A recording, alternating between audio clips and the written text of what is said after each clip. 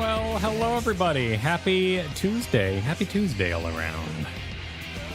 It's a new week. It's newfound week. Newfound week. It's not real. I mean, Newfound week. it's not. No? It's it's old found. It's old found. We're catching up on some stuff today, and like we're raiding Thursday. Like we're not, yeah, we're not. I think, in the future, some people haven't even done these things yet. We're not 6.3ing on Thursday. These could be, these could be secrets to people. They might not even know about these things. This could be newfound adventure, depending on who you talk to. This could all be freshly found. How would you know? adventure. Because they wouldn't click on the thing to leave a comment that said they're worried about spoilers if they're worried about spoilers. Well, how do you know about spoilers unless they say it? That's what I'm saying. That's what I'm saying. Yeah. Is it Wednesday? You gotta be careful. What? No. You gotta be careful about spoilers. Yeah, no, I know. That's why it's all you got. That's the newfound. The newfound. Yeah, no, that's the purity test. We're thinking about taking the test.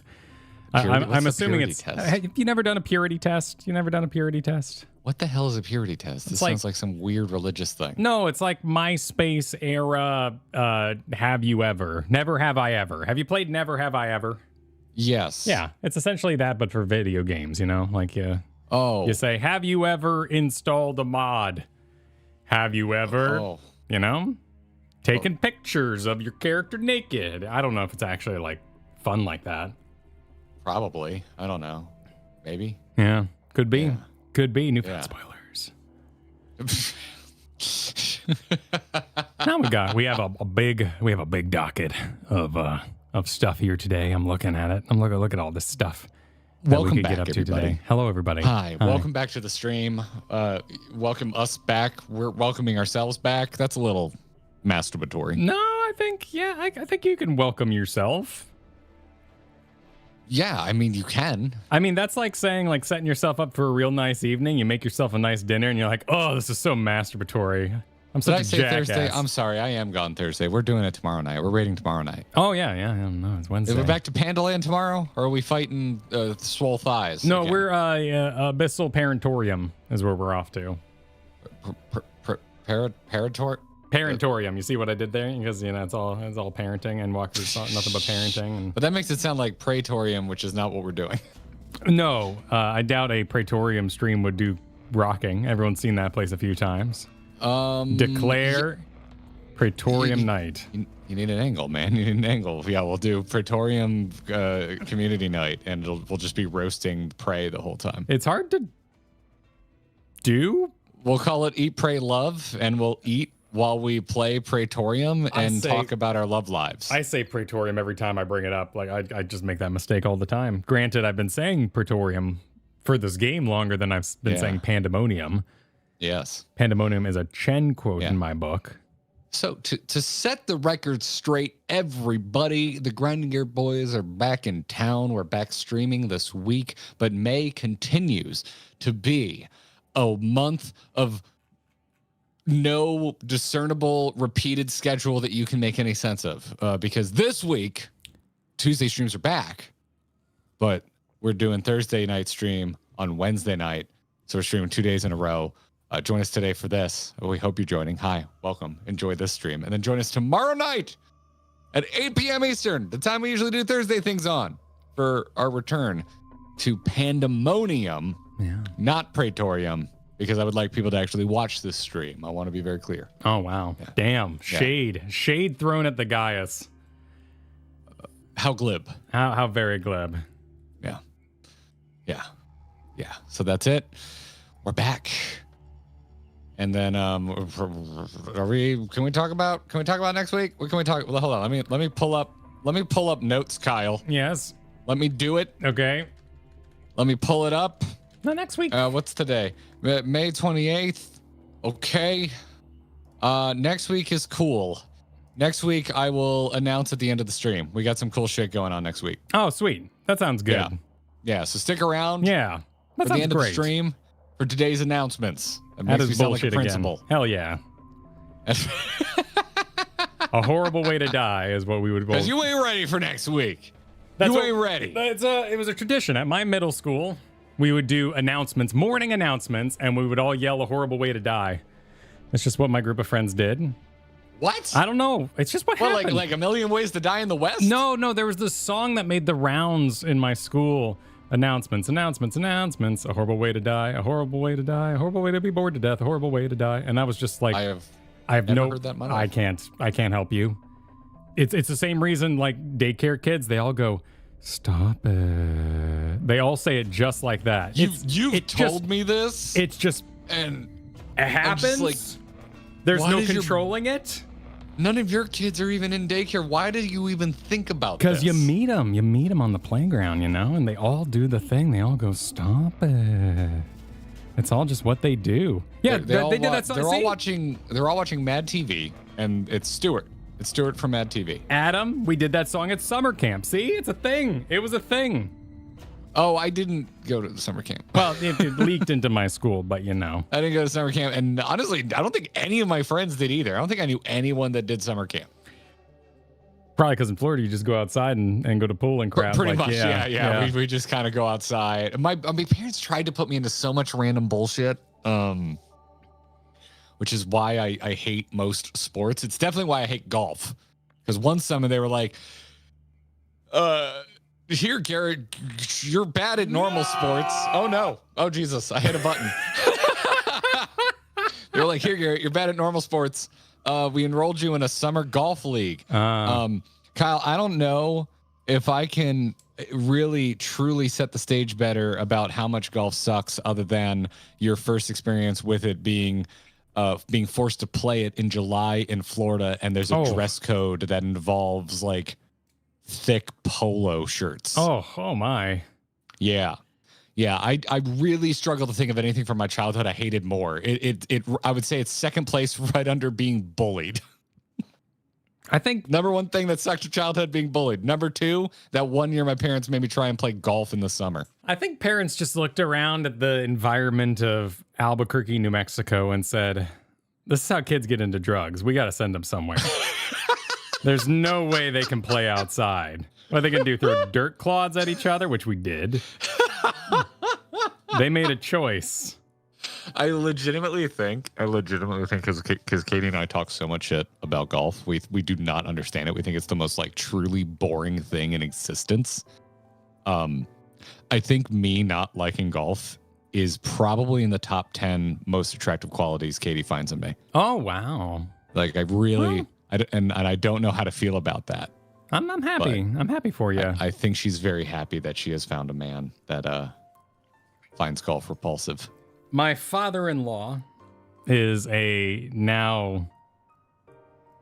a golf instructor now, but he was a manager at a golf shop. So golf entered my life in a big way. The only thing I find annoying about golf is the same thing I find about all sports, is just how self-important they feel like their news is. And that bothers me. Like you're traveling and you see a TV and just like sports news is on. You're just like, why is this more important than gaming news? Why did you decide that sports news is worth talking about all day? I don't like this at all. Because it's enjoyed by old people and they watch television. Whereas golf, games are enjoyed by typically the vast majority of human beings 50 and under, and we don't watch television. But there's nothing wrong with golf. Like outside of the things on the internet. I mean, just like gaming, the constant search for scandals in the golf community. Golf is a strategy game of sorts, and I respect it enough. Well, I mean, like most athletes, there's some of them that are horrible people. And their horribleness. Oh shit! Their dark tendencies are amplified by the dumb amount of money they get paid to play made up bullshit. Bold claims. Yeah, oh my god! Yeah. Wow, these are the big news rolling out here. Yeah. No, dude. No. You don't know you're tripping over like a thing that annoyed me recently. I don't even know who it is. There's some new quarterback, and I believe he paints his nails, and people are mad about that. And I'm just like, okay, well, like, how many? You couldn't be more bored. Pro athletes have been like involved in domestic violence or worse. Like Let the dude paint his nails. It's fine. And what the fuck is wrong with you people? You know, the same things go down in the parenting community. There's a whole like scandal about like a woman running a race recently, and the dad got the kids to come out and like be in the way of the race finishing to like celebrate her, but it meant she almost lost. Like, oh, he's a horrible dad. Like every single community, no matter what you talk about, has this easy to have an opinion on scenario that everybody wants to weigh in on. And all I'm saying is that it's all the same damn thing. So put video games on TV in the airport. Yeah. Well, that's all I'm saying. Yeah. Okay. Let's. But then it would need to be on TV, and there's just not a market for that. That's what I'm saying, man. You don't want to be advanced to TV. No, there's no advance to television. Television is inherently old hat, and therefore enjoyed by an older audience, and that audience doesn't give a shit about video game news because they didn't grow up with video games. Just put on a stream, you know, put on Twitch or something. That I'm with you. All right, here we go. Yes, because every summer when I go to the Keys, it always falls on a weekend when Formula Drift, which is competitive car drifting, is on actually, no, it's not on television, which is the problem. It's only on streaming. If you want to watch it, they stream it to YouTube Live. And multiple years in a row, we have called the quietest bars we can think of to be like, yo, can we put YouTube Live on and watch the drift at your bar? And they're like, no, there's no audience for that. And I'm just like, I hate you. Let me watch my... Could be if you were brave. My nerdy car sport. Yeah. Let me watch my nerdy car sport, you bastards. Hey, That's man, all I want. I watched StarCraft esports in a wing place, and it was packed that night. So, dude, Barcraft was so much fun. Yeah, Barcraft was I miss it so much. God damn, I miss Barcraft. Barcraft was a good time. It was a good time. Yeah, you got to do this. You gotta make it happen yourself. You got to organize your own thing. We did it for Hearthstone as well. We did the fireside gatherings, which also turned into watch parties for professional Hearthstone. That was cool.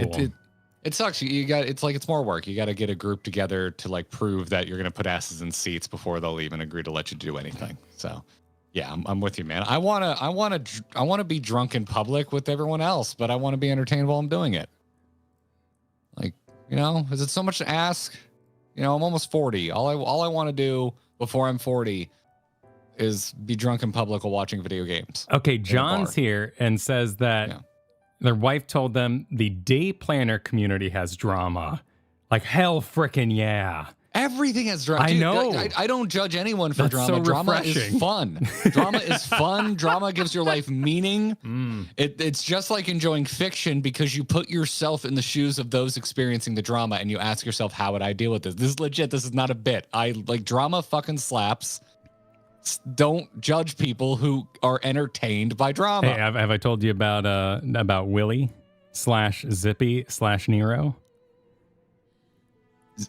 I only know one of those three names. Well, they're all names in trial for the wolf spider that lives in my garage. At least it's in your garage, man. Yeah. Let spider. I hate spiders. Scared the shit out of them. Scared shitless of them. As long as they're not in my like bedroom, I'm pretty much like, you do you, man. So we looked it up. And Reddit Spider has a nice little thread called Friend or Foe, where you post a picture of a spider and you say friend or foe, and the spider community will help you out. Did you do this with the wolf spider? Which, by the way, friend. Yes, apparently massive friend. So the Reddit huge friend spider community is like, grats on your free tenant. Like, holy crap, you lucky dog. You'll never have a single bug in your garage again. You are set for life. Name it. Don't feed it because it's going to take care of itself. Give it a little house if you want. Like, it is your best friend, and you will never see a centipede ever again. Well, there's no centipedes in Florida. Well, so millipede or whatever, whatever it is. We don't really have any peds. No, you got the little, they're millipedes. You got little worm duties. Yeah. Little caterpillars. Yeah. They're fine. Wolf spiders are the reason I have a spider phobia, because they jump, and I was cornered as a child and one jumped at me, and it scared the living shit out of me. So I do hate them, but they are extremely helpful. So yeah, I would leave one alone if it was in my garage. If I saw it anywhere in the house, that thing it would be open war. I'd never want to see a wolf spider in my home. They're terrifying. Our new employee. I feel like, because I know it freaks you out because we talked about this off air. I know you're afraid of it. I feel like we got to name it Nero because I think it will increase the likelihood of you getting cool with this spider. Well, my main thought here was that it has to be expletive friendly. So, like, I wouldn't name it Amadeus because you don't go, God dang it, Amadeus. Like, it's just too long. I don't know. I think that kind of sounds great when you yell it like that. But that's okay because it's on the back end. But, you know, and WTF and then the big name. But imagine you're like, what the shit, Zippy? Like, it just works, you know? So you got to find something nice and quick.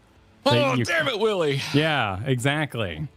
Yeah, Nero's a good yelling name. It is pretty good. You don't really do pets. I mean, I know you have a cat. But you don't really do pets. Do you ever have this conversation about your children? Like, you got to come up with a good yelling name. It's something Katie and I talk about when we're naming our dogs. Like, it's got to be a good yelling name. It's got to be like, oh, geez, Celtic, you just rolling my foot. Well, with children, you think of a name that makes you smile. You don't really, consider the bad times when you're naming the child. Oh, I don't know. I mean, listen, if there's one consensus between the childless and those with children, it's that kids are exactly like pets. No one will ever get mad because you said that. Never, ever. No. Yeah, ever. No one will ever get mad because you said that. So, I'm sorry, I ended the poll on accident. I didn't mean to. I'm sorry.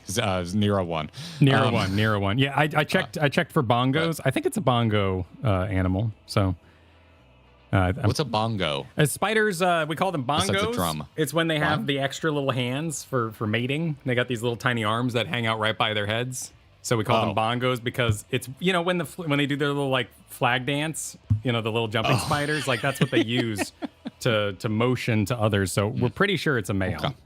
Okay. Gotcha. Mega, thanks for kicking us off with the first super of the day. Sorry you're stuck at work, but I'm glad you're ready for things. Things indeed. Glad you're ready. Chris C, thank you for the 24 months. Well, enjoy your pink GG. And thanks for welcoming us back. I'm glad we were missed. I'm sorry we were missed, but I'm glad we were missed. It's a good thing that you missed us. I mean, that's a good sign, right?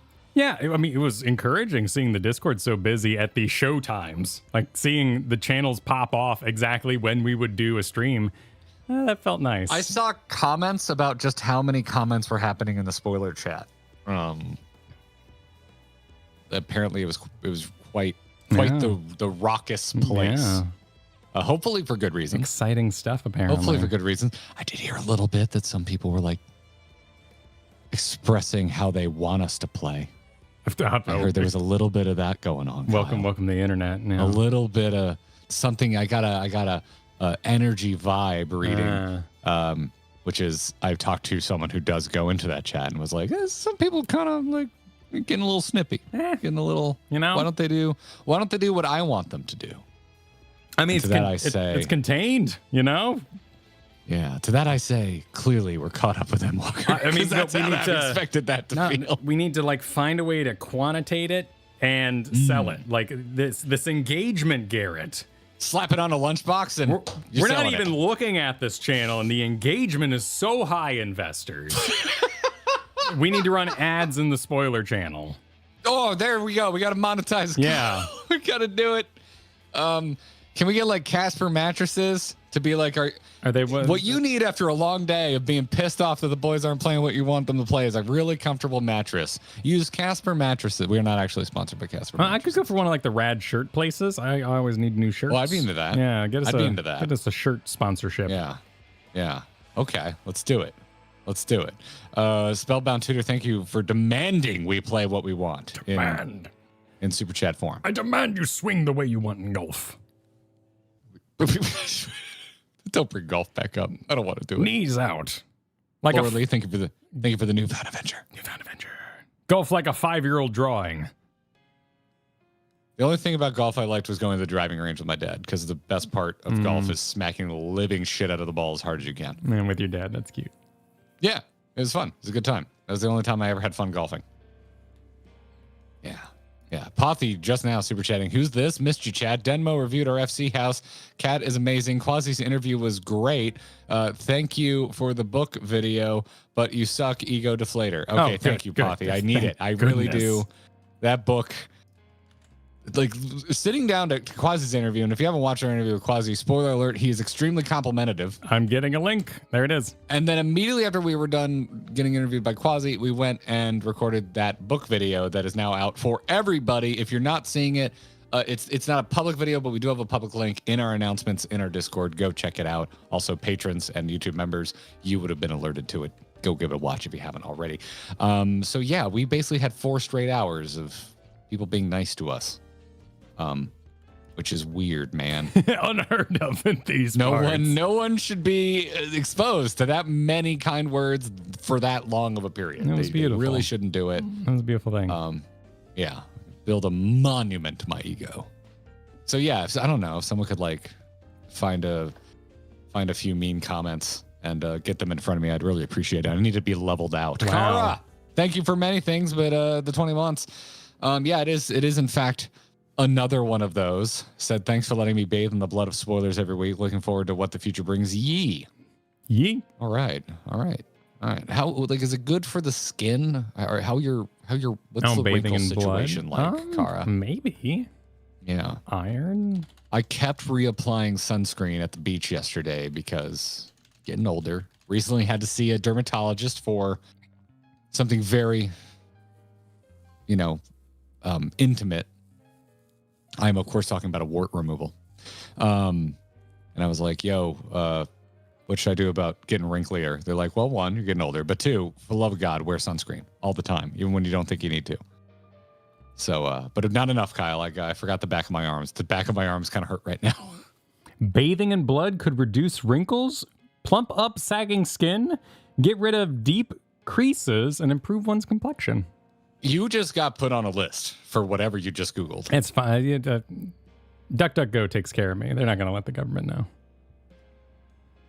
Your ISP is going to let the government know. That's fine. I hope my NSA agent is entertained. I hope my NSA agent likes Final Fantasy XIV because that's the vast majority of my Googling. That and Forerunner parts now that we have replaced the scam Terra. Oh, yes. So. Oh, do you need parts? Oh, no. Is there a new scam in town? No. We with the parts we're getting are parts we knew we don't need them. It's a used truck, so some of it's a little worn out, and so I want to see if I can find like a new armrest and a new steering wheel. Because those are the touch points are really blown out on this thing. But it was a good buy. So it's a little project, Kyle. It's my little project. I'm gonna make it nice inside. I'm gonna make it nice. That does sound like serious business, Scott. You look like you're having a moment. Yeah, well, Scott is saying that. Oh, Scott Lease. Yeah, I mean, they are. They are. I don't know because I haven't gotten one there yet. But hey, we live publicly here at Grinding Gear. So when that does happen, I'm happy to talk with you about it. Happy to. Perfect. Happy to. We're all getting older together. As long as that stream is sponsored by Preparation H. Oh. See? Yeah. Engagement. Yeah. See, but now we need to be like a World of Warcraft stream, so it could be the heroic stream sponsored by Preparation H. Oh, because it's Preparation Heroic. Okay. Yeah. Okay. Yeah. Dude, I have so many dumb ideas for brand activation. You don't even understand. You do not understand the level at which my brain works. I was born SEO optimized. I came out of the womb yelling alliteration. Wow. Yeah. It's great. Spam Wing Duck. Thank you for those 15 months. I ask you, whoever reads this, like the stream, please. Yes, please do. And subscribe. And ring the notification bell. You know all those things. Yeah. You know all those things. Our slowest upward trajectory piece of data on the channel is new subscribers. Oh, sure. And trends tell me the only way to get new subscribers is short-form content. And don't you want to buck the trend? Help us buck the trend. Subscribe to the channel. It's free. And it's an arbitrary number that makes us happy. No, just do it. I don't subscribe to anyone really anymore. I don't say that. I let the algorithm roll. I know, but that's why you have to ask people. That's why asking works. All right, now make people feel guilty. How sad does it make you when someone doesn't subscribe to the channel? It makes me sad for my son's future, where he has to tell his fellow schoolmates his dad's subscriber number. And those kids aren't going to care about engagement. No, they don't care if the spoiler channel's popping off. They don't care that we're, predominantly draw in the most profitable age demographic. Did it move up? Oh, that's good. Yeah. To advertisers. Because I remember back in the StarCraft days, it was like 23 to 32 or something like that. Which makes me ask, advertisers, where are you at? Because like legitimately all we hear from is Raid Shadow Legends, and that game can kick rocks. I'm not advertising that game. You don't want to enjoy the Shadow Legends. I've never played it, but I saw unless they're gonna give us a truly dumb amount of money. Which they are currently not offering. I ain't doing it. I saw what it did to Hearthstone, so I didn't like that. Yeah. So like the real advertisers, like, I miss like back in the podcast days when I had like underwear sponsors. If y'all want to hit us up, I am very interested. Sock sponsors were great. I like sock sponsors. Dude, right? Yeah, that was right. solid. You and I had matching luggage at the while we were traveling, and it's because we used to have a luggage sponsor. Exactly. Looking fly. Yeah. Oh yeah. Valleja said today's. Manscaped. Like not very clearly not sponsored. Katie got me one of those things. I love it. I freaking love it, man. They are super handy, and it's wonderful that it works in the shower. So, yeah. I'm not gonna tell you where I skate, but it's fine. Yeah. No, I'm just leading off the questions. I just want to keep it ambiguous so that whatever it is you want to think about, you move on. You move on. No, That's no, all. you don't. You don't. No, you don't. It's literally called manscaping. That's what it means. People don't get excited and yell phrasing if you move on. It has a meaning. They already did it. Did my mic have cat ears? No, I mean, I guess kind of. Oh yeah, it does kind of have cat ears. Yeah. It's a shock mount. So, It's just got corners. It's a geometric design. I've never been asked that, but you're not wrong. Please just read my super and read on, said Valleja. Okay. Today's been kind of a confusing day, and I'm home early because of it. So here's some money and attention. Yes, have fun, y'all. You have fun too, Valleja. All right, I'm doing as asked. There we go. You're saying Sir Lewis said 14 on a Tuesday. What a concept. Weird stuff. We're back at it. Like an MP addict. It's going to be a good time. Farrell Supers. It's a short week and a slow day at work so far. My favorite dudes are streaming, and I'm here for it. Nice. Let's go. I'm going to add Farrell. I hope you're hydrated, vibing, and in your lane. Oh, I forgot my water. Yeah. Let me go. Unless you don't want to be in your lane. If anyone tells you to stay in your lane, you immediately change lanes. No one's got to tell you what to do. Nobody. Don't listen to it. It's cat ears now. I'm fine with that. Anonymity. Don't you mean yeah? It's cat ears now? Saying there's a little bit of a missed opportunity there. Don't you groan as you get back with your just dumbly sized drinking vessel. What? It matches my phone. It's just I've got a theme going on so I can find my shit. Can confirm. Kyle loses things so much. Yep. And I can laugh about this because I lose things a lot, and I really thought I was the worst about misplacing things. I'm dragging you, Kyle. Holy crap. You are Mr. Misplacement. My objects are visitors in my life. Yep. Yes, they are. Yes, they are. Thank you for welcoming us back from Redacted. Appreciate it. Metallic. Luke, you moved your alt to curl? Hell yeah. Oh, hope the FC has room. Nice. Yeah, I think our FC has room. No, we purged. Sure. We purged recently in preparation for Dawn Trail. We had a recent purge. We drug so many Warrior of Lights out to the beach and ritualistically cut their heads off. It was great. It was absolutely wonderful. That sand, blood-stained. Kara, soaking in it. It's great. It's wonderful. It's absolutely wonderful. Congratulate to Lyralith. We enjoyed talking to Quasi. That man is a good interviewer. Yeah, excellent job. Shout out to Quasi. Our interview with him out now over on his channel. So go give it a watch after the stream, of course, or watch it at the same time. That's also you can do that. Yeah. Yeah.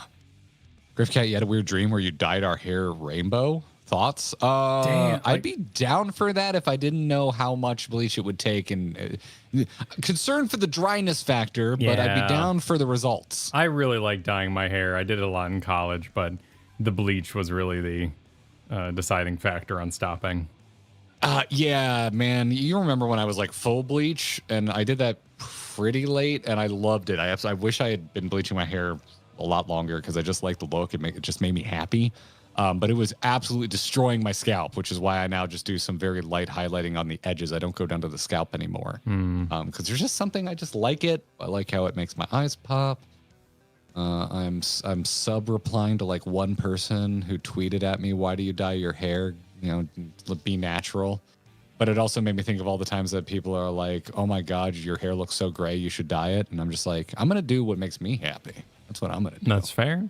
Yeah, that's what you should do. That's what you should all do. Do what makes you happy. I love dyeing my hair. Big fan.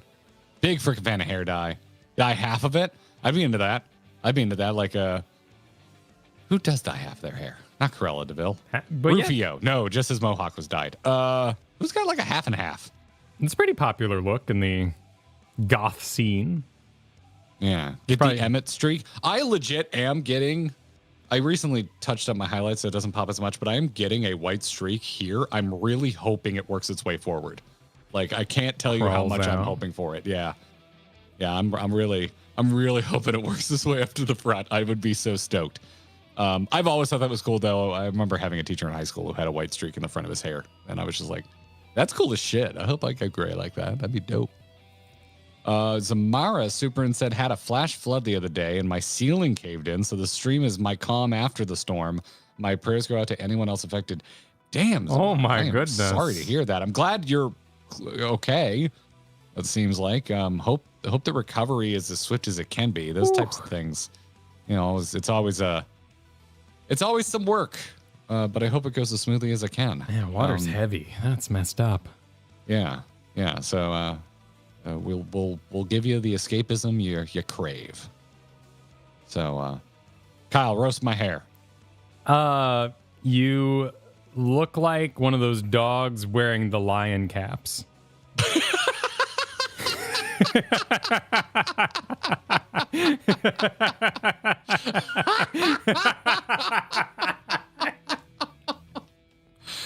Oh, hot damn. I love it. I love it. My brother, that is fantastic.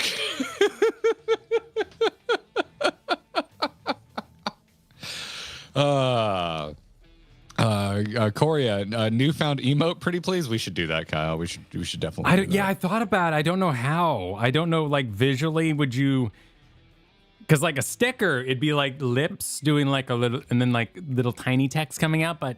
Like, the tiny text wouldn't hold. You could do, like, newfound, like, it's all text. We have so many slots. You could do new, you could do found, you could do add, and then you could do, like, venture. You split it across, like, 4 emotes. I think there's a letter count. Yeah, you can't do individual letters so that people can spell awful things, but you can do a certain number of letters, so maybe... Yeah, we can find a way to split. Yeah, that might be the way.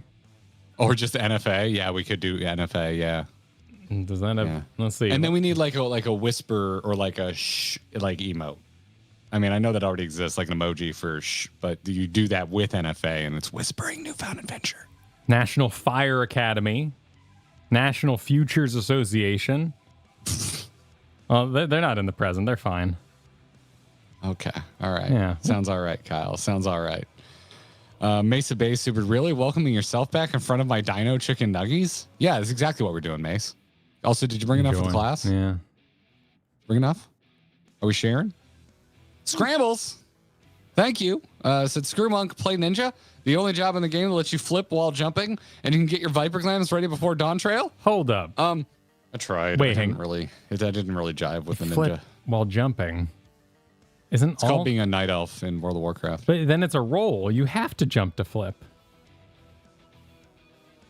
You can't flip without jumping. I'm annoyed because usually I get on you for being you, but you're absolutely correct. You're dead ass correct on this. I thought you were going off on your Kyle Ferguson bullshit of do you think we would call it handing it over if we didn't have hands? It's so when you jump, you flip. While you're on the job, your jump becomes a flip. That's actually pretty cool. That's a nice touch. So you're just, okay. So you don't have to do the always flip. You don't have to yell "please flip" when you jump as an elf in World of Warcraft. Yeah, it just happens. Okay, that is a delightful little piece of flourish. I like that. Yeah, that is flavorful. I like that. I still don't need to know about your frog though. Like I'm actually against that. There's no information your frog is telling me as a healer. I have turned off your animations. Remove the frog. Lukey asks Kyle, what car does Paul Atreides drive? A dune buggy? Oh, shit, that's good. But no, it's a Nissan Al-Gaib. Fucking love that. That's a great joke, Luke. Gujar, thanks for re-upping. Jasoides Ubered, announcements. A terrible way to die, terrible to be talked to death, a terrible way to die. There it is. There it is. I'm sure I got the tune absolutely correct. You nailed it. I was taken back. Yeah. Yeah. Jonathan Harris had said only good golf media is the anime Birdie Wing because it treats golf like a battle shonen with powers and stuff, but also an underground golf mafia. I do enjoy a sport anime. But I also, Happy Gilmore is just sitting here like, am I a joke to you? Like, come on, Jonathan Harrison. Yeah. I love Happy Gilmore. I'm not excited for the sequel because it's a direct to Netflix thing and nothing Adam Sandler's made for Netflix has been good. That's an odd choice. Well, they have a contract with Adam Sandler. No, I get why money. Money exists, but still, seems like an odd thing to reboot / do a sequel to. They haven't made it yet. They are making a sequel, and it will be on Netflix. They're making a Happy Gilmore 2. I'd rather see Beetlejuice, personally. And we talked about that on yesterday's podcast, which is audio only. That's true. Because we figured we would be grilled relentlessly if we went live yesterday for the podcast. So secret podcast. It is everywhere podcasts can be found. Get it on Apple. Get it on Spotify. Get it on Pocket Cast is actually my favorite. I love Pocket Cast. Google's gone now, so don't worry about that. Works so good. Google did just die. Yeah. Google did die. Furiosa did come out. I went and saw that over the weekend. I talked a little bit about it on the show, but it's a one-way conversation because my co-host has 3 kids. Yeah, but that simplifies it. Yeah. Also, I believe Kyle, you looked me dead in the eyes and you said, I can't wait to watch it on a small laptop screen. That's what you told me.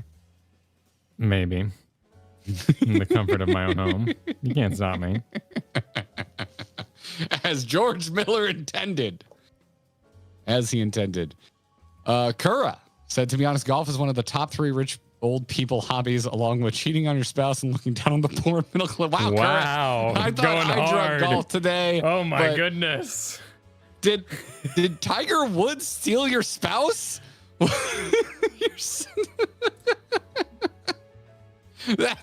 I thought I hated golf. Damn. Damn, getting in there with the energy. They just don't take it seriously is the weird part, Because one of my kids has radiant blue eyes, like just absolute White Walker blue eyes. And the number of times I've had old people being like, hey, better check the milkman. And they're just like, they're losing it. Like, this is hilarious to them. And I think my generation is like, the shit, dude. What the hell? But they continue to. Is it because we all now have a stick up our ass? Or is it because these are the same people we were told we need to treat them with respect, and then suddenly we get old and they're just like, your spouse is cheating on you? I think it's a hypocrisy thing that ultimately causes us to call them out. Okay. Both. Our car just goes both. So we have a stick up our ass and it's hypocritical. Okay. Yeah. All right. Just making sure. This has been the weirdest part of getting old, by the way, is like contending with the folks that are, still a generation ahead of us and just being like, wait. Now that we're closer to on equal footing, y'all are just as bad, if not worse than us. Casual. That is a beautiful statement. I love what Casual says here. The millennials are killing the hate your wife industry. Thank you. Absolutely. Let us continue to do so. The old ball and chain. Yeah. The old ball and chain. The only person on earth I make ball and chain jokes to? My wife. That's the only person I make that joke to. Like, come back from a trip and be like, it's good to see you, the old ball and chain. The old ball and chain. Yeah, I don't imagine getting married because you like each other. What a concept. What a concept. Let's see here. We got Pothies already. Read some of these as they were coming in because I see the anal warts are serious business. Thanks again for that, Scott. That's a lovely thing to scan my eyes across as I'm trying to catch up. Starling Wanderer, you're totally welcome. Sorry you got fired. There's been a bit of that going on this year, so I'm sorry to hear that. Happy to help take your mind off of it. I have been there. You've been there too, right? Oh, you yeah. worked at a bookstore. You've definitely been there. Oh, yeah. Yeah, it is. These times will pass, but sorry you're in the time in the moment.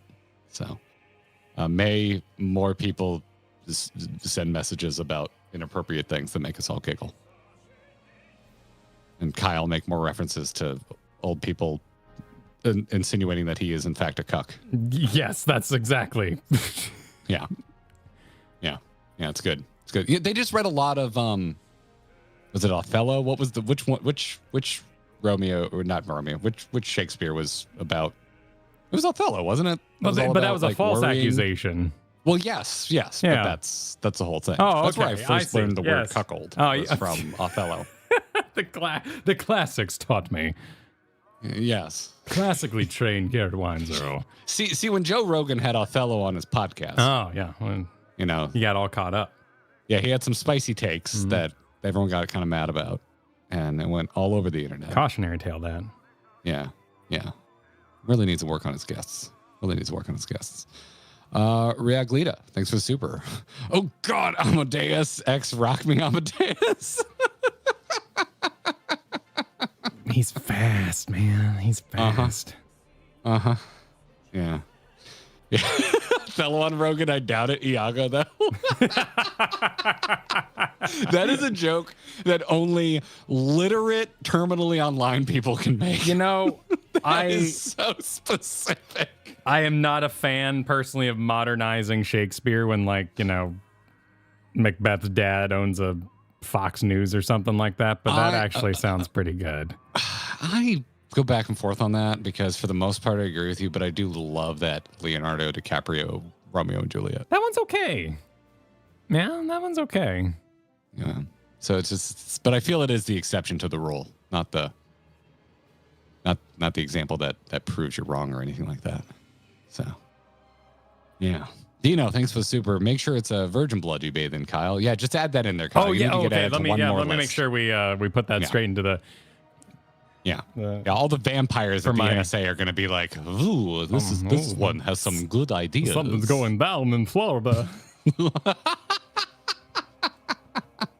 Final family, thank you for the gifted memberships earlier. That's very kind. Scott Lee's super that, by the way, Jenna Bain has called y'all out on her stream of late. Wait, shit, really? Holy crap. I went to Epcot with a friend from the Gearbox on Saturday. Shout out to David if you're listening.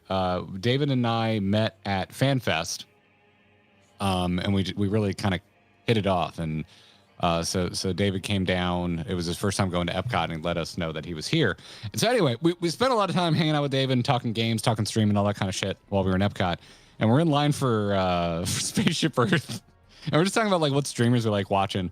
And then we just started kind of talking about like how long you and I had been doing it, Kyle. And so I was talking about how back in the StarCast days, it's just we had a really gung-ho attitude, but we just felt like we were in the shadow of shit, everything Total Biscuit was doing, and also State of the Game, which was the huge StarCraft show at the time.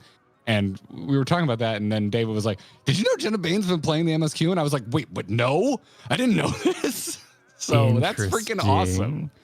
So what if anyone's got a link to that? I would love to see the call out. Yeah, did we ruin her search algorithm or something? Now her YouTube's nothing but us being recommended or something? Oh, I apologize for that too. Yeah. I would apologize if she's just being exposed to our dumbassery.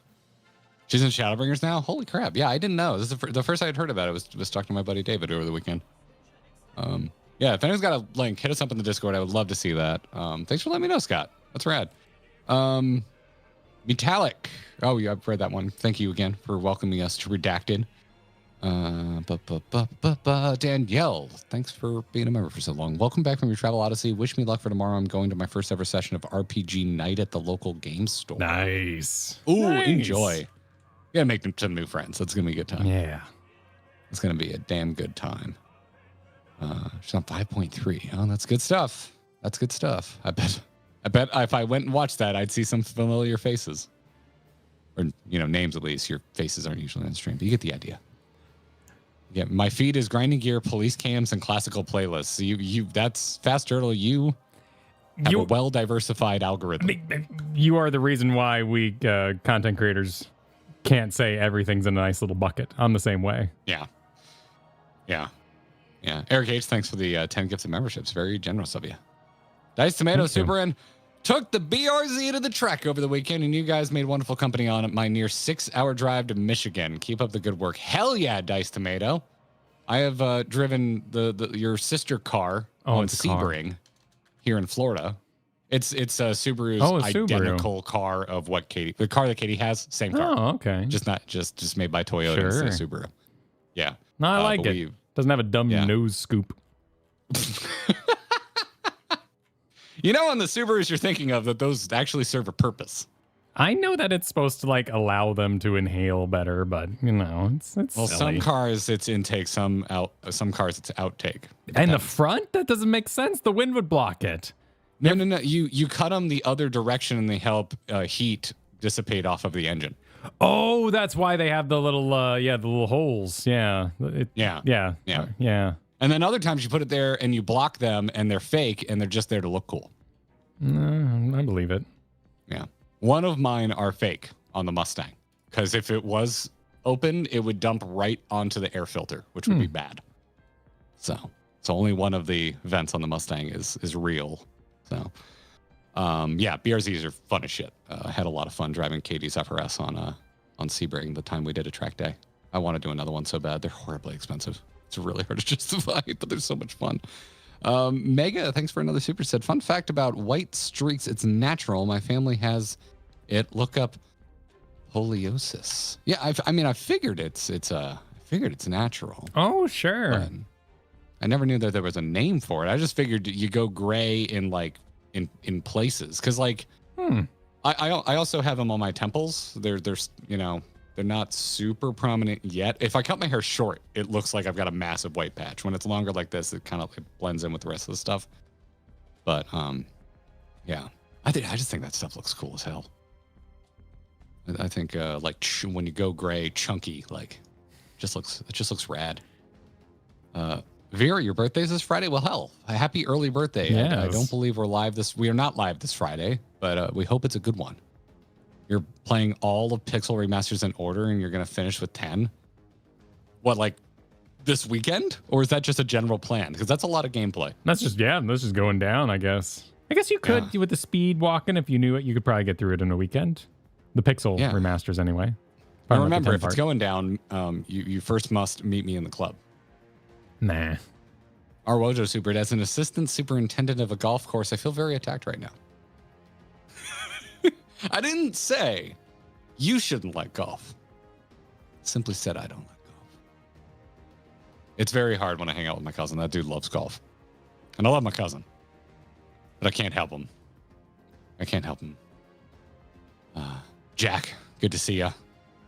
You're welcome for the kind words. Thanks for being kind. Your kindness equaled kind words. So thanks for so exchange. You're damn supportive, Jack, and we appreciate it. Hell yeah.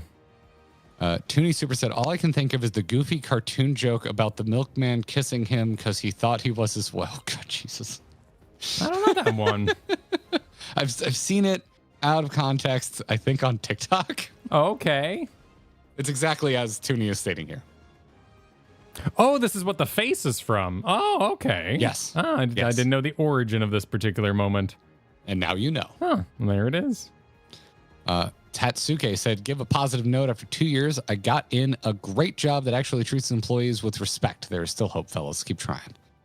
Congratulations. I like that energy. I like that energy. I feel the same way, because I started doubling down on this crap when I got screwed over by my last office job. So I needed the kick. I needed the kick to take the plunge. So sometimes it's surprising how much you can thrive afterwards.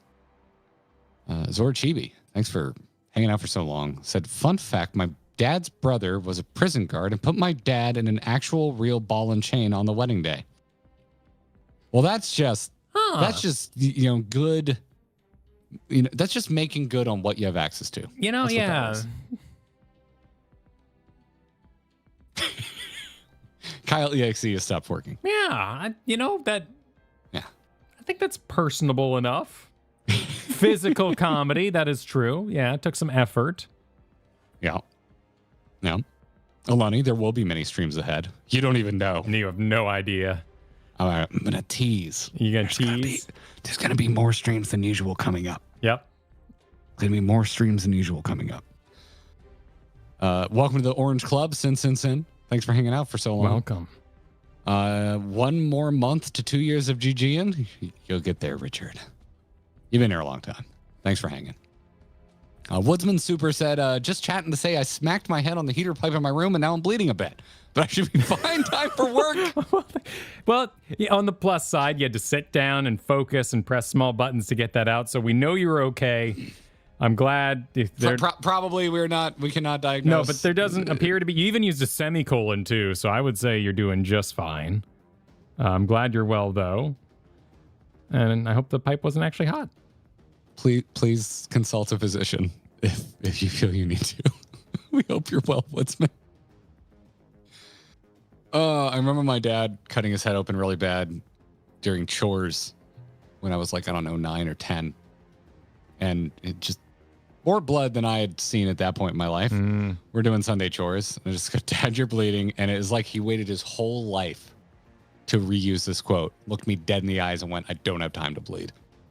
Wow. And I was like, yeah, he was ready. Yep. Yeah, Grabbed a terry cloth, shoved it on top of his head, kept organizing the garage. Oh man. Yeah, that's good. That is good. Yeah. In case you're wondering, yes, my dad is like a old-fashioned man's man, the complete opposite of me. Yeah. Rihanna, thanks for saying hi. He said, went to Europe for a couple of weeks, so feel behind. Binge the streams I missed Friday, and I'm glad you're enjoying the patches. Well, hell yeah. I mean, we were gone most last week, so it's a good time to catch up. Hope you enjoyed Europe. Little jump ahead for you. And thanks for freaking 2 years of being a member. We really appreciate that. GG, you're also hitting your 2 years, and you're off to work, but that's all right. Hey. Enjoy whatever it is you're doing today. Yeah, we're doing some stuff. We're doing some much requested. It's TRL. It's Total Reborn Live. Speaking of which, I'm going to start walking that direction. I'm going to plant my feet just a hair longer because Karu, thanks for the year, said, hey, my B-Day's on Sunday this week too. Hell yeah. Happy birthday, Karu. And Scotty saying, as a fellow tall person, 6'4", I feel that pain. I do feel the need to remind people that there are dangers to being tall. Yes. I hit my head on a lot of things. Yeah. The good and the bad. I'm not that tall, but tall enough for head injuries. We are heading to Raz at Han to begin our adventures today. Raz at Han.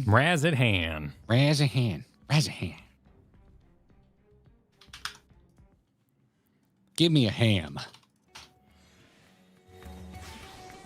And we're off to where is this? Where is this guy? We got to find a Radiant Guard, Radiant Scout. At 48119. 48119. 4.8. Wait. There he is. 4.811.9. Yeah, below the MSQ there. Shadowed Pasts. The shadow. I'm going to the fibers. That seems close. Fibers. Oh yeah, I guess probably equidistant. No wait, what? You said 8 and 11. Well, they're by the bridge there. It's a yellow quest. What's it called?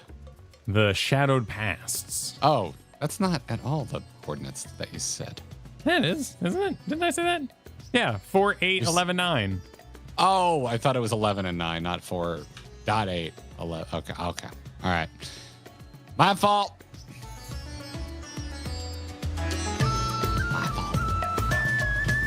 I'm streamer braining and we've barely been streaming. Reminder, we're also live tomorrow with the next wing of Pandemonium. As I am leaving Thursday for a short getaway with Katie. Nice. Because Formula Drifting is in Orlando this week. So we're going to be hanging out at the racetrack. Be a good time. To the one other person in chat right now that knows what Formula Drift is, I hope you enjoyed that story. I like his shoes. Hope you enjoyed it. His shoes? Yeah. I hate toe shoes. I'm not a toe shoe fan. Climb a tree. I do like that. They do sharp. They are sharp, though. No. These look horribly uncomfortable. Do they have toes in them, though? Because look at the way it curves up in the end. Like, I don't think those would actually work. I can't get any shorter. Yes, I can. Also, there's only 4, Kyle. Count them. Wait, really? There's not 5 toes. There's 4. So unless Radiant Scout here, was drawn by AI. Oh, you're right. Or had an accident. Or, born that way. Yeah. Huh.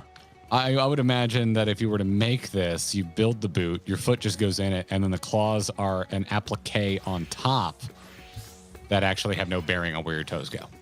Yeah, but look at the space between them. It was a lawnmower accident? Oh, God.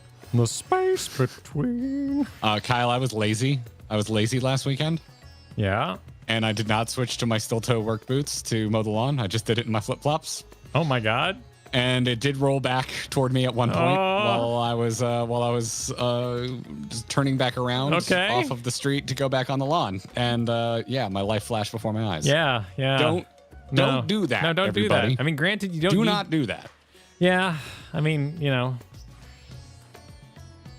not a foot model, so you would have been okay. I would like to keep my toes. I think they're each important. I think the tiny one is good for balance, but I think they're all important. My little toe is the only toe. It's the only bone I've ever broken. Really? Little Garrett lore for you. You got this far in life with only a broken toe? Nice. Yep. Broke my little toe on my left foot. Good for you. Only thing. You're watching a donut video. Hell yeah, Gail. Katie and I watched their Jeopardy but for cars last night. It was very entertaining. Good channel, that Donut Media. The shadowed past. Oh, happy to be your chill place, Razorick. Oh, that's very kind. Cheers back at you. Newfound adventure. Yeah. And happy to have the stream going for you, Lunar.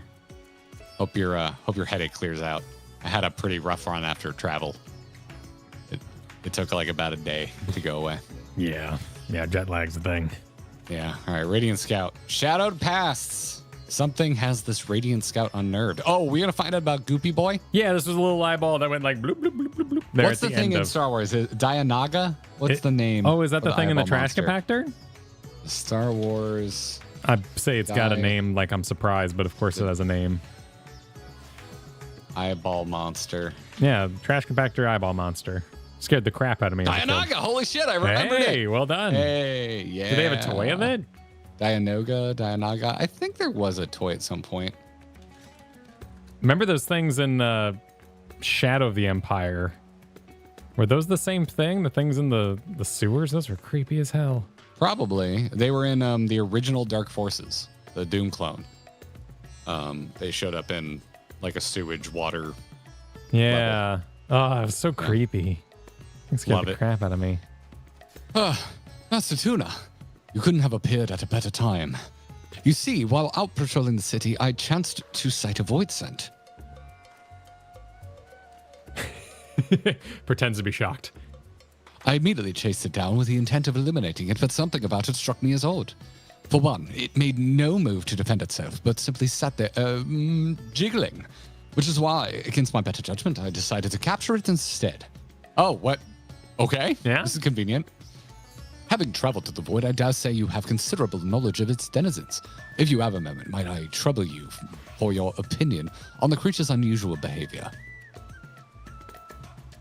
I'm truly grateful. Now, if you would follow me, the creature is being held in the hole of the Radiant Host. Commence the jiggling!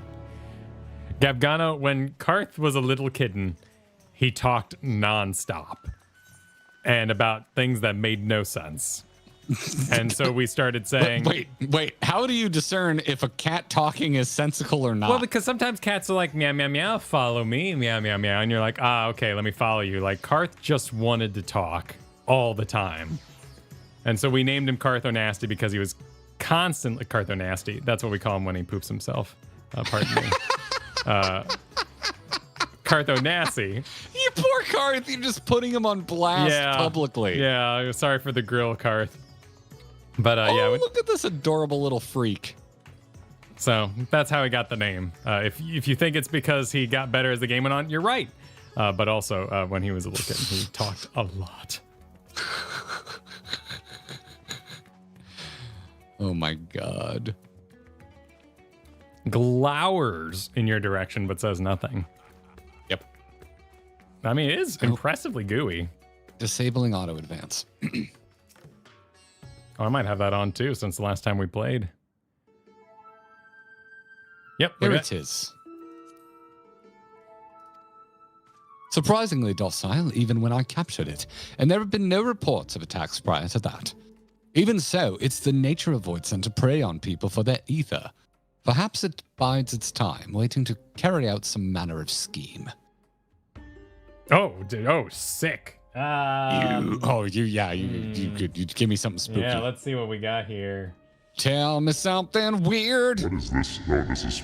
that is a bit much. It's funny, though, you know? It is a bit much. Like, I remember you. But let me change it. It is very hard to understand. I know. I gotta find out. Okay. Back cut. Low cut. This is the first time I'm using this one. I think... High cut? What is this mean? So take the tone and pitch it up just a hair. It says hall. Okay. Hang on. I think this is my pitch. Could you say Chewbacca Wookie? Yeah. Okay, we're getting there. Okay, we just want a little... It's a little echoey. So let's reduce the room size here. You... I was gonna say, why don't you get a little more, like, little higher register with what you're putting into the mic? Yes, but it's small, but it has no mouth. So I'm gonna go with something a bit more... Blup, blup, blup. You know, okay. Telepathic. Oh, okay. Sure. I remember you. Yes, you were at Troya. Please, you must help me. Are you just trying to do the villain from Fern Gully?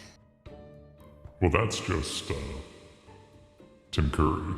Yes, which is not a bad thing. Yes.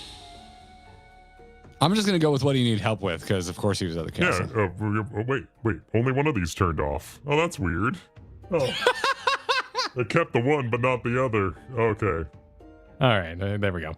You were at the castle is what I'm going to say. No, indeed I was. But I've since fled here. I understand the mortal tongue well enough. But I don't have a mouth to produce the sounds. It's been a struggle to convey my thoughts. But not anymore. The need to call the police. Can you help me? Yes, you can. If a one-eyed slime asks you for help, you say no. You can converse with the void scent. Amazing! Could you ask it why it came here?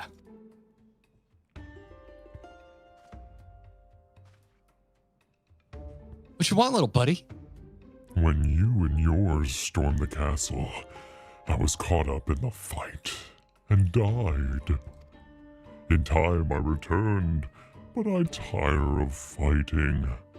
So I fled, using the gate to your world. Having just been reborn, however, my essence hasn't fully bound together yet.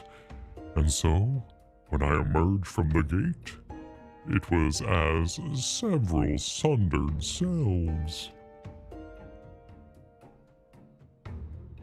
Frightened and confused, they scattered. Following their trail led me here. My diminutive size allows me to remain largely unseen. Okay, I see where we're going with this. We're gonna have to collect all his little bits. But by some token, I can do little more than sneak about. Each of us was weak and powerless. That's why we consumed one another in the first place. Together we were strong. I want you to help me find all of me, so that I can be whole again.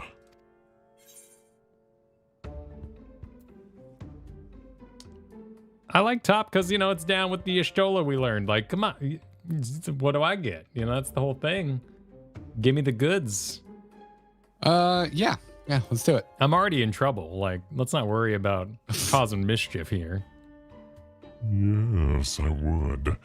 To be whole again and live in this world, I would strike 1,000 bargains. We still remember the past, you see. Still remember when we were mortals. We long to have that life again, but we need your help, starting by reuniting us. We won't try to devour anyone even when we're whole, I swear. You wish to learn more about the Void, yes? There's so much we can teach you about those who rule its domain, about their past. Find the others, and they'll tell you all they know. No eating, no tricks. Do we have a bargain? I feel like I don't trust this slime, but just because of how you're reading. It might be a little personal interpretation. Yeah. So it crossed over to our world to escape conflict and now searches for the rest of itself. I understand Void Scent are quite reliable when it comes to fulfilling a pact, and I dare say one as an ally would benefit our research into their world. Very well. If you would be so kind as to search for its kin, I will consult my superiors on how best to deal with them. Getting a little Matt Berry with it. By that, I take it we have a bargain. Good. Fuck that, I say. I sense 4 others close by. When you find them, you need only point them in this direction. Once they sense my presence, I can guide them the rest of this way. Okay. Nothing whatever. Don't worry about it. It's fine. If you'll give me just a moment, Kyle, I meant to warn you about this. A plumber is coming today. Oh, okay. Because our home insurance is threatening to drop us for stupid reasons. Damn, dude. There's a valve in the garage that just has a little corrosion on it, and they're like, you have to replace the entire thing or we're dropping you. Oh, sure. Okay, yeah. Yeah, so plumber's almost here, so let me go open the garage door, and I'll be right back. Okay. All right. Well, then we will continue upon Garrett's return. And unfortunately, no, my plumber's name is not Mario. Oh. He's a nice man. That's good. Where do the fellow tall person? Trying to get my own place. Thanks for being chill place. Ah, yes, New Fan Adventure. I remember this one. Lunar, this stream is so welcome after dealing with headaches. The gas pump register worked lately. I hope you're doing well, Lunar. Witty pinches. This guy sounds like he's the next expansion's big bad. You know, it could happen. I'm cool with that. He's cute enough. Climb on ahead. Whatever.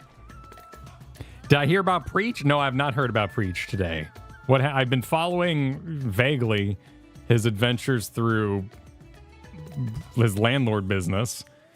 That's a hell of a thing. Side quests, yes, we have quite the docket of things hanging out here on my side screen. But I won't say any aloud just in case we don't get to them today. Oh, live on stream. Oh, I see. Star Wars Empire at Warstream happening when? Actually, I'm surprised Garrett never played it, but then I remembered that Age of Empires was pretty obscure, particularly to the Battle.net crowd. You know, having to make a MSN gaming account in order to versus across the internet was a step too far for most. In fact, I was the only one of my friends who played AVP, PvP online because, well, you had to go through GameSpy, was it? Right? That was the little green guy. And Age of Empires was great. Galactic Battlegrounds, yeah. I played a lot of Age of Mythology too. I liked how fast, I think it was Loki went, or maybe it was Hermes, but there was a bunch of, you know, you could get all the little creatures out and make them battle. I had a pretty mad Cavalier strat. It was just mass Cavalier to win Age of Empires 2, was it? I think it was 2. But I played a lot of it. Only the King mode, whatever that was called. Regicide? I'm not sure. But the King mode was the best. Battle for Middle-earth? I never played it because it had that circle thing where you could only place buildings in prescribed areas. So I may have been wrong, but my brain said, F that. It's the same reason I didn't play Jurassic Park World Builder. What was it called? Jurassic Park Dominion, I think. Jurassic World Evolution? Yes, that's it. Because I love Roller Coaster Tycoon, but it seemed a little handholdy where you could put things.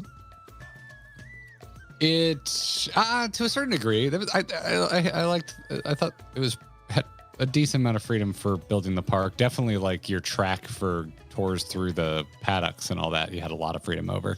But it's not as, you're not doing loop-de-loops and corkscrews, so there's not as many interesting things to build in Jurassic Park.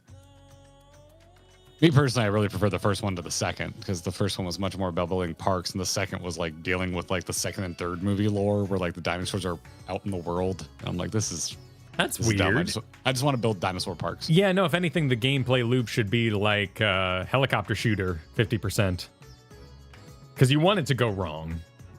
So you want, the T-Rex escaped, got to get in the helicopter, and then you got to buy bullets for, Oregon Trail and go shoot the dinosaur, and oh no. I think you would really enjoy the Jurassic Park DLC for the first one. Yeah? Did it have breakouts and stuff? The final level is like the OG Island, and yeah, like the whole thing is to just like contain complete island failure, and it's great. It was really fun. Yeah, I had fun with that one. I played the crap out of the first one. Prehistoric Planet, I haven't heard of this. The what now? Prehistoric Planet, just a game that was brought up while we're talking about this. Yeah, though I'm still mad at Dino Park Tycoon for being impossible and still given to children. Did we get Witty, who thinks that this guy is the next expansion's big bad? Yes, we were just talking about that a little bit, and I said I'd be fine with that. We're going to build the next expansion's big bad? Or he can sit on a head, like Fry, he can just sit on a head and eat brains. And did we start talking about how Total Recall is one of the greatest movies ever made because of Kaoru? Oh God. Oh, is that? Maybe. There was definitely a word I said there at the end that made me think of something. Maybe that was it. Total Recall. Oh, I hate that movie, but it's my own fault. I did in college, we did a riff tracks to it live in a movie theater, and it was one of the more cringy experiences of my life. It was okay. The performance was okay. Highly specific reason to not like a movie. Yeah, I watched it like 100 times trying to get the whole improv troupe to see it, and it oh my god, it drove me insane. Oh my god, yeah, that sounds. Yeah, no, thanks. Yeah, it was brutal. All right, Wayward Hector, I am clicking on it. Oh, what's that? I asked you to search for me in exchange for knowledge about powerful void scent. I was still wanting to see this and that, but I suppose a deal is a deal.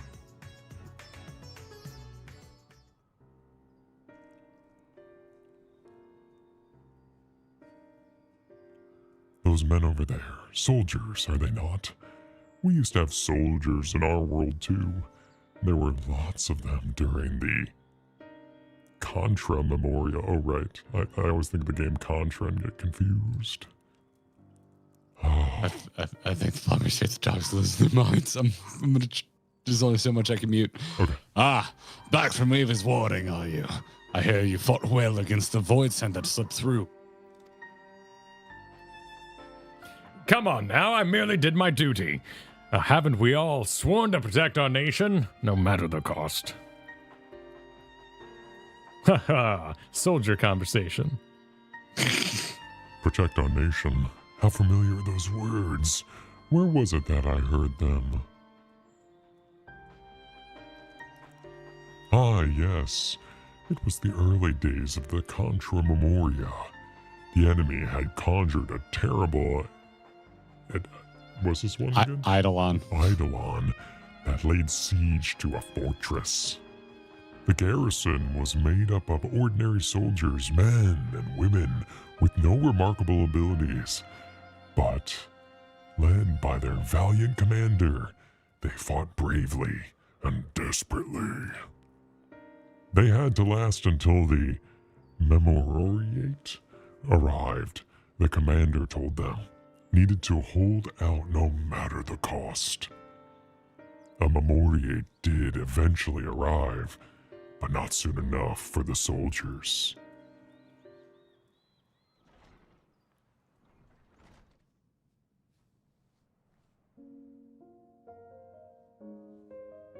Black Rose 2.0. Having You shut your struck mouth. down the Ideon, the Memoriate and his servants searched for the castle for survivors. They found only the dead. But just when they had We're given getting up sound all, effects.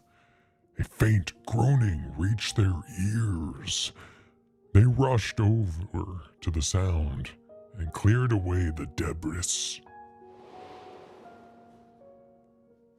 To find a lone survivor, the garrison commander. Instead of joy, however, the sight of the man filled them with anger. Your soldiers are slaughtered to a man, yet there's barely a scratch on you.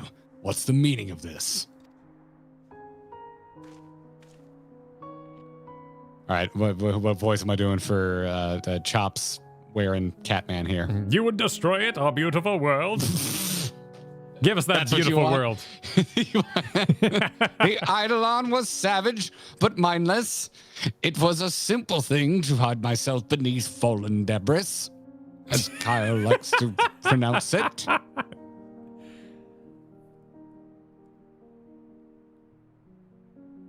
Do you want to Madden or should I Madden? Oh, was it? Sorry, is this a third guy now? I thought it was This is the the third. previous. There's now 3 people talking. How's your John Madden, Kyle? What does it even sound like? John You see, Madden? the thing about Brett Favre is you just got Hard! As a commander, you had a duty to your men. You were supposed to put their lives before your own.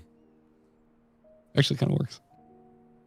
So, my beautiful world, spare me. My duty was to ensure the fortress stood, and it did. Besides, my death would have achieved nothing. Honor be damned. No, I'm sworn to protect our nation, and to do that I must live.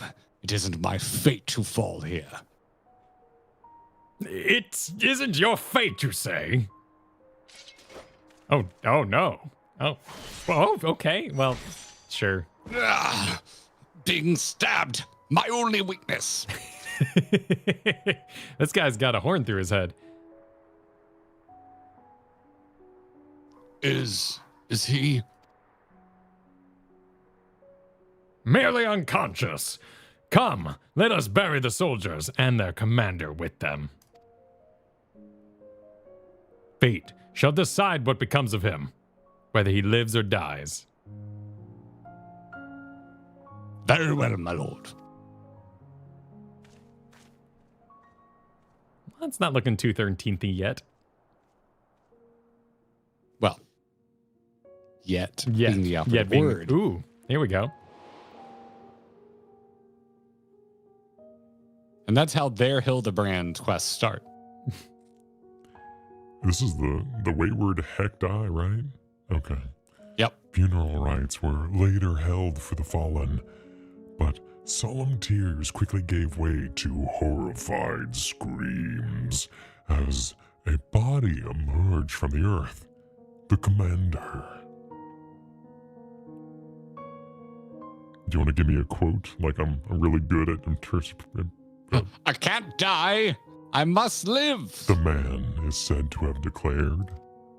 The people thought him a demon, a disheveled horror, muttering curses as he wandered off to regions unknown.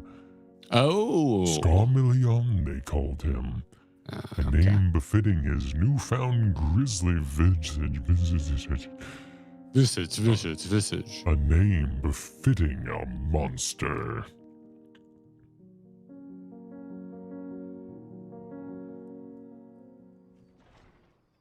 If I had known, I would have told you to do your best fan Daniel. Though we thought we buried him deep, but a mortal desire to live is not to be underestimated. You're immortal, so I expect you understand that desire. Well, that concludes my little tale. I had best rejoin myselves, if you'll excuse me. What is so funny? Just him going off. Yeah. I'm gonna head to airship landing. Well, excuse I'm not attuned to the airship landing? me, princess. What? Are you not? Am I? Kyle, I'm missing an attunement. Are you? A airship Yeah. landing? Oh yeah, me too. I guess it just never came up.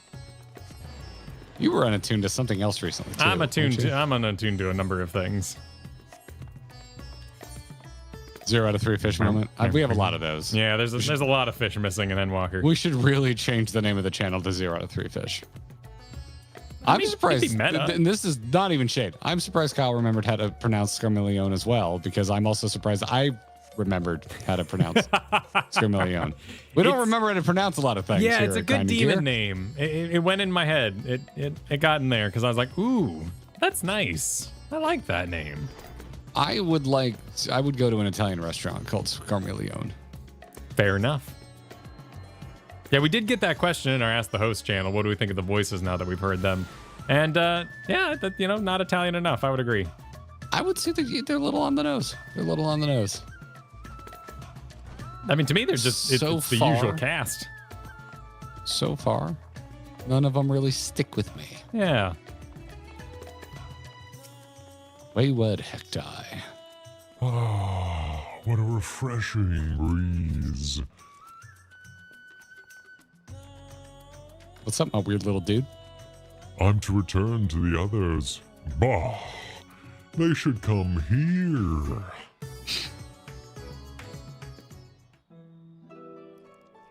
Look at the graphics. How you look at this beautiful, boundless sky. Mortals take to the air from here, do they not? Would that I had wings to soar among the clouds myself. But we Okie voice- dokie then. Oh yeah. Hold on. Hmm? Sorry, gotta route a thing. Oh, it's all good. All right. Ah, Go for it. But we void sins are not wont to roam, you see. The mightiest among us carve out domains, while the rest labor to stay in their good graces. Now, the master of a domain seldom ventures outside, for it is one's territory that one is strongest. For some, however, such confinement proves trying, as was the case of a certain void scent I knew. I'm seeing a pattern. Oh sure, it's her. I spoke of the free-spirited terror, Barbaricia. When she first established her domain, she whiled away the days wanting for her minions to bring her prey. I believe that's waiting. Waiting. The ether amassed from these offerings was devoted to a singular pleasure of caring for her silky, flowing locks. I feel that. But the resources of her domain were not without their limits. It was only when none remained to oppose her that she realized she was a prisoner in her own domain, and unless she broke free, she would inevitably wither away alone. Not knowing what to do, she had fallen into the depths of despair when the hand of salvation came to pull her out. Nice transition. At this rate, my precious hair will frazzle and fray, had I only the strength to leave my domain.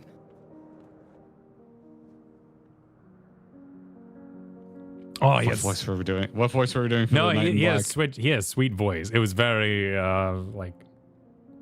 And this is the wrong sounding room. This room is slightly too big, I think. I don't know why it sounds like pins are dropping when that happens. That is weird. God, he had such a sweet voice. I really liked it. And now, there's a now kind of thing. Just get in there. If strength is your desire, that is easily granted. Who are you?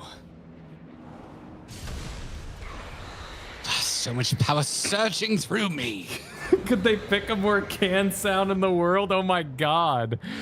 Oh, that is so Saturday morning. And what will you do with it? What is your desire? What I desire is...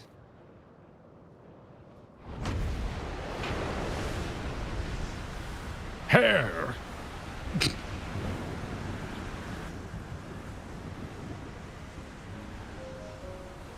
You would move your very domain. Impressive. that I can do such a thing. What have you done to me? I granted you ether, nothing more. It was your will that made it possible. My will? Even so, no matter where you go, there is naught but darkness. What could your destination possibly be? Him getting flummoxed is now canon. Destination? I have no need of such. I wish but to be free, like the wind.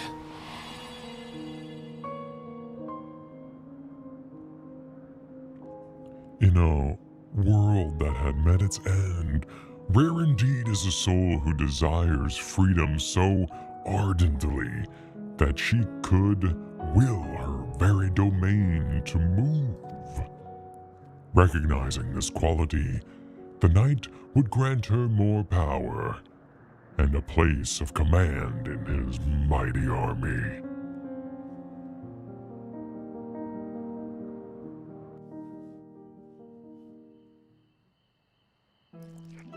Okay.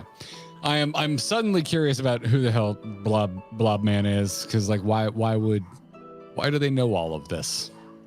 A story worthy of our bargain, I trust. Why is this all known? I might have had more to tell had I not fallen off her domain. It seems you mortals also have a fondness for flying. I'd certainly like to try riding one of those airships of yours. But perhaps another time. My other selves will be a blubbering mess if I don't hurry and rejoin them.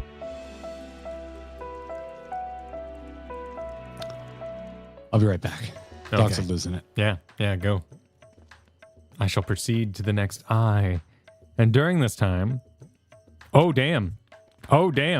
Drummer with the Rise of Nations better than Age of Empires. Fight me. I would fight you with... I loved Metal Fatigue. That was a really fun strategy game. Didn't go anywhere.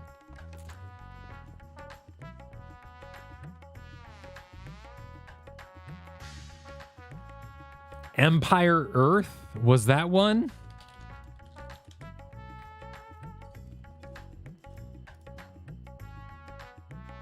Yes. Yes. I liked Empire Earth. That was good. That one was fun. Yeah, it was goofy because, you know, you could find cavemen still going while you were, you know, Napoleon era. But it was cool. It was sweet. You know, that's kind of the fun of it, right? The tech advancements. Being able to hack tech so hard. Exactly. Exactly. I never played any of the, like, what was it? Total Annihilations. Those completely passed me by. We'll find the location for Garrett's arrival. Oh, looks like we're just getting to go wherever we want. So, to the... I believe this is the inn of sorts, the bar. Creepy space horror RTS Homeworld Cataclysm. Okay, I never played any of the Homeworlds. Oh, wow, look at this. Oh, look at these classic graphics. I've just always been terrible at 4X. I've never been good. And the one I put all my points into, the one I tried the hardest, was called Star Drive, and it was abandoned by the developer. And so I really wanted to get good at Star Drive, but sadly, had really cute art, Star Drive. Really cute game. But, yeah. It's not 4X, it's RTS. Oh, I just assumed. By the look of it, of all these ships flying around in circles and so many lasers firing so many directions, it just had that look. Stellaris, I know that's a huge one. Yeah, Sins of a Solar Empire, yeah. My favorite turn-based strategy, probably Darkest Dungeon. I think that would count. I really like, I like Slay the Spire. I like Monster Train. Those are definitely ones I've put an insane amount of time into. All right. Oh, that excitement is over for the day. Huzzah. Okay, grats. Imagine a world, Kyle, where you're threatened with having your home insurance dropped on something that can be fixed that quickly. Well, same thing happened in backflow protection. You do not have backflow protection. All your water will be turned off unless you install backflow protection. I went out just be like, just talking to the plumber. I was like, yeah, just because I was curious, like, do we need to pay now? He's like, oh, just send an invoice. He's like, what do you need for your insurance? I was like, I think just the invoice. He goes, okay, cool. And he just goes, it's all bullshit anyway. There's nothing wrong with that thing.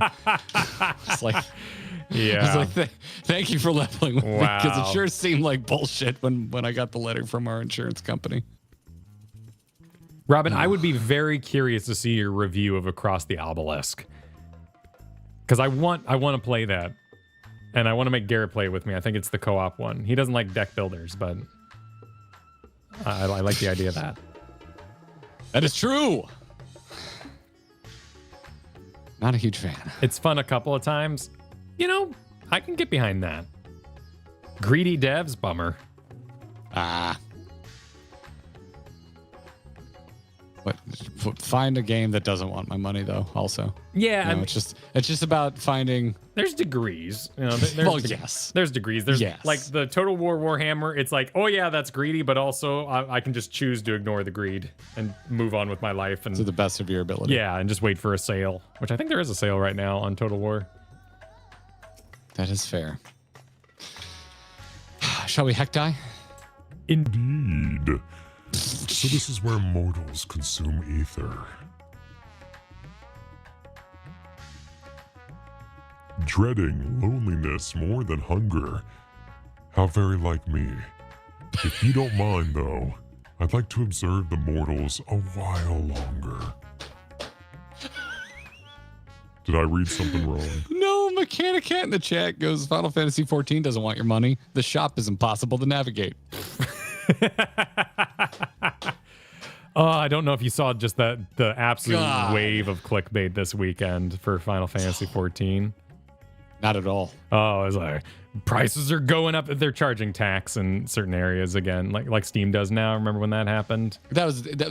Every game I've ever covered, that's been a story. That was a place. That was every Blizzard game went through that. Yep. Hearthstone, that happened constantly because it's so many different things with packs and whatnot. So, yep. It's just they're like, it sucks. What can you do about it? Like, you're gonna complain about taxes? Death and taxes. We all have that one uncle. I mean, you can become that uncle if you really want to, but it's kind of pointless. Was that a kitty? That is a kitty. Dexter is very vocal right now. What's up, bud? What you want to say hi to stream? The food here is simply sublime. If they're gonna hear you, they gotta see you. I feel stronger with every... Wait, hang on. This is some Elephant Man. Excuse me, I was confused. The food here is simply sublime. Why, I feel stronger with every bite. As if the Murga themselves were granting me their blessing. The food is tasty, that's true enough. But no food is so sublime as to be a substitute for proper training, my friend. Stronger with every bite, every feed. For my part of the bargain, dramatic music? I will tell you about how we Voidsent became strong. Simply put, it depends on the quality and quantity of the ether we harbor. When the world was consumed by darkness, the heroes known as the Memoriates arose as powerful Voidsent. In contrast, the vast majority of mortals, powerless and unremarkable as they were, became ordinary Voidsent, like me. There were exceptions, of course, but one in particular I'll never forget. Blue, blue, blue, blue, blue, blue, blue, blue, blue.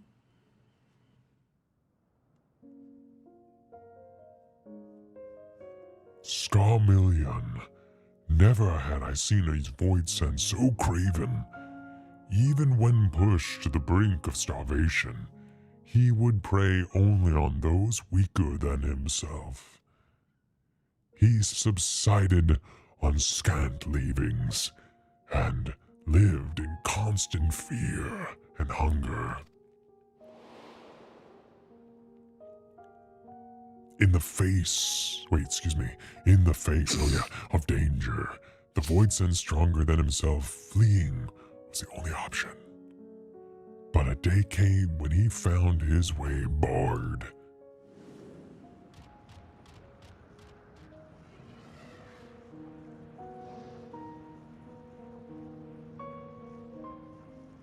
Oh, excuse me. How pitiful.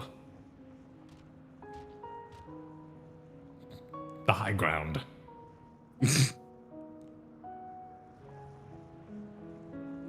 All right, give me your best Van Daniel. I have no idea how to do a Van Daniel One of these guys was just like straight up just Cockney, some Cockney dude, right? Like, and that's exactly why none of these voices are sticking with yeah, me. fair. Such overwhelming ether. Who is this? You fled instead of facing your foe. Why? Why? I'm too weak. Why else? I would have been devoured. So you had enough strength. You would have stood your ground. Very well then.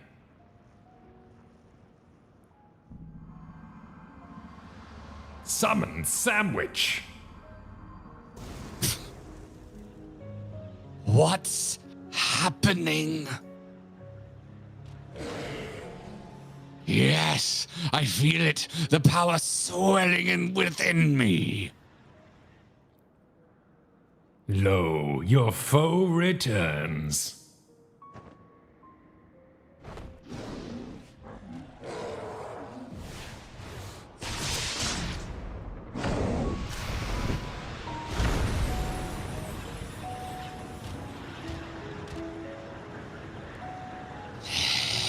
What have you done to me? I granted you but a sliver of ether. 'Twas with the power you already possessed that you defeated your foe. That's damn inspirational. I possessed such power. Also, yes, you're correct. That was quite inspirational. Thank you for inspiring me. Fear has clouded your eyes, blinded you to the strength you had attained feeding on the weak. Oh, well, that part's not quite as inspirational. You've been grinding 5 level lower boars in Elwyn for too long. You did it! To the auction house with you! If you would free yourself from fear, then join me. You shall have a greater cause to live for and know true power.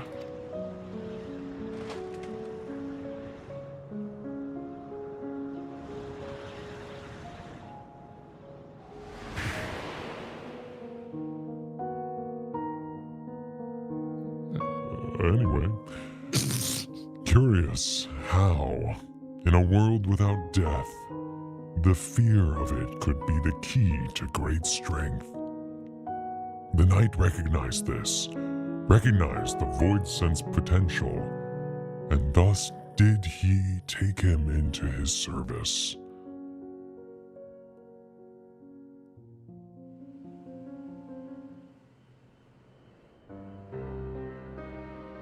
Determined as he is to live, it wouldn't surprise me if he was still somewhere out there.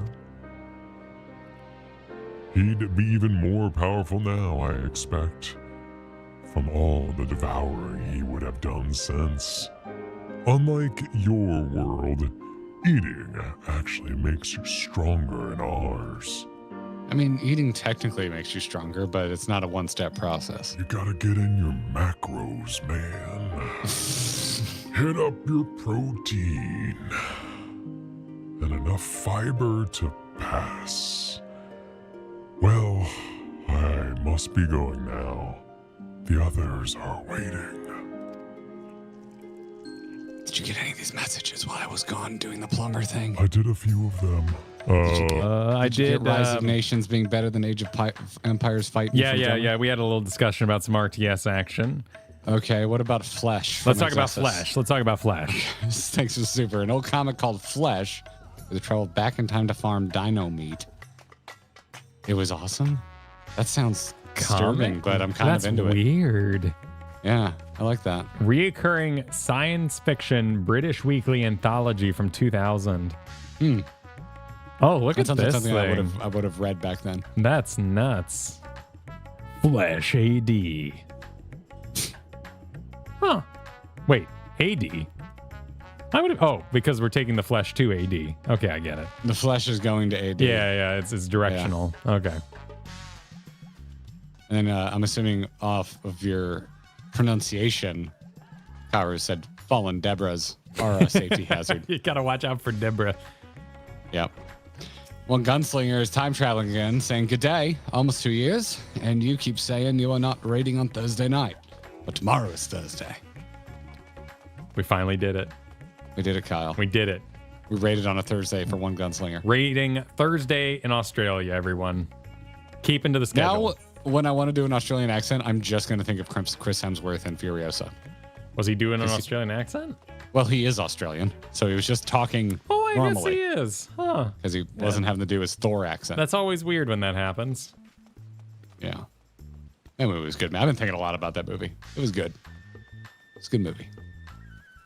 It's a good one. Draswini Super, the Kyle Creepy Space Horror RTS Homeworld Cataclysm. Yeah, we looked that up. Oh, okay. Yeah. All right. Wait, so you jumped around? Oh well, we were in the RTS vibe. So now Okay. we're in modern times. Okay, what about Kuras? Nope, didn't get that. Oh. So while we're talking RTSs, have y'all tried Akron, where in addition to normal RTS gameplay, you could send units back in time? What? No. Akron. No, Akron on Steam. The reviews are mixed. 2011. Oh yeah, this looks crusty. It's 2011. It has a little bit of a what was it called? Fantastic Creatures vibe to it. Yeah, I don't know about this. I don't know how. I'm gonna look this up because I want to know how that even works. Into the breach rules. You know, you send one pilot back. I don't know. Maybe. Probably not. Probably not how it works. Now folks want to drop their Akron hot takes. Mechanicat windmilling in with an overhyped. 2011, so overhyped. So, and then, hey, bro. Good to see you. Thanks for the super. Night in Black. The first one is free. Also, Kyle's Hektai voice is incredible. I'm enjoying it. Well, there I'm glad you are too. Because I do it for me. I'm really feeling uncomfortable. Yeah, but kind of sleepy and like you're gonna get eaten kind of way. Like, oh, it's okay. No, like you're gonna put something in my drink. Oh, well, that's not what Hekdai's into. Hekdai just wants to watch. I'm definitely keeping a napkin over my glass around Hekdai. Doesn't want to Hekdai. change anything. He just wants to watch. Yeah. You go about your business. My other self grows lonely, you say. Ugh. My apologies. Put another napkin on top. Just a whole stack. It was my intent to seek out the others, but I was distracted by the bickering pair of mortals yonder. My goodness. But there's been some colorful language. Whole roll of paper towels. Hell yeah, Luke. To hell's with your father. You shouldn't need his permission just to leave the goddamn house. Please, mind your language. What would father say if he were here, were to hear you? It's always father this and father that with you. I'm sick of it. Okay, Nero. I am going there. You're your own woman now. Bloody act like one for a change. Colorful language? Yes. Not from the girl, though. Oh, no, she appears to be quite well bred. The creep factor continues. I just hope she's happier than a girl I knew long ago. You're not even trying to cover up the fact that there's a story you want to tell us. That was the weakest segue. That is a weak-ass segue, Mr. Blob. That's like when I go, so anyway, Star Wars. Yep, anyway, I once knew someone completely unrelated. You're talking about, like, local politics, and you just go, speaking of which, have you seen Furiosa? I once knew a man who lived in a White House, and you just right out of a Thanksgiving conversation. Not even attempting. That girl was born into a family of thugs who suddenly found themselves nobility. She was raised a noble woman and had servants tend her every need. But in the end, she was merely a beautiful bird kept in a gilded cage. Wanting her to be a prosper lady? Proper. Oh, proper lady. There's no S. Yeah. Her parents presided over all aspects of her life. They decided everything for her, telling her what to say and do. Dude on the side. Chafing from the fetters of her restrictive life, she solicited her handmaid's aid and stole outside the manor. When she enjoyed a moment of bliss, unbeknownst to her parents, or so she thought. It was not long before her father dragged her back to her room, barring the door and windows, denying her even the simplest pleasures of an afternoon breeze. Even a bird in a cage may chirp freely, but she wasn't even suffered to give voice to her desires. It's always parenting. It's always about parenting. It always is, and parenting, man. She wouldn't be deterred. Having once tasted sweet freedom, she yearned for more. And one day, she succeeded in sneaking out of the manor a second time.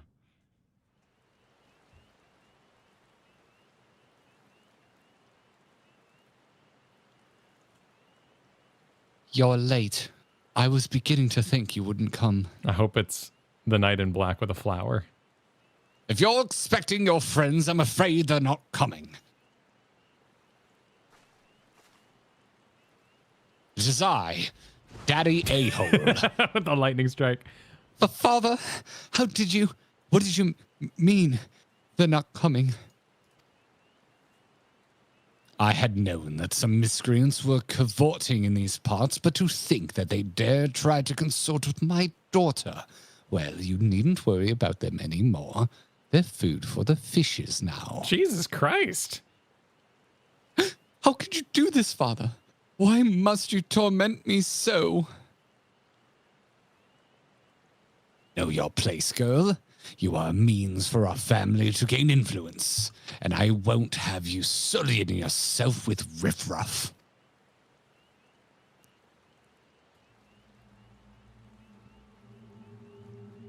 Uh-oh. Grab a knife. Oh, no. Axe. Even yeah, better. Axe. Yeah. Yes. You will not leave your chamber save with my permission as I turn around very conveniently. Nor will you disobey me again. Nor will I turn around to see you grabbing a deadly weapon. If you do so, there will be severe consequences. And I, of course, am not foreshadowing the severe consequences I am about to receive. Am I understood? I forgot to click. I said, am I understood? Oh, you got it. To hell. What did you say?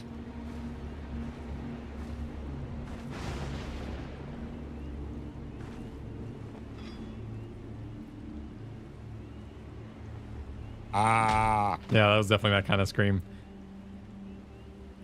Why was that I said go to hell! I wanted a little more squish. You want a little more squish? Yeah. Well, she was just auto-attacking, so. Yeah, are you not going to arg for us? Katie on a meeting. Oh. And even just a the world's bluntest axe. It's a crafting item. Oh, to think that it could be so exhilarating to speak my mind, to do as I please. No more living in a cage. From this moment on, I am free. Free as the wind. Okay, how would you have seen this, Mr. Blob? But let's see. The young woman struck out on her own, and in her travels discovered her true calling. Not in the halls of lords and ladies, but on the battlefield. She became a force of nature, famed for her striking beauty which belied a terrible savagery. And with this new life, she also claimed a new name, Barbaricia. Riccia? Riccia, excuse me. Make it more Italian, man. Indeed. So do they put these out after we kill every one of these people and we get their backstory? I believe, yes. This is an ongoing side quest, which will happen each patch. Okay. So this I is, see a smiling face, so I'm definitely confirmed. this is Okay, the cool. Scarmillion Barbaricia kind of time period. Barbaricia. Awesome. Cool. Indeed, she found Actually freedom, but she also found happiness. I wonder. I suppose I'll never know. Nor does it matter, for the world that once was is no more. Oh, but goodness me, I'd better rejoin the others. I love watching couples fight. You have found the last of the Void's End. Time to head back to the halls of the Radiant Hosts.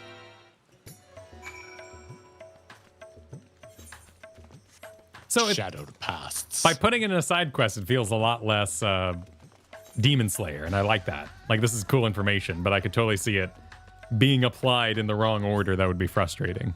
Yes. Yes, I like that this is opt-in. Yeah, opt-in gives it a very different feel. Well, because how many times has that kind of been like it's been a common critique from me about some of the points I wasn't as interested in Sure. mainline MSQ. And I'm like, this felt like it could have been a side quest. Yeah. And this does feel like it could be a side quest, but I'm enjoying it more. I feel like if this was Oh shit. crammed in as required as the MSQ, I'd probably start tuning out around then. But Hell now yeah. I'm leaning in. So, I can't. I'm still a paladin because I'm a leveling paladin. I can't. Oh, you can't turn it in. I gotta switch. I gotta switch to dark Knight. I mean, that's a great application of your request. Yeah, how standardized of you. Respectable. This is in line with things I've requested. I know, and I but like getting what I request. But if you showed up and you're like, I hate this side quest, and we're like, well, actually, you did kind of request information like this being a side quest. No, but that's cool. Well, there's still a world where I may not like this, but Sure. but I am enjoying it. I think that all right. Final Fantasy does a lot of experimenting, and good on them for it. And they're starting to find there's that balance between like Heaven's Word, we're not going to tell you jack shit, you better remember, to Shadowbringers, which was almost like, hey, remember this, hey, remember this, hey, remember this. And I feel like Endwalkers kind of fit in nicely of this. Here's your refresher enough that you're down with this. And you're not kind of being hit over the head. Oh, you getting that? Yeah.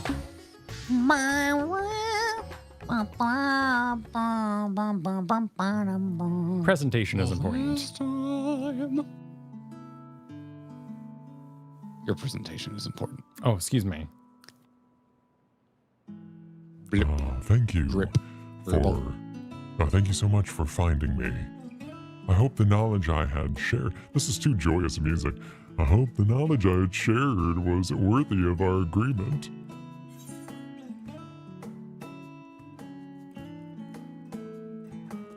Going bottom.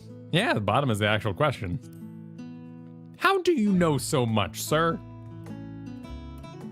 My other selves lived quite disparate lives, both as mortals and void sent.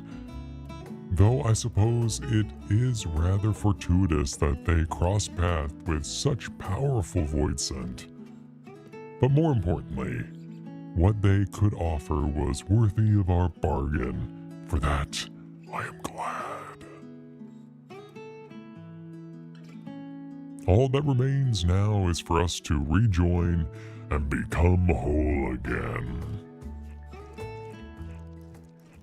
Let's do it. Oh, yeah. It's not going to happen yet. Not going to happen yet. Is this not all of me? No, because there's more side quests.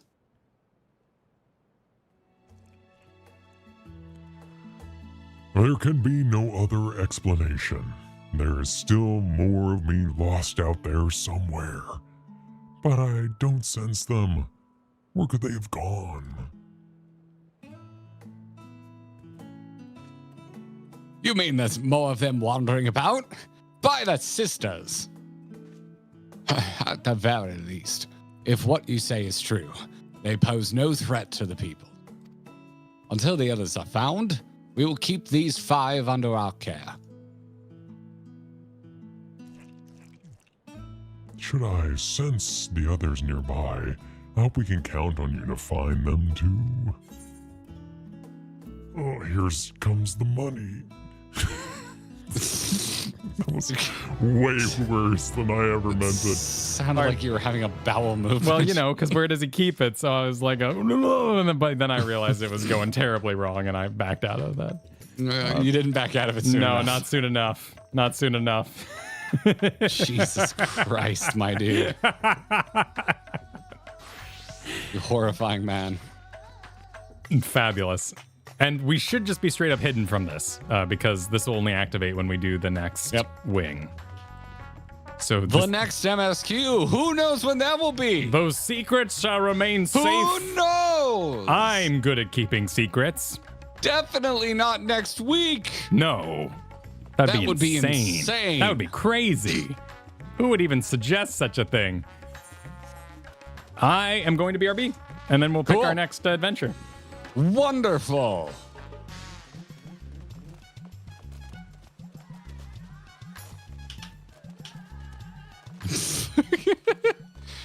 Calro just now reading his super.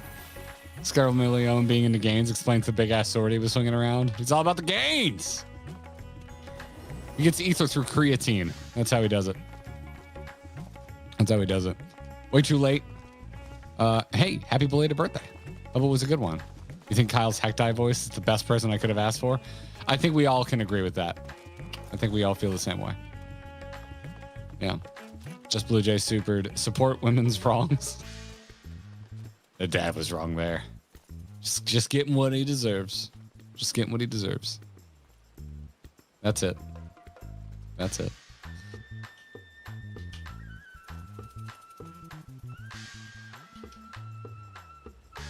Thank you, Soldier Hawk. Thank you.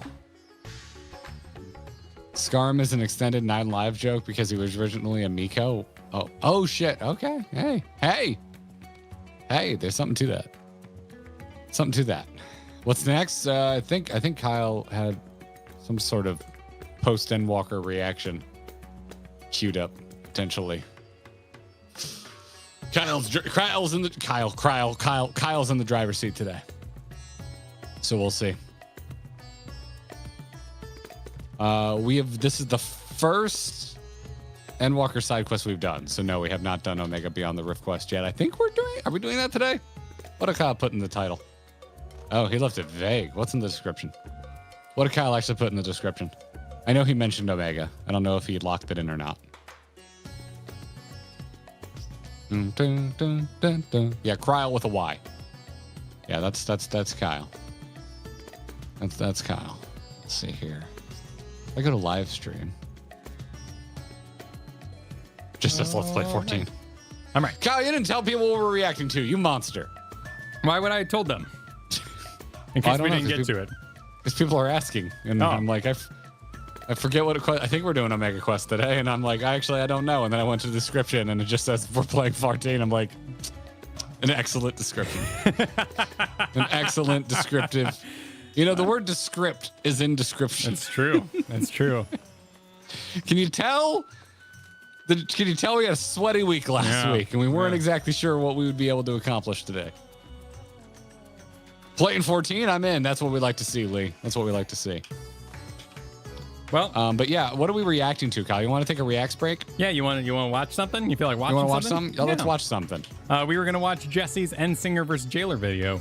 Oh, shit. Yeah. Yeah, today is, it's Total Reborn Live. It's the day of many requests. We're going to get to some things that has been requested many, many times. And also we're going to apologize to RollQuest people. We're not doing that today. Oh, because they're right by us right there and we're walking right by them? Yes, exactly. Oh, well, yeah, they are in Razzahan. Well, we're not ready either. Don't have the jobs for it. Though I really want to get my samurai done. Okay, I am going to be piping you through a screen of which we shall do a sound check on. I'm level with you. My interest is not very high right now in RollQuest. My interest is much more in patch content and rating. That's where I'm at right now. I shouldn't. We'll do it at some point. Should have killed the music so early. All right, I'm gonna play for your sanity, Garrett. Give yourself a sound check. Hey, I have you muted. It's been a year since Endwalker came out, and because we were in a meeting yesterday. World of Warcraft expansion is here. And Kyle just started making noise without realizing it. All right, it is working. Hey everyone, it's been a year since. Let me shut up my game though. All right. Let's see. All right, I can think. I just want a little time here. I want to get my time frame on. This was made December 11th of 2022.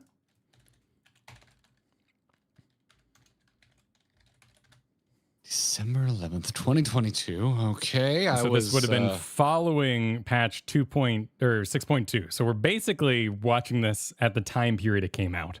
So I was playing 14 and I was very, very done and mad about Shadowlands at this point in time. But 2020. Wait. Yeah, this was before Dragonflight came out, right? So Shadowlands was still modern. Sure. Dragonflight's release date was November 2022. Okay, so Dragonflight had been out for a month when this video posted? Seems like it. Interesting. That sounds about right. I remember having a very unsuccessful Dragonflight stream in November. All right. Are you prepared? I am prepared. Are you I'm prepared to thank the Woodsman for the super. Hey. That said, you mean you don't immediately think of Ty the Tasmanian Tiger when you think of Australian and Australian accents? Also, my head is fine, sweating now. Glad you're okay. I'm glad, Woodsman. I'm glad. Get a paper towel or something for the sweat. Terry cloth. Get a terry cloth. Ooh, nice. Here we go. Hey everyone, it's been a year since Hi, Jesse. Endwalker came out. Hi, Jesse. And the newest World of Warcraft expansion is here, Oh. so I shouldn't have to say spoiler warning, but I'm gonna do it anyway.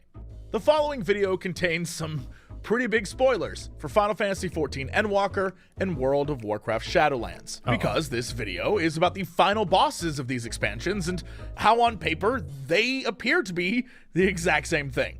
I'm sure some of you are aware of that Final Fantasy XIV versus World of Warcraft video I made last year. And as a fan of both WoW and FF14, for, to be honest, entirely different reasons, I still find myself comparing the two from time to time, what one does well compared to the other and vice versa. And if you've ever seen a stream or Let's Play of mine, you know I am a fan of tropes. I love them. I love being able to see them coming from a mile away. It's honestly how I end up guessing the plot to most of the things I play, and it's why I love a good mystery. We get along with Jesse. I think yes, we both have a fondness for tropes.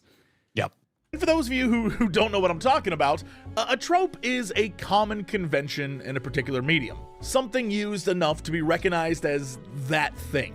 Storytelling uses tropes all the time, and these two games love their tropes. Things like the enemy of my enemy trope, the tragic villain trope, the magic is a monster magnet trope, or one of my favorites, the chivalrous pervert trope. All of these are examples of tropes, and there are so... You don't say. I like it too. Bold of him. Listen, you Bold can't of just be a pervert. You're Yeah. gonna need some other. You got to have other things going for you. Gotta have another factor. many tropes. And yeah, I enjoy some more than others. One of the ones I've never been a fan of, but MMOs love to do, is the true final boss, or man behind the man, or greater scope villain trope. All of which can really just be summed up like this. You arrive at the final boss of a video game, and as you do a battle, they say something along the lines of like, "You fools, all this evil stuff I've been doing is actually to prevent..." Wow. Could you pause for a second? I want you to enjoy whatever's going on. Who's on? I don't know who that is, but I Who's assume on you the know. thigh wizard? Yeah, I know everyone. I can't make out. because there's your soul that you like to call. Whose face is that? Is it? It's some old face. It's Mike. Okay. All right. It's Mike another Ehrmantraut. drug lord in your drug movie. Mike is one of the best characters in all of Breaking Bad. He was also one of the cops in the original Gremlins movie. Is the same actor. Huh. Yeah. The one who goes, "Hey, he's a patriotic little fellow, ain't he?" When Gizmo's sitting on that desk waving the American flag. That's the same actor as Mike in Breaking Bad. Yeah. Okay. This tracks. This tracks. As a Breaking Bad fan, I am satisfied. You may hit play again. All right, Thigh Wizard, continue. Something much worse from happening, and that worst guy, you don't even know him yet, but he's terrible. And then, depending on the scope of the game, the guy either shows up right then as the form of something totally insane, or in the case of most MMORPGs, they become the focus of the next expansion. I think it's safe to say we've all seen this before, and it drives me crazy, because I've always thought it just seems like they were kicking the narrative can down the road. But I will admit, it is a great and easy hook to get people invested on what's to come next. But with that said, it can get very stale very quick, which is why I'm very much over it.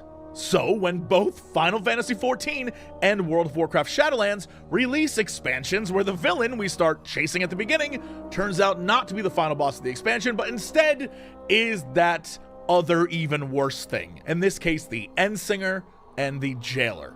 Two characters that we know nothing about. Sylvanas' fan Daniel? I hate you. I mean, he made the allusions to it. We're about to enter a game where we have zero connection to the villain, and even worse, don't really know or care about their motivations. And yes, that was the case with Shadowlands. So then how the hell did Final Fantasy XIV make it work? Well, let's start with the baseline of Shadowlands. When you look at what they're trying to do, it seems like a creative outing. Just the very concept of setting your expansion in the afterlife is a pretty huge undertaking. And going into the expansion, we're dealing with an enemy who's undead. Sylvanas spent the previous expansion. Yes. Do you not like? I think I hate Shadowlands too much to not just sit here and be triggered the whole time. Okay. All right, I'll help you. I'm just getting angry. You can guide me, because I noped out the second I saw World of Warcraft claiming that they could pull off something so large and so nuanced. And oh man, I just hate Shadowlands. What's your opinion on this guy? You like him? You love you big the guy the game forgot existed? Nathanios? What's his name? Nathanos? Yeah, I like Nathanos. Yeah. Nathanos' backstory is you know how like there's that cottage industry of subgenre of making content about fandoms, and it's the rat race of who can make the video about the darkest subject, but also like make the thumbnail and the title really play up just how dark it is to get the edgelords to watch your shit. Oh yeah, I've listened to Warhammer lore videos. Yeah. Yes, everyone who's ever made anything about Warhammer, which I think is hilarious, because like you should actually be there for fucking Lizardmen, because they're ridiculous and they're the best thing about all of Warhammer. But no, Nathanos is like actually one of the darkest fucking things that has ever been in World of Warcraft, and I love him for that. Murdering her way through Azeroth and pissing everyone off, except you, Undercity fans. I see you. As the story progressed, it was very clear something more was going on. There was something happening behind the scenes. She had a dark master, but she still claimed that she was doing her evil deeds for a reason. And in the run-up to Shadowlands, it was revealed her dark master was the Jailer. Obviously, from my perspective, I think the entire thing ended up being a big failure. In an effort to have diverse zones. Pause for a second. Yep.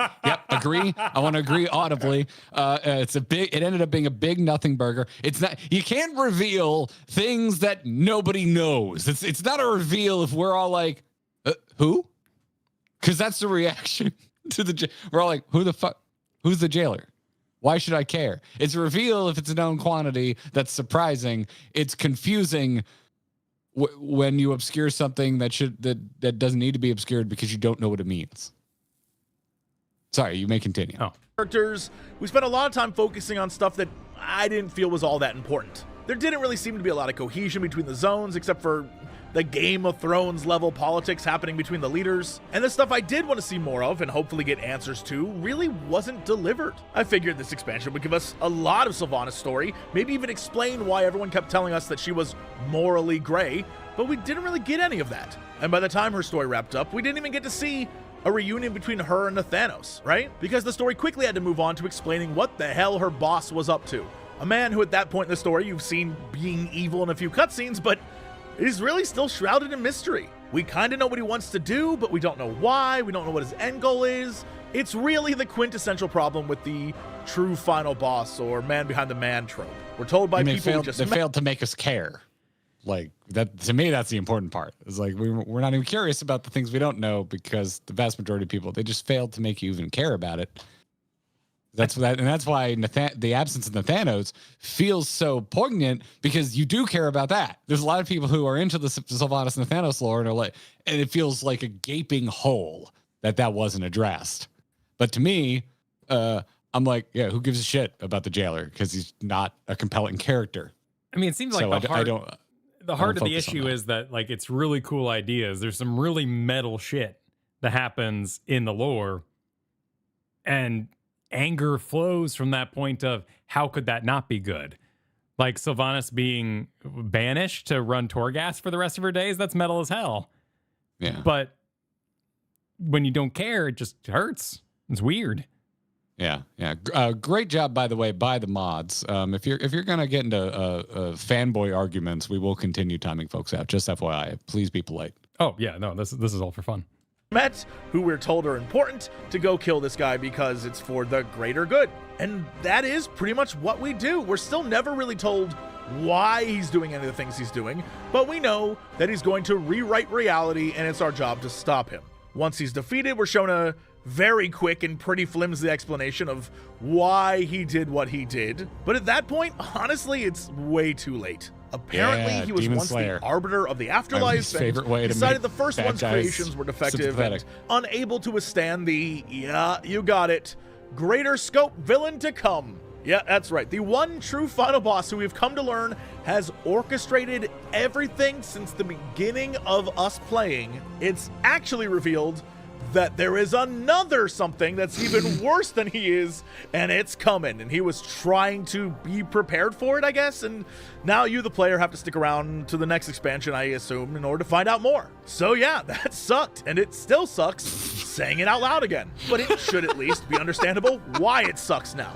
There was nothing at stake for the player. Sure, you're told there was, but I don't know anyone who found the jailer fight resonate with them on an emotional level other than, oh look, new loot. So then let's bring it back and ask again, how on earth could this increasingly lame trope end up so differently in Final Fantasy XIV? Okay. Did it do it though? Like, did Dragonflight do the next big bad, or are we still on the hook for that? I think we're still on the hook for that. Because I think they just kind of farted off and said, no, the whole new, I guess we're doing the sword thing with War Within. So actually, yeah, like I actually don't know. Like, what the hell was I don't know what the jailer was teasing at, because I didn't, everyone I trusted went, you're not going to care. And so I believed them and I didn't dig any further. I mean, at the time period, a lot of it was old gods talk, but it's always old god talk because that's what people get excited about. But that's an old threat, not a bigger bad.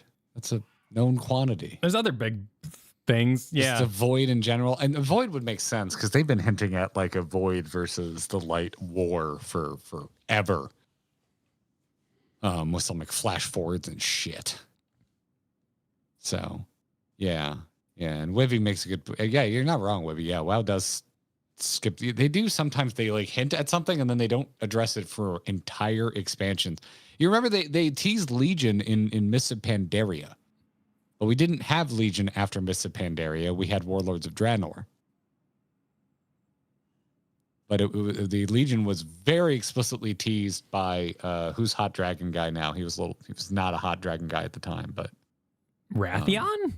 Rathion shows up in Mists, and you like go into a room with him, and he shows the Legion hitting Azeroth. It's like this. It's a pretty cool little like side quest. It's easy to miss. I remember in the time being like, "Oh shit, the Legion's coming," and I thought it was going to be the next expansion. And then we had WoD, and needless to say, I was not impressed. Well, before we even start, Final Fantasy XIV is a story-heavy game, unlike WoW. So the onus is on the 14 dev team to make this trope work. They've got more real estate in their game for storytelling, but still, it's not an easy trope to make good. So let's start with the previous expansion. Just like Battle for Azeroth, the story beats were being set up in Final Fantasy XIV Shadowbringers. In it, the villain mentions that the reasoning for all their schemes was that, long ago, their people were killed in a great calamity, and the cause was this mysterious song or sound I was just agreeing. From space. It warped their world, killed countless people, and only by creating their dark deity Zodiark, the same Zodiark we've been trying to fight since the beginning, could they stop this mysterious song. But, you know, it's still kind of an amorphous concept, a weird footnote that is really not delved into. And like Shadowlands, the plot of Endwalker is pretty straightforward. I mean, if you keep the end of Shadowbringers vague enough, it does kind of sound like BFA as well. The secret behind-the-scenes evil corrupting our world from the beginning has finally been defeated. The last villain, the one who's been in front of our face the entire time, who is essentially at this point our arch-nemesis, has gone forth to create a battleground for one last epic showdown. And so even knowing it's a trap, we march forth into the unknown, and there the expansion begins. And for Final Fantasy XIV, instead of Sylvanas, it's Xenos. And we're all like, this asshole's gonna go merge with Zodiark and become some final villain.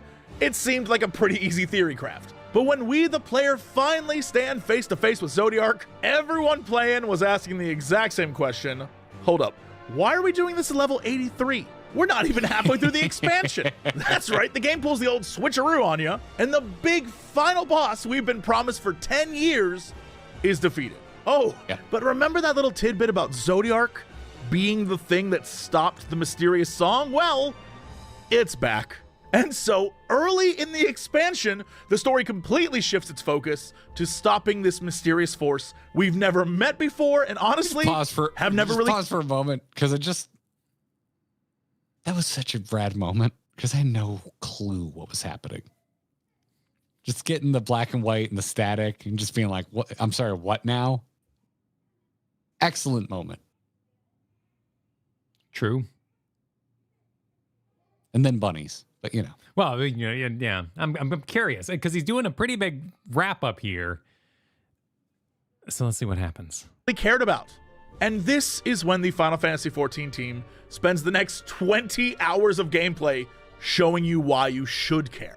Sure, they take us to new places, we meet new characters, but the focus is returning to the places we know and love. The world you, the player, have been defending for a main game and 4 expansions is literally on fire. The same chaos that swallowed the world in the past is happening again. Except instead of just being told it happened, you're now seeing it happen in real time. People are dying, cities are burning, and those people who still live are wailing with despair to the point where they turn into literal monsters who then kill more and cause more destruction and then in turn create more monsters. It's absolutely terrible. But it isn't just the stakes we're shown, we're also shown why it's all happening to begin with. Our old enemies, the Ascians, which have been a thorn in our side from the beginning, long ago in the before times when they were known as the Ancients, beings of unlimited and unparalleled power, it was, unbeknownst to any of them, one of their own that set all of this in motion. You know, without getting way too into it, and there is a lot, imagine if you had unlimited power, lived forever, and every single thing you ever wanted, you could just will into being. It was a perfect utopia. But just like when you see a rich dude who's also really depressed, having it all doesn't mean that you're happy. And one ancient felt this very way. As he slipped further into depression, he decided to create a multiplicity of messengers, his little birds, to fly across the stars in search of hope. Surely out there, somewhere amongst the stars, was his answer. Surely someone had found a reason for him to keep going. And it went and his little birds, these and according to plan. Absolutely. childlike beings of wonder, were designed specifically with emotionality in mind. And in their mind, their whole objective was just to come back with some good news for Dad. And so these little bird children, made of pure emotion, venture off into the stars in order to find hope for a man who has none and run directly into the Fermi paradox. Now, if you don't know what the Fermi paradox is, I'm not going to deep dive it for you. Just go Google it. It's fascinating. But the general gist is, if the universe is very, very old and there are countless galaxies, and in those countless galaxies, countless worlds, then we most certainly would have seen some alien civilization.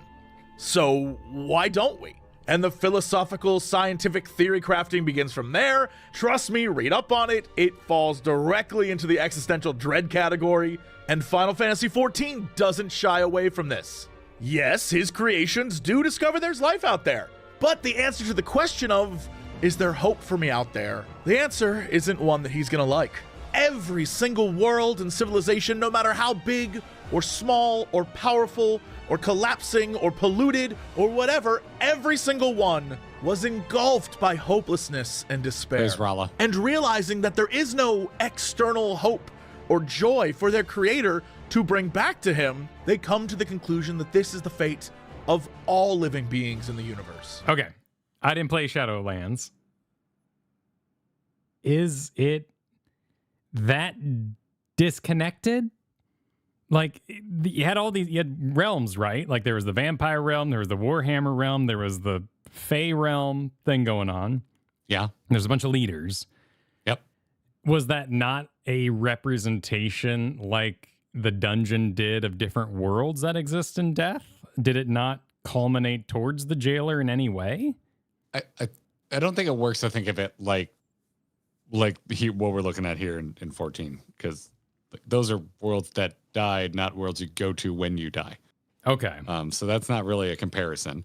But I didn't continue playing. I know at some point I think the leaders start talking to each other.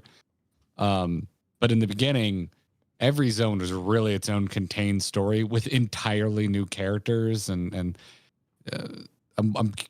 I know Jesse. We've talked about this with Jesse when we've had him on the channel before. So I know Jesse feels this way too. But for me, it was more like, why are we inventing all of these new characters in a realm where characters we know go when they die? There's a little bit of that, but it was like barely touched on. Instead, it's every zone had its own sub-political climate with entirely new characters that we were expected to start caring about, and that became the driving force of the story as a whole. So yeah, I would say it was somewhat disconnected. How disconnected it stayed, I can't speak to because I noped out after like the first 0.1 patch. Okay, so there was no like tier system of heaven, hell kind of business. Like you didn't go to Fae if you were good. You didn't go to next level was like Vampire Land. And if you were real bad, you ended up in, because I know Garrosh was like locked up in one of those places. I watched that cutscene. No, you did go to certain lands based on your deeds. Okay. Because Vampire Land was, I think, one of the worst areas to end up in if you didn't go to the Maw. And so Garrosh ended up in the Vampire Land in Revendreth. And I was fine with all that. My issue, like, I agree with Jesse's video here, but my issue with Shadowlands was more like you have a beautiful setup to actually tell new lore with fan servicey elements, and I think you were just so afraid of fan service you didn't even try to work with existing beloved characters. Oh, that's an interesting thought. I see Shadowlands as a coward story. I think they were afraid of what they had, or I see it as so much new blood in World of Warcraft that they were so desperate to tell their own story they completely just didn't think about giving the invested player base a story they actually wanted. That's fascinating because of our critique of Heroes of the Storm. As much as we love that game, the maps being based on new ideas when we all just wanted to go to Char and fight in a Zerg lava environment was weird. Yeah, I think I honestly think a better way of comparison is comparing a modern World of Warcraft with the new Star Wars trilogy. Because I think it's new blood trying to do their own thing and angering the existing fan base in the process. It's an interesting comparison. Yeah. Now, granted, there's some shit about new WoW I quite like, and I actually like more new Star Wars than I dislike. But looking at it as a general thing, like, why are we making people so mad? That's the going theory I've got to give you. Okay, cool. So it looks like we have another summary of Shadowlands on the back end here. Gotcha. Cool.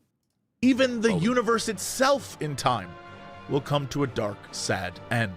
And so they join together for one final song to end suffering and despair and to grant one final kindness, oblivion. Like I said, it gets dark.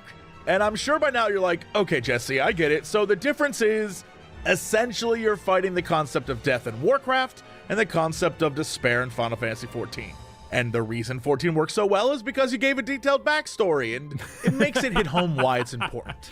And you would be totally wrong, because the reason 14 is better has nothing to do with the backstory of the villain. Your character has spent numerous expansions facing hopeless situation after hopeless situation, always emerging victorious. It's a theme of the game that you aren't just a mere adventurer anymore. You're a beacon of hope that lights the way for others. Your actions, even the smallest of kindnesses, inspire others to be better. And now you're probably like, okay, so there's a lot of emotional resonance that connects this expansion back to older expansions. But even that's not the complete answer, because the real reason this boss works is something I think the developers picked up on early in telling this story. Creating a moment like this to end a 10-year story arc in an MMORPG where everyone's experience is a little bit different, the only way to deliver that boss fight is to, one, acknowledge this journey was never about the character. It was about you, the player, who's going through your own shit, your own struggles, and the entire expansion is an acknowledgement that despite any despair in your own life, you're still here. And two, fan service. Lots of fan service. So put together, what does that mean?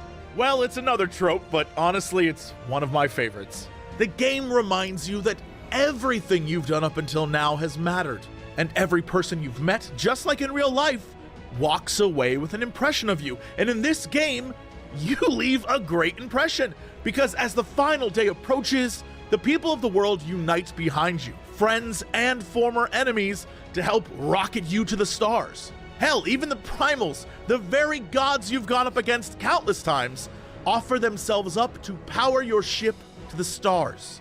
And don't even get me started on the final zone. It is designed to make you cry. A tribute to all who have given so much to help your character get there.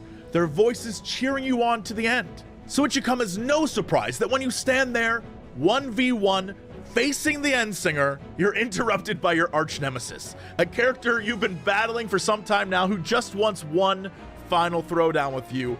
And there he is, totally confused as to how on earth this thing is still alive. I take it this is your prey.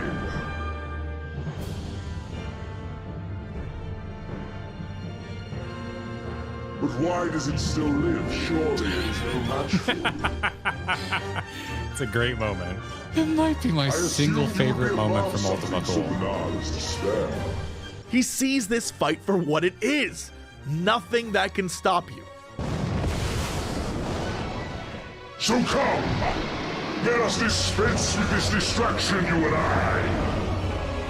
And so we ride into the final boss fight on the back of our arch nemesis to a medley of previous final boss music. The final encounter of Endwalker isn't about the boss, it's about you. The road that you've walked, the hours and hours you, the player, have put into the game. The musical medley is a reminder of that. But like any good final boss fight, there's a second phase. But this isn't their second phase. The Endsinger thinks they killed us. This is our second phase. And the boss music is our theme song. Yes, it is literally a power of friendship moment, and honestly, it's perfect. And just like when you play a boss for the first time and don't know the mechanics and suddenly they gain all their life back, the Endsinger goes from strategic attacks and throwing planets at you to now wildly flailing in order to prevent the light from engulfing it. Because despite knowing that the Endsinger may be correct, that in the end we all fade away, you never lose hope. The Final Fantasy XIV writers saw what they had to do, make this trope about another big bad who's way worse out there, and not only did they set out to deliver a backstory, but they also made it clear that that part wasn't even all that important, because the real story is acknowledging where you started, where you've been, and those you've met along the way. The good, the bad, all of it. Not just in a video game, but in your life.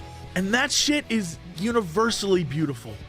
And so we circle back to World of Warcraft, which seems That's beautiful. lacking in comparison. That's freaking beautiful. Well, that'd be the moment you talked about, right? And look, Yeah. he even made a montage of all the times this guy visited. That's freaking beautiful.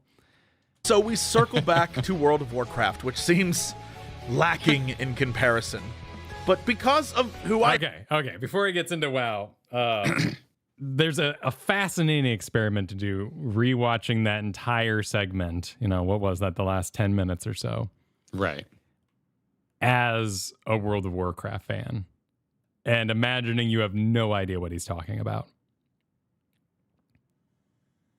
And There's a lot of mental gymnastics to do because I have Dragonflight in my head. But thinking about, I didn't really. I guess Dragonflight was already out, but barely. like you can see the YouTube comment being like, "Ugh, he looks so bored." 14 minutes 10 seconds. Whereas we know he is fathoming his existence. That You know, you might as well show a picture of Jesse reading a thick novel. yeah. Like it's the same level of that's how much investment is in this and how much of yourself you have to bring to the party. That's true. And it's okay if that's not what you want. But it also makes it really difficult to kind of fathom. It's hard to be on the outside looking in on Endwalker if you have like no 14 experience at all. Yeah. I mean, granted, like bosses were still impressive. I mean, I was just looking at Asmongold playing Heavensward, being like, "Shit, look at those robots! Oh, I gotta try it. Why is this music playing? I gotta try this." And that got me to do it. let alone seeing, whatever bizarreness Endwalker may have had in store. It's just go for it. Yeah, it's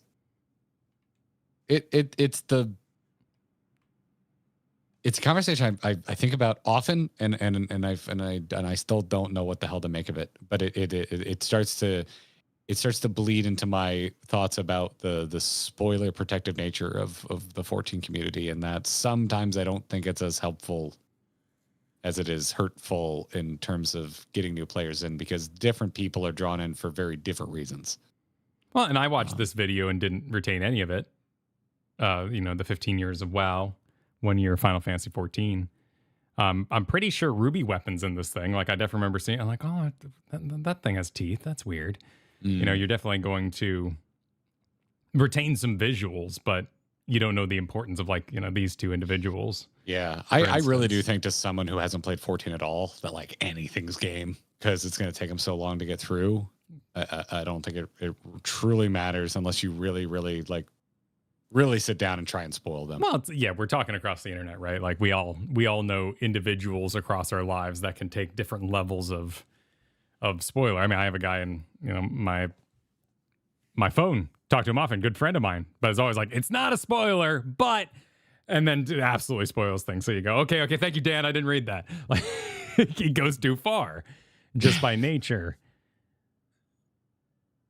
Yeah. But I think, I don't. But obviously the point that I think he is making here, which we have heard over the last 2 years, is that Final Fantasy XIV is your story and World of Warcraft's is the faction leader's story. But then I think of this tweet I saw the other day of someone being like, I can't touch WoW. I started it and I spent my entire beginning gunning down orcs on the beach. This is an atrocious, horrible war crime of a game. And you're like, well, that's interpretation because it is World of Warcraft. And that's what we do in WoW is we gun down orcs in mass. And then we gun down gnomes in mass. And it's how it goes. So everything's going to be interpreted by people differently. Dude, does that person, like, what game do they play? I think, and on the flip side too, you could say, like, holy crap, like there's going to be something in the long chain of Final Fantasy that is disturbing to you, and you're going to find something in there where you're just like, oh, for me, it's like Yatsuya. I'm like, did we have to go here? Really, like this far? And they're like, yeah, no, we're going for it. Let's do it. Yeah, it's again, it's why I say, like, I love the quote of triggers are not your fault, but they are your responsibility, because everyone has different triggers, and also the severity of what triggers you is completely different. Because calling cartoon orcs in World of Warcraft a war crime, that is like the most Twitter alarmist thing I've heard in a bit. It's pretty pearl clutchy for sure. But that person spends too much time on Twitter. 100%. I mean, get off Twitter. It doesn't seem like it's healthy for then you get into like the reward feedback kind of thing of like, would you have been this person if your audience hadn't pushed you to be that person? Now you're this person. All sorts of you believe your own lies, kind of narcissist things that can happen. Anyway, yeah, in comparison, but because of who I am, I can't just let it sit at that. I have some ideas of how I would have changed Shadowlands. And trust me when I say I've thought about this. It's not even that complicated. I don't have to change the theme or even the overall structure of the expansion. Oh, he's gonna fix Shadowlands it. could have been roughly the same, except the focus always should have been on fan service. Just like a quick social experiment, if you'll allow me. Okay. You've died or taken a weird portal, you're in the afterlife. Is your priority going to be deep diving the political infighting and machinations of various factions? Or would you go find a lost friend or family member? Maybe plan a lunch date with a dead celebrity you always admire. Why they thought anyone would give a damn about the truly unimportant characters. Okay. Shadowlands is Back to the Future if Marty went and talked to the president of the United States instead of going on a quest with his dad. With his own people that he knew in his own life and meeting Biff. Yeah, I mean, that's... Shadowlands is what if Back to the Future sucked. That is really weird. Because if WoW can be intensely fan servicey, that's why we have to watch Thrall or for me, it was Wrathion getting the killing blow on Blob Monster at the end of BFA. That pissed me off. N'Zoth? That was too far. We were the ones who were supposed to fight N'Zoth, and Wrathion just jumps in, and I'm not even a part of it. Like, that was my... There were many things, of course, that, the snowball was rolling. WoW's always been about that. It's about the heroes, and it's not about you, the character. But that is fan service, right? But then they try and... Yeah. Like, if you liked Wrathion and you were invested in his war against N'Zoth, that would have hit different for you. But if you're more into, like, no, I want to kill N'Zoth, yeah, I get how you got there. Yeah, so you relate to the fan service.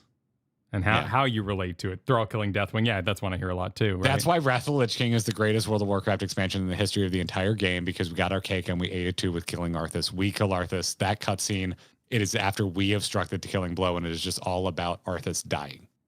But we still felt responsible for it, and we didn't watch Tyrion run up and smack him with the sword. That's interesting. We did that.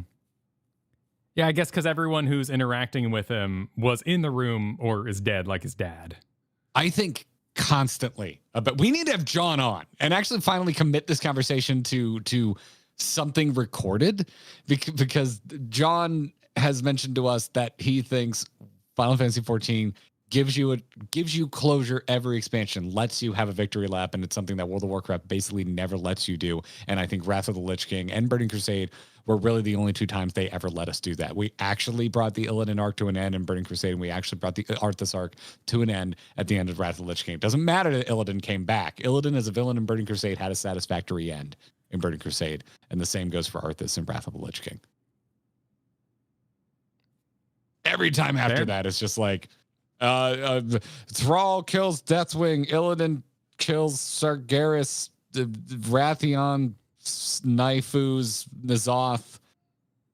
Was that the knife he was using? Did he use that? I think it was a Knifu. He actually. I don't where did he get that? No, I don't think it was. I don't remember. I don't know. I don't care. Yeah, fair. Not trying to make you manage the afterlife. The focus of the expansion from the beginning should have been about giving a send-off to the characters players both loved and hated for the last 15 or 20 years. Just giving the players that little bit of closure on just a few storylines would allow them to finally work in all those other characters that have to sit on the sidelines for every other expansion. Also wrapping up plot points like, oh, I don't know, the giant sword, or the fact that everyone's favorite Draenei is now a literal genocidal maniac. So like I was saying, we don't even have to really change that much. We can work with the zones we were given. The plot of Bastion should have been about Arthas, Uther, and Jaina coming together and forgiving each other. Maldraxxus should have given us some amazing send-offs to heroes that we've known throughout the series, like Saurfang maybe meeting his son in the afterlife, Bane and Cairn getting closure. Hell, the group of them could have teamed up in that zone, and then it would have made the scene later where Anduin breaks free all that much more special. God, and then that would have been awesome. Did they not? Why not? Because they didn't do anything that anyone actually wanted them to do. Okay, he's about to do the cutscene. Been his father. That's such a good emotional moment. All the support in his life helping him through that moment. Come on. Revendreth would have been about the villains we fought and potentially seeing another side to them. Maybe underneath all that hatred and anger and rage, there's some good in them. Except Garrosh, who is still an unforgivable giant piece of shit. But then seeing all these other people change, maybe even Arthas can be your guide through this area. Add some even more weight to his character and his unwillingness to budge. And then Ardenweald, I honestly think what they have in the game already is pretty good, close to what I would have done, but it would have been entirely about story, in my opinion. Really? Oh, wow. Yeah. I look at this and I do not give a crap. I'm a big Night Elf fan, and I think they were very true to like everything that was going on with the Night Elves up to that point. So Night Elf stuff, okay. They've been doing Tyrande pretty well in modern World of Warcraft, I think. I think they've been doing Tyrande pretty well, and I think they've been very smart to sideline Malfurion because he's a horribly boring character. Oh no, I'm not even talking about. I'm just talking about like this aesthetic isn't mine. I don't like little. I live for this shit. This is why I don't really like any of the forests in Final Fantasy XIV, because they're very normal forests, and I'm like, give me something bordering on Avatar. Let's go. I need more bioluminescence. Literally the SpongeBob meme where it's like, I'm gonna make elves live in the forest. Bold of you, sir, and they don't like dwarves. Feeling daring, are we? Sometimes I want what I want. No, and same thing happened, like the Garrosh thing. I'm like, yeah, he's a complete bastard. How fun. Like, you know, and there you get into people be like, well, you like, it's the same thing you do with Breaking Bad or Darth Vader is the big one for you, right? Where people go, you like Darth Vader? You're a monster. And I'm like, no, in a video game, I like the idea of beheading the enemies and putting them on catapults. I would not do that. It's messy. It's unhygienic. How dare we have any way of discerning fiction from real life? Just so confusing. My God. I just can't believe. Oh, yes, every member of the 501st is a fan of war crimes. Yep. That's it. Yeah. You got it. You got it. You Twitter-brained nightmare person. All right, continue. The people that she lost forgiving her. We keep the dragon plot stuff, and we use that as a through line for the next expansion. Now, why did we do all this, Jesse, you may ask? Well, it all comes together in the final fight, where, again, because who gives a damn about the jailer, this moment is for you, the player. This guy thinks he's some unstoppable evil that's going to wipe out reality, but you are the champion of Azeroth. And this time, you brought your friends. Yes, I am 100% stealing from Final Fantasy XIV, but some of WoW's best stuff is stolen from other games. So as you're battling the jailer with your raid, imagine it looks like he's going to wipe you, and then the music swells, and from the sides, Jaina and Arthas and Uther appear. But wait, that's not all. Tehran and the countless wisps of Teldrassil descend from above. All the warriors of the past, we're talking your favorite characters from the beginning. They're coming through portals like it's Endgame. And just for good measure, Garrosh who has been... Never mind, keep this, because my joke is going to be about Garrosh. A dick through the entire expansion, who probably, in my version, would have been the final boss of a raid or a dungeon. He comes through like no one's gonna end reality unless it's me, you son of a bitch. Can you even imagine how hyped this fight would be? And that's not even a detailed version, that's just an idea. I was going to say, and then Sarfang and Thrall, they grab Garrosh and they launch him into the jailer like a projectile. You ride Garrosh like Xenos. I mean, there's creepy things, right? And that's going to happen in any conspiracy theory.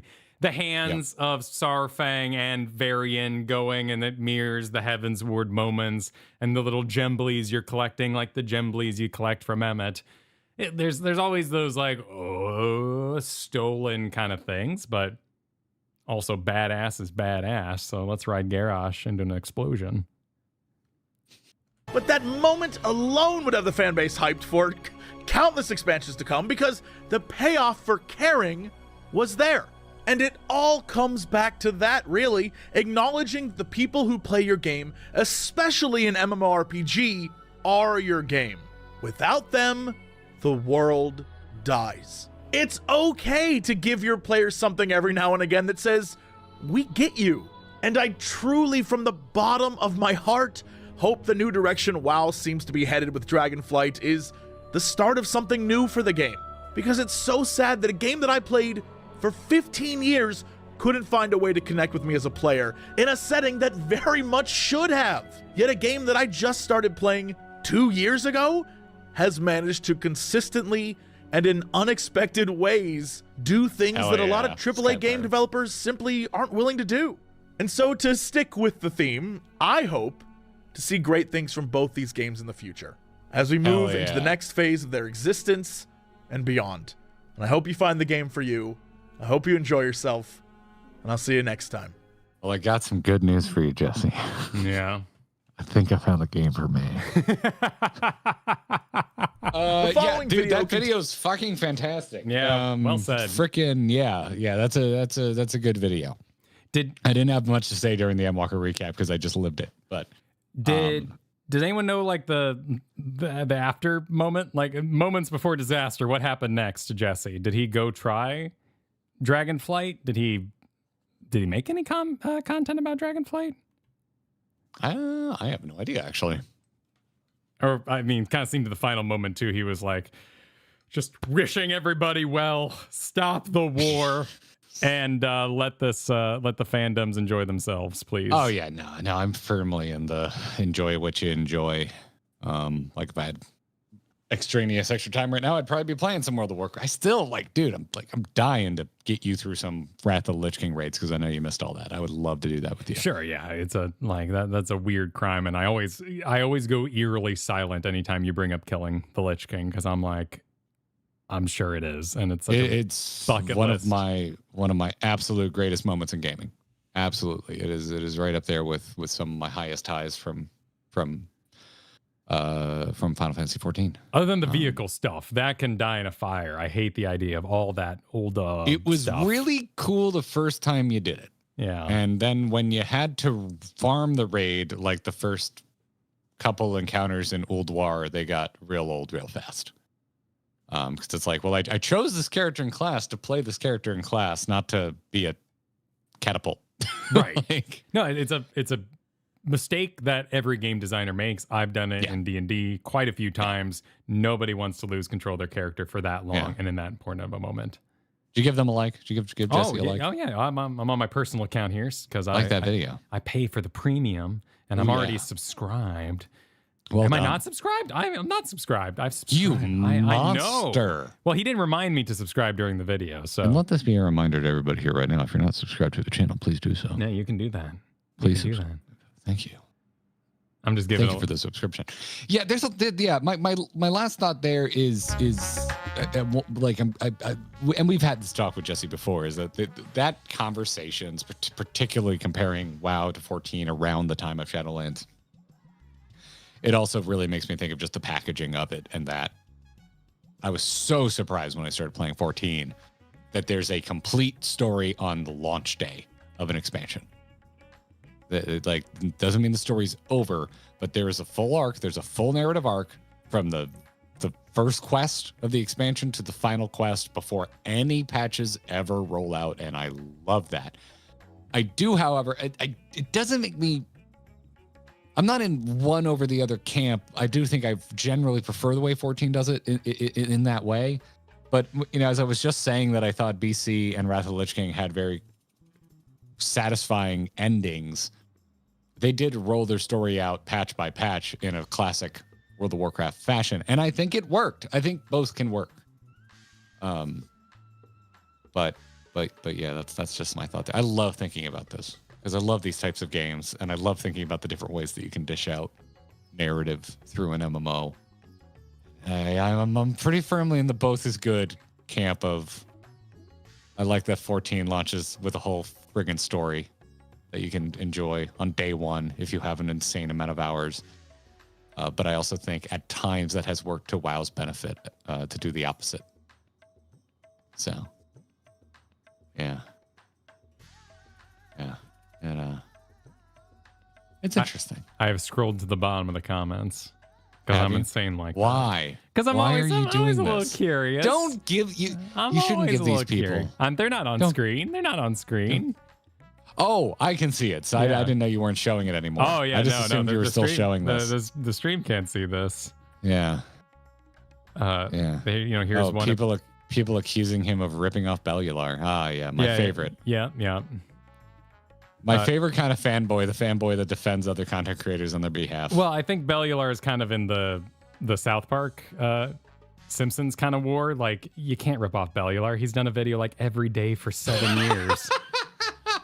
You can't come up with a topic he hasn't covered. It's just I applaud that man's work ethic because he has at it. Here's one, and this one speaks a lot to exactly what I was talking about. Endsinger was hot trash. Absolutely did horrible war crimes. I'll take Jailer, who's more fun anytime. And you're like, okay, and that's a paraphrase, of course. But there's people who are just gonna not respond to a certain comment. I was just content. I was curious. Wow, bad. Final Fantasy good. Saved y'all 20 minutes. Those are always fabulous comments to receive when on your behalf, somebody sums up your video. Just all right, I'm putting it away. I'm just putting two people who cannot get along in the penalty box for a minute. Get along, or those timeouts will get longer. All right. Let's see here. Next on our list of activity, unless you want to have anything more to say about the fine video we just watched. I think it was absolutely fantastic, and it makes me want to return to the heyday of the way they did things in and wrath. There's the only other thought that raced through my head, and I was too busy laughing about Garrosh to articulate myself, is that I think again I think there's merit there. You can make it work where your characters in game are being the heroes and not you, the player. But I really like what Jesse suggested there at the end of like, hey, what if everyone kind of bounded together so that you could actually defeat the jailer? Because then to me it's like a little cake and eat it too, because they're your known quantities. Your characters are empowering you to be the hero, so like everyone gets in on it. So I do think that would it's thought-provoking. It's thought-provoking. Cloud Titan, if you can't get along with yourself, I wish you peace. I would suggest. Yeah, I would just suggest you peace. I can't get along with myself sometimes. I have no idea what's happening. I'm just tuning in. I'm horrible at reading. No, WoW and 14 folks fighting is the gist of it for me. Which is fine. You can disagree. Just disagree kindly and move on. Well, we've got some supers to read here. Do you wanna head into like a low level paladin dungeon and take the supers while we kill things? I would love to run a dungeon with you, even though I've already knocked out my bonus for the day. But sure. Do you have any idea how instant the queues are for a solo queuing tank? Do you have any clue how little I have to wait? I love it. Really? It's wonderful. Huh. It's so quick. I think I did like 6 dungeons today already, dude. Oh, wait, hang on. Let me put on a shirt. My shirt is missing. There we go. I think you should not put on a shirt. No, I think I'd like stats. I've learned my lesson. I think you should not put on a shirt. I'm a bold man, but I've learned my lesson a little bit. Yeah. No, I think you're... just get a little XP on something I'm working on. Itbricks, thanks for the super. So tell us how the expansion hurt you. I think I did just that. I think I informed everyone pretty well how the expansion hurt me. Let me turn the sound back on for... Yeah, there we go.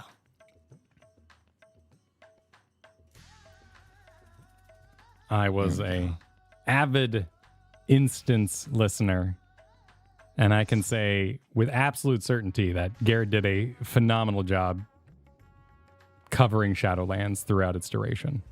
And he is intensely professional. And I'm not joking. I did my best. I'm absolutely not joking. You did amazing on that show. I tried. Try not to be in a stick in the mud while not letting the game get away with murder. Yeah, no, it was a hard balancing act for sure. Suda Super, thanks, Kyle. I can't unsee Sylvanas and Fandaniel as the same person now, and the fact that this comparison makes more sense makes me hate Shadowlands even more now. It ended up not being the comparison that Jesse made, but it does kind of work. Please compliment my my portrait, by the way, from my paladin. I'd really like you to look at my portrait. I love your picture. That is amazing, dude. That is honestly one of the best portraits I've seen in a long while. That is amazing. I absolutely adore it. No shit. I was thinking as I was making it, I just want to make Kyle laugh with this. Well, you did. I was just like, you nailed it. That is so amazing. Pull into the cobweb because we're in 1,000 miles. Do it. I look cobweb pulls. I look really cool. What the hell am I wearing? Cobweb pulls. I don't know what you're wearing. Are you wearing butterflies? No, not today. Yep. Thank you, Woody, for reminding me that fear leads to anger. Yeah, I got it. Hate leads to suffering. And Shadowlands leads to rants. I mean, it seems like Dragonflight has been a success. I've enjoyed what I played of it. I found dungeons a little disappointing, but it was fine. And I like that Syndragosa showed up at the end. And I'm interested enough that at some point I will watch a recap video. That is, and that is positive movement for me in my relationship with World of Warcraft's narrative. That is fair. It is positive movement for me. It's how I choose to enjoy most B horror movies.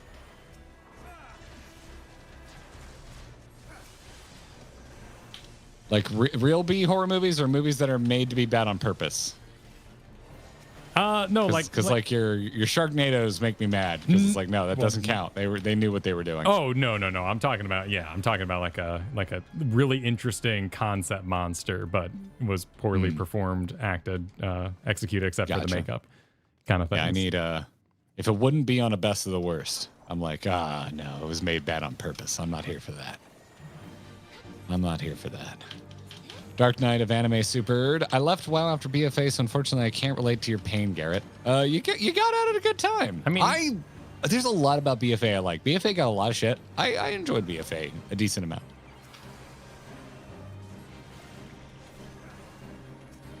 BFA suffered from some bait and switch, which was upsetting, particularly when it came to, what was the scenario things?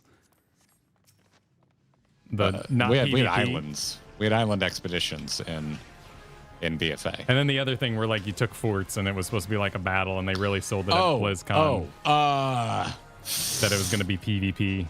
What was that called? It was just another thing that felt like No, chat's gonna beat us. The name was a little Battlefront. Was it Battlefront? Was it that Warfronts? Oh my God, they all sound so generic. Warfronts. Yeah. It was Warfronts. I'm like Battlefront does not sound right. Sounds like a Star Wars game. Because it is. Let's keep. Yeah, get more. I'm gonna pull the pudding. Yeah, we don't need prison pudding. Everything's dying so fast. There's these polls are over, but by the time they collect. Oh my God. The pugilist name is giving me a giggle because I think they don't main pugilist. Mac Blaze. Yeah. My favorite episode of It's Always Sunny. The gang plays Final Fantasy 14. Excuse me, they cast Fist. That's fair. That's fair. Did the jailer is blue balling us to this day, said Suna. Did Endwalker do odd ads? Because didn't Shadowbringers have that one with Spider-Man? You know, where Spider-Man was playing and he was going to become like the Shadowbringer, and it didn't really probably make much sense if he actually played. I don't know the answer to.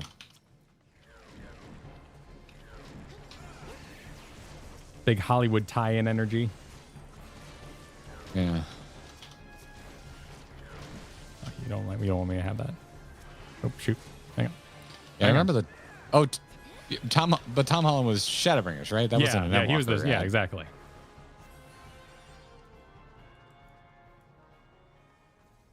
It's ironic now because he ended up starring in the Uncharted movie. What? He was playing with like a PlayStation control in that ad, wasn't he? Oh, interesting. You think that's where they were like, "Hey, that man looks good with a PlayStation controller." It's a PlayStation exclusive. Get that man a movie. Let's be honest. That seems like about as much thought as went into the Uncharted movie. I never saw it. Neither did I. Because it looks terrible. Did not look good. No. And yeah, Marky Mark was. That seems like the worst casting in the world for Sully. A little half baked. Yeah, that's not the Sully vibe. I've only played 2, but that's not the vibe.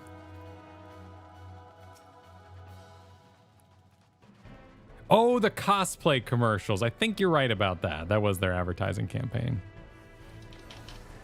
Oh, with like that really good-looking Asthenian? Is that what you're talking about? I think so. I've never actually seen the ads. I just see people reference the ads and then screenshot it and then thirst over whoever the hell was playing Asthenian. Oh, well, like people will do on the internet. And sometimes I like things living out of context in my brain. It's fun. That was very much the jailer has little crystals Endwalker thing, which honestly made me think that the whole Endwalker Shadowbringer experience was going to be a lot more about little crystals. Honestly, it made me think both games. I'm like, these are pretty small points in both games in the grand scheme of things.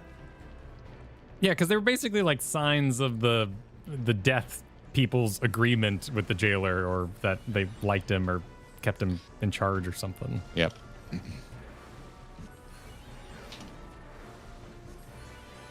You can let the scholar die, by the way. Oh, I'm gonna let you die. Or not scholar, summoner. They're pulling ahead of me. So. Oh, I see. You By are all means. You are rezzed. Oh, thank you for the res. I appreciate it. They're on Mac Blage. I was hoping it would kill the summoner. Mac's gonna live. Do I need to recast? No, you still got your cardiac arrest. What a Cardion.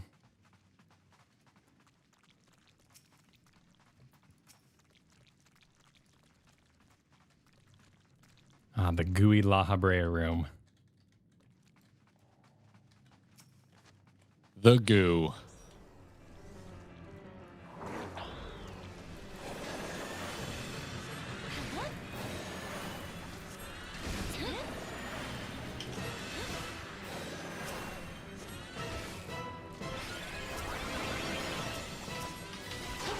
It's reportable? No. That's what people say all the time to the healer. It's the healer who gets reported. And we go, yes, it's not your power to control. And we keep healing the person even though they're in the wrong. Because that's what we're into. You live by my rage alone.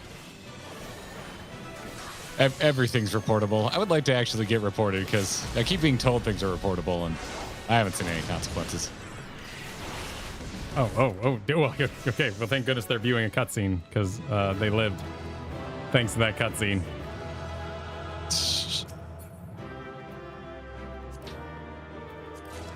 Book of brass and a weird axe. Perhaps a halberd. Thanks, Coffee. I appreciate the report.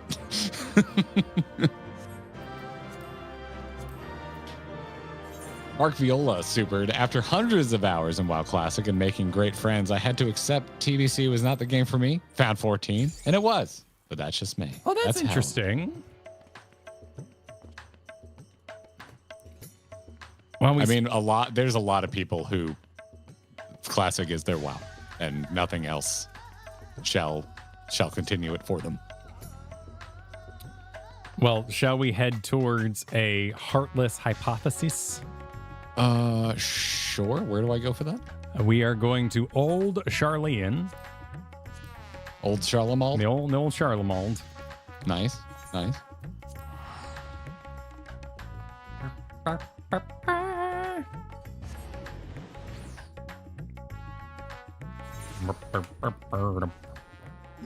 And here in Old Charlemagne, we want to find 10.9, 14.3.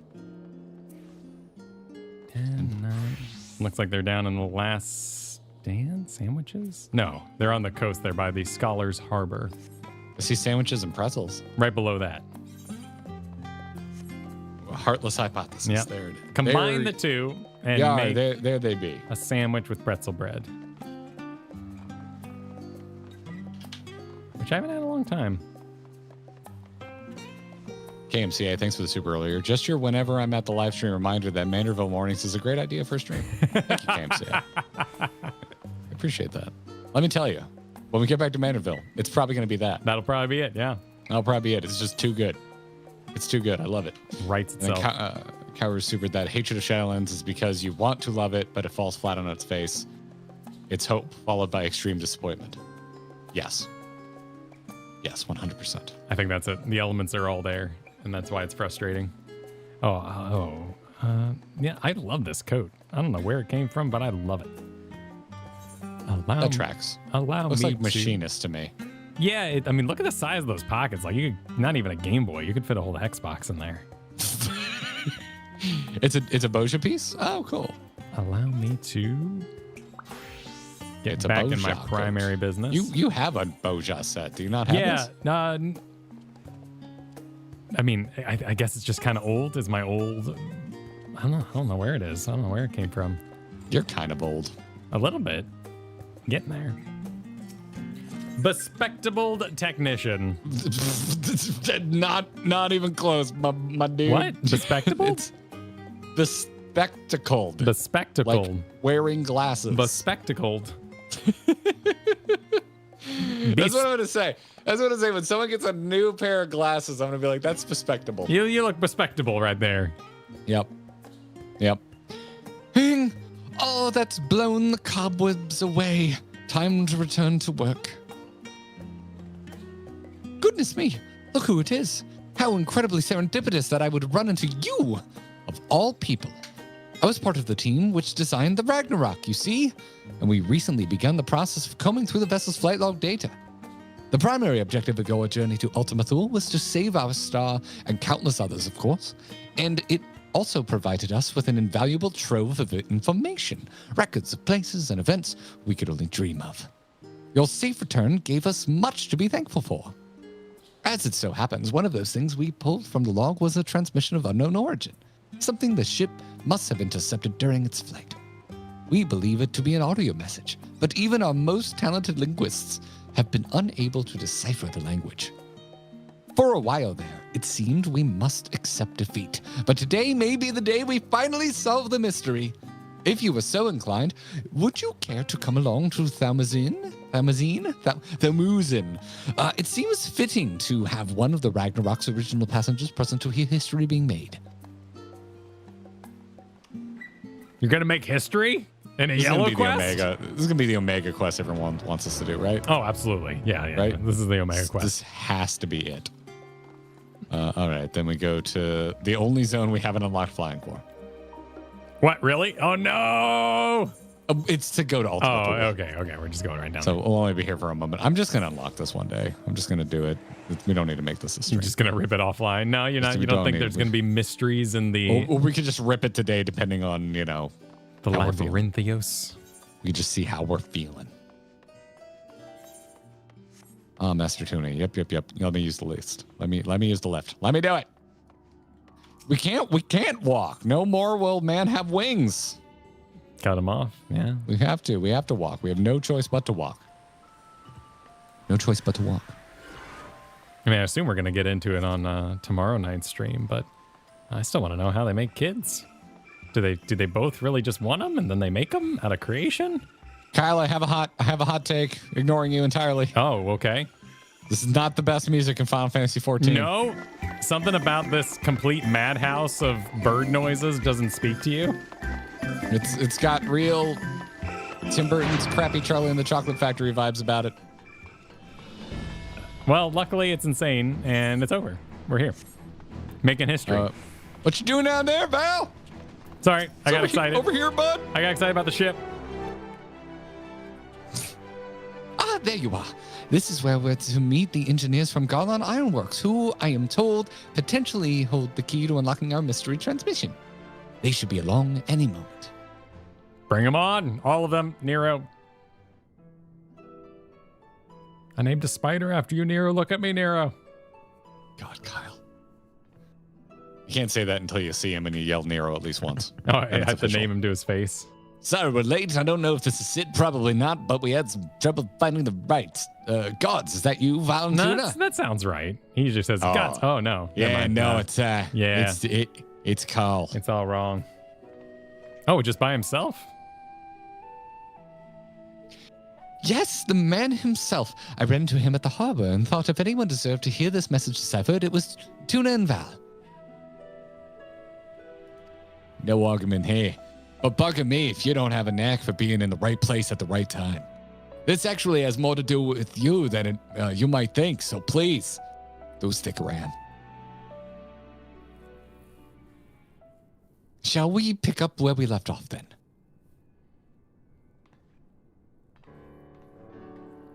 As I was saying, we think this transmission the Ragnarok intercepted is a message of some kind, albeit in a language entirely alien to our ears. Is it a screen? Alien being the operative word here.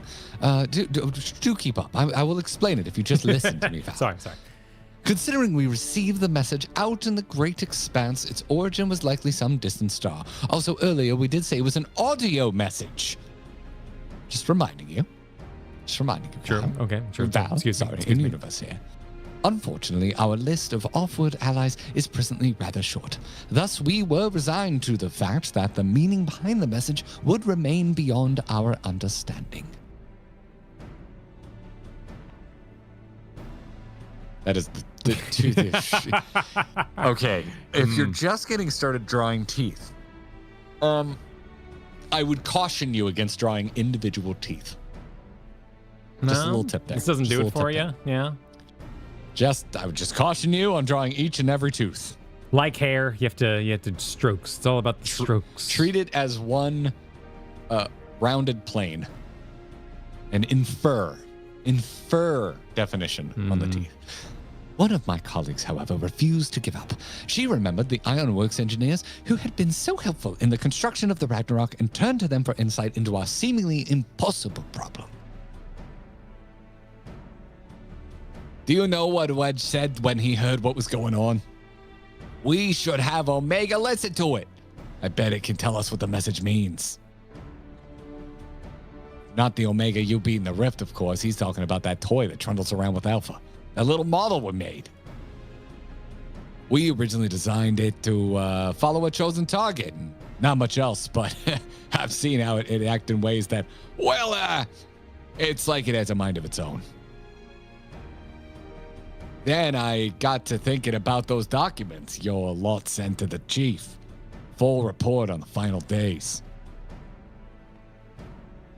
In the part about Omega civilization, it said their people discovered how to convert their mind into data stored outside the body. Timing being what it was, I wonder if Omega didn't somehow transfer its consciousness into our model right before you put an end to the real one.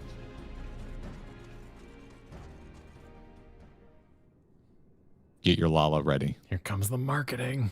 So, in an effort to get to the bottom of that, as well as take a crack at this indecipherable message, we decided to make some modifications. With help from Labyrinthos technicians, we've upgraded our toy Omega with a fully functional vocalization module. Also, prepare your Omega vocalization module. All right. Now get ready. We played the transmission for Omega, and I think it's ready to share. Quay.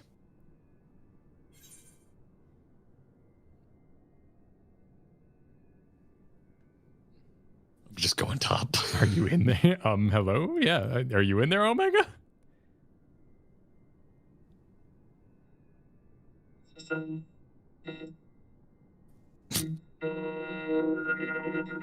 Affirmative. No, I don't like this one. It's a bit too crunchy to be understood. Oh, excuse me. I got a little louder. This one, is this understandable? It's definitely better than whatever you just had going on. Yeah, I don't think I have any meters for this. I can't. Unrobot my robot. There's only so much. No. Oh, geez. There's only so much robot you can robot. Okay. Affirmative. If my Omega, referring to consciousness, rather than my entire 4-bar chassis existing inside this considerably smaller frame. Prediction. Oh, shit, I love it. Okay, we're not doing that for that much. If this is the Omega Quest, he's gonna say a lot of things.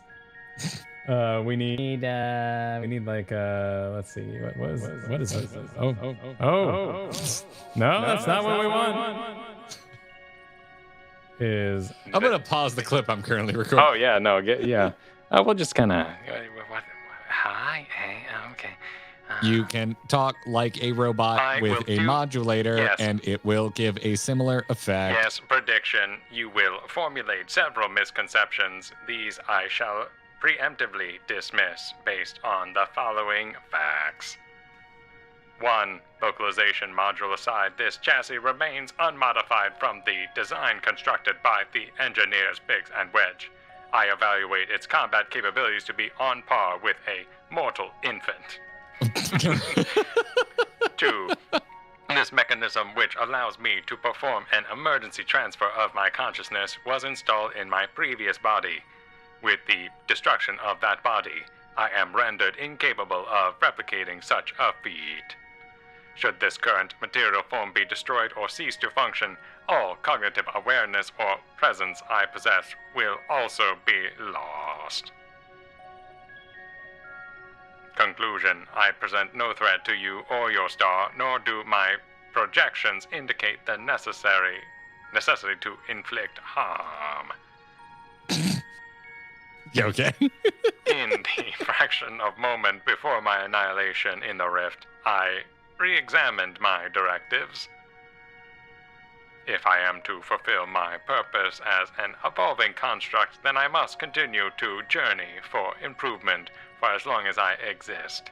I must acquire this heart of yours, this strength of soul. Oh, no. I'm so sorry, Kyle. Heart of the cards? No, I just know how you feel about robots learning to feel. Oh, it's different when they were once people uploaded. It's okay. Oh, okay. All right. It's very specific that they have to be full robots that only learn how to feel when they were already robots. Because then someone programmed them to have this issue in the first place. And welcome to existence. If you uploaded your consciousness into a robot, then that's just a person saying, do I exist? Of which we all wonder in our corporeal meat forms. Okay. You just have a bunch of excuses. Yes, Good. yeah, exactly. Gotcha. Exactly. Well, there you have it. It's not wrong about its combat capabilities. It'd be more likely to damage itself than the thing it was trying to attack.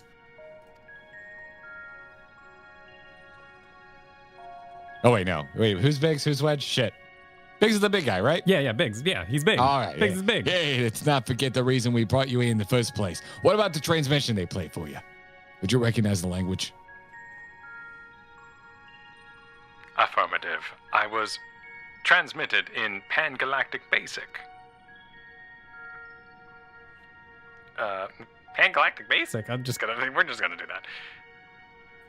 A common language in comparatively extensive usage throughout the worlds we have conquered. Which means you can finally tell us what the message said. That is a language you understand, yes? I understand it perfectly. I am fluent in over 6 million distinct dialect codings. Bleep. So many Star Wars references. I get it. My cooperation in this matter, however, is conditional.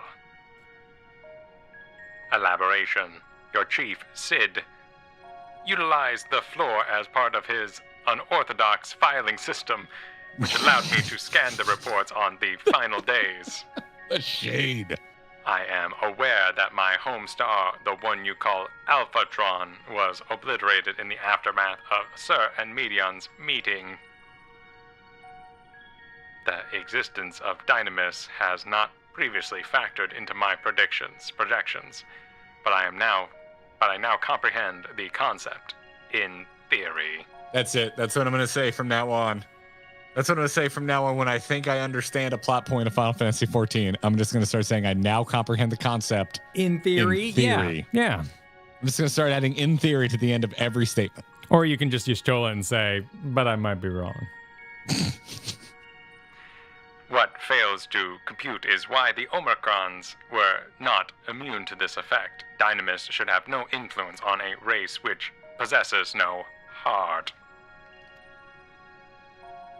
Yet, Sir expressed to Medion a desire to cease existing.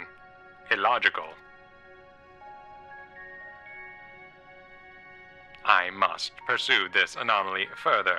Until the full equation becomes clear to me, I must analyze all the elements of the final days and deepen my understanding of the heart's intangible properties. To expedite this process, I require an external interpretation of these sections of the report which continue to produce errors in my calculations. I request the assistance of Valgaunt and Tuna No Crust, as one who experienced the ravages of ultimate despair on multiple fronts and displayed immeasurable heart in engineering my defeat. They is the optimal choice to fulfill this role.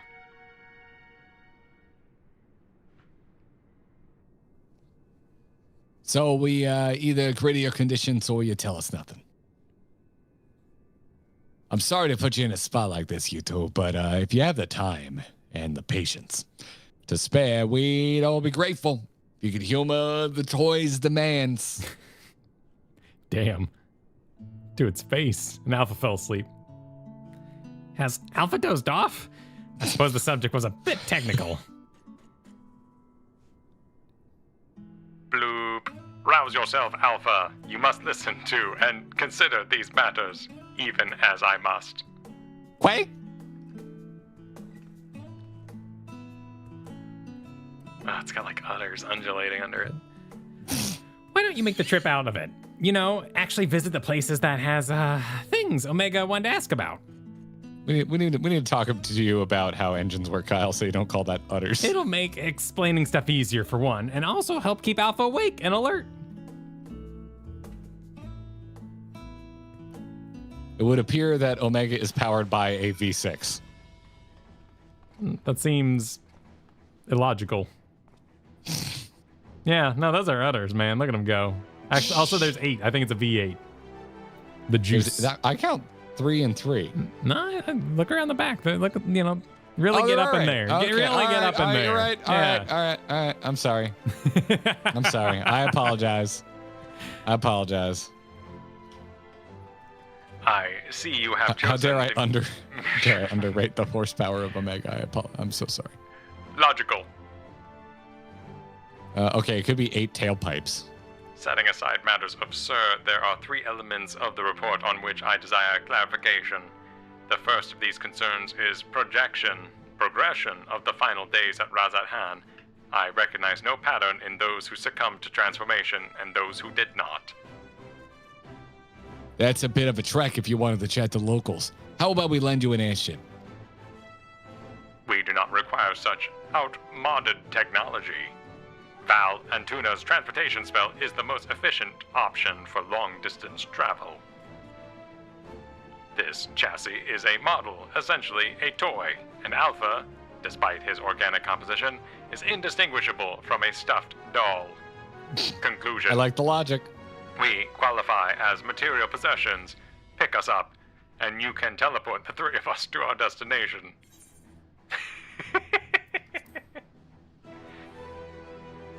The journey for answers.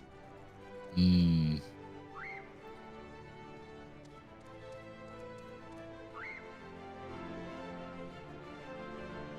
should check out our Discord where Sarcardo has given you the motivational poster you always dreamed of. It's in the members general. Oh, wow. Look at this. You should share this with chat. All right. The sliver of ether one. Yes. It's beautiful. Put that on the wall. We should print that and just frame a it. sandwich. All you needed was a sandwich after all. Just a little sandwich made of evil. Let this remind you that you are not who you are when you're hangry. You're just not. Bleep. Sensors indicate we have traveled to Razat Han. Objective, identify factor for resistance to involuntary transformation. Hypothesis, unaltered survivors of the final days will display significant strengths of heart. Confirming this theory will require the cooperation of live subjects. Where is the ward designated for residential habitation? Understood. Going to comma.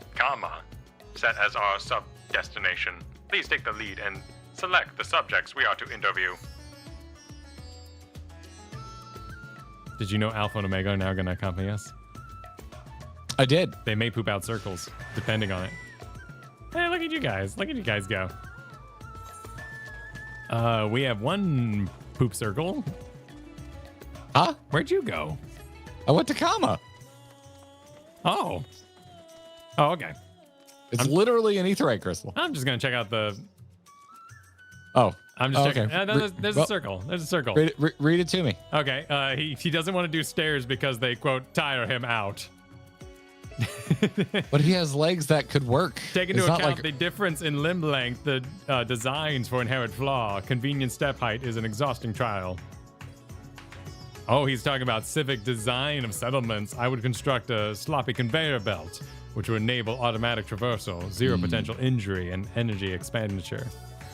And perhaps Quay. Yep. Big Quay energy. Omega would be so much better at the stairs than any of the Star Wars droids. Well, he could do little flips, you know? Yeah, totally. He could. He's just got friggin' legs, man. Yeah. He just walk up the stairs. Just do it like a R2 takes slinky. forever. R2 takes frickin' forever. And thank you, chat, for making sense of that. I thought it was weird that Kyle said sloppy conveyor belt. So, okay, we got it now. Oh, was it slopey conveyor belts? It was sloped. Oh, sloped. Not slopey. Sloppy. I'm talking to a Huron boy. Why am I? Oh, Huron boy. Hey, you over here, tall one with the cat umbrella.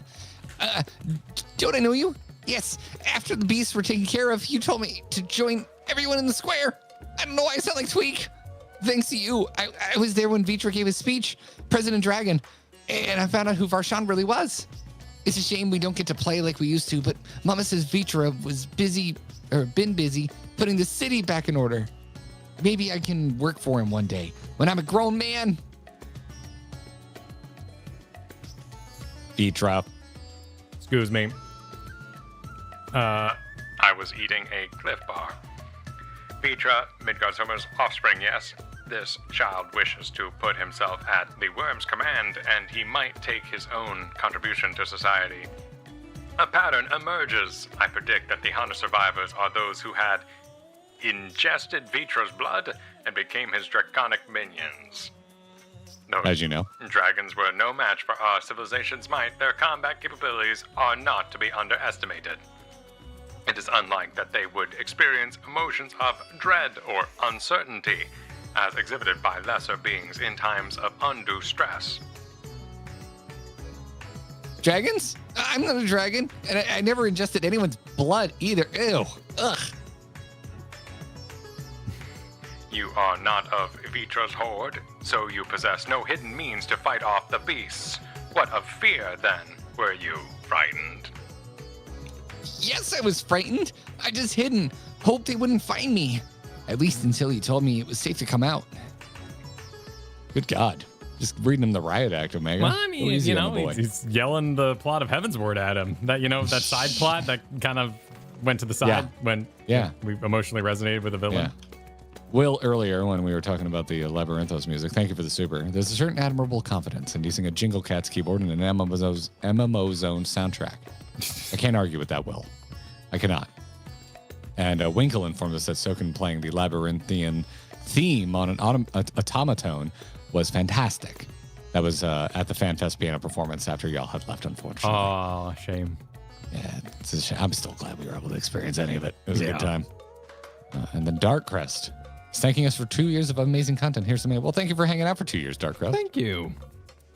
Enjoy your newly updated GG icon. It's shiny and pink. Oh, hello again. You're the one who came asking me questions about Kalzar.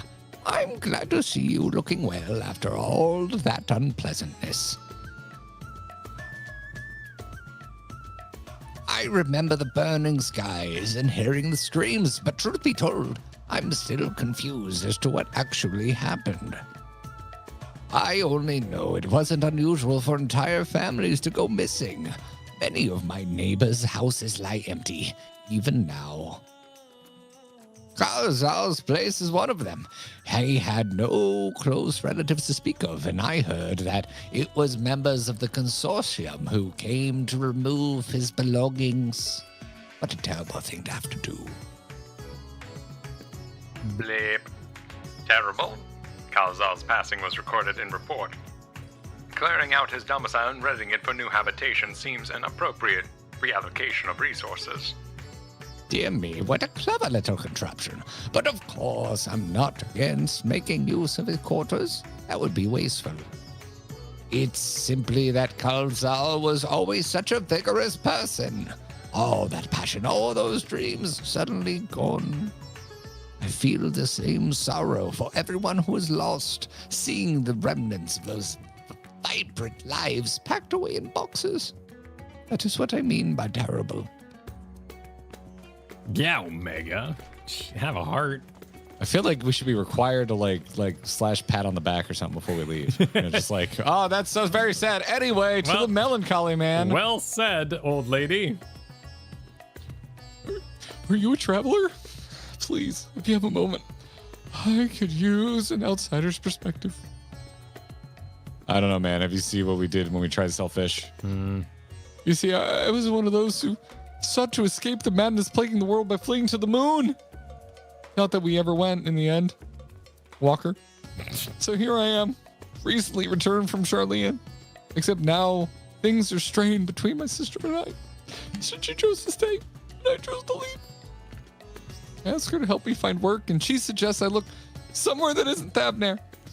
As if I wanted to abandon my home. Makes me so angry. Blip. Your point is unclear. You elected to relocate to the star's satellite. Thus, your relative now perceives you in a negative light. Your sibling's judgment is an error. Based on the information made available to Hunter citizens, your decision to withdraw to the moon was both logical and correct.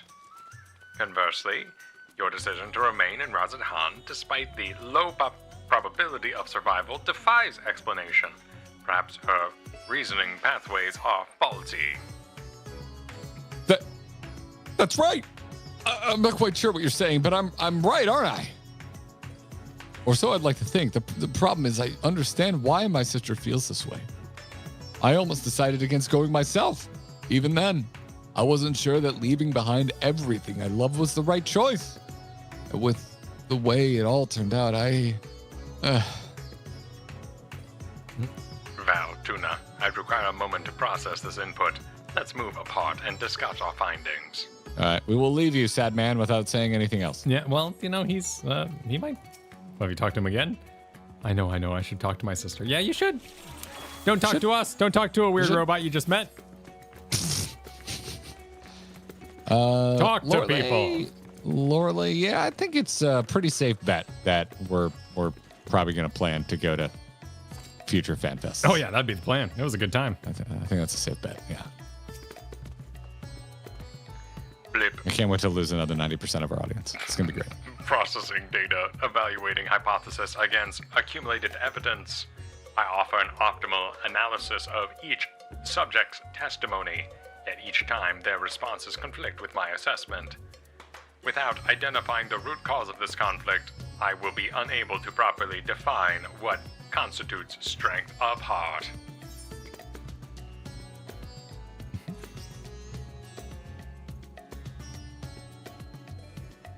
Oh, damn. Throw some shade at him. I assume we're going to keep questioning, so let's keep questioning, my dude. I'm going to throw Xenos at him with the top one. Acknowledged. A large sample size will increase the probability of discovering an underlying pattern. What'd you get? Mostly just Omega is like, interesting. Maybe I was wrong. Maybe my question is inherently wrong. Next, I wish to interact with the individuals who endured similar circumstances to Kalzal's prior to his transformation. Are you acquainted with any local merchants who had dealings with him?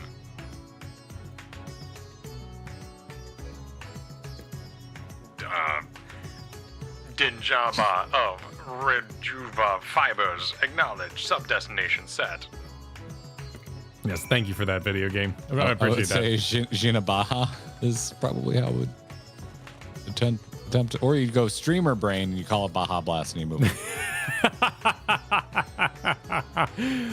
Which one is more insulting? You be the judge. You be the judge. We go with Subaru Baja as Subaru well. Baja, yeah. Good car, that.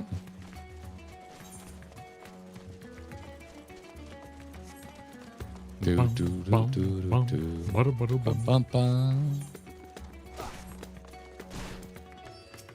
right, you. Sorry. I must ask you again, or thank you again for your help in moving our textiles. Recovering from this tragic event has been difficult, of course, but with everyone pulling together, we've managed to get things back up and running. Oh, Baja Blast. I come with questions relating to the tragedy. Tuna said it, not me. Specifically, your survival of the final days. Although you are similar to Kalzal in many respects, he succumbed to the transformation and you did not. Why? What is the critical difference between you and him? What? I'm sure I don't know. I'm not especially brave or courageous, if that's what you're asking. Perhaps being focused on protecting our workshops kept me from spinning into panic. Still, I imagine Kalzal would have been feeling that same sense of responsibility. Perhaps the weight of it all is what invited his demise. You were of the same mind, resolved to the same purpose. Yet your strength of heart, of spirit, was not equal. If merely emulating the individual is insufficient, then some other unseen factor must be involved. Not to interrupt these deeply philosophical musings, but do you think I could ask you a small favor? There's a man by the name of Nashvan who's been helping us out here while he gets back on his feet. I have a feeling he'd benefit from speaking with you. Leave by the eastern exit, and you should find him just outside, organizing some new inventory items. Okay. Where? Oh, okay, cool. I was wondering how we're going to get to that mysterious circle there.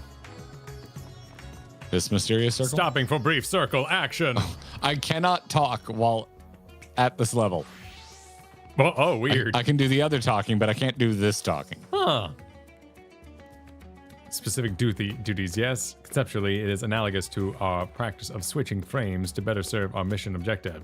I, for example, did not begin existing with a Omega model. I was originally supplied with the standard issue Omicron chassis, serial number M017. On this world, the alphanumeric combination would be considered my given name. Such designations are drawn out nearly indefinite registries of celestial bodies to avoid possibility of duplication. Furthermore, the cluster known as M017 is better expressed in your language of Omega Nebula, the same word I used to introduce myself to your kind. Though you associate Omega with the advanced weapon construct, it is also my name, and no reason to change no matter how my frame inhabits. And Quay, do you agree? Quay. Alpha is proud of his uniform. Okay, good for you. Good for you, Alpha. I'm happy for your uniform and you. All right, over here to a twin pair of magic carpets from Aladdin. What, the dead man? Oh, no.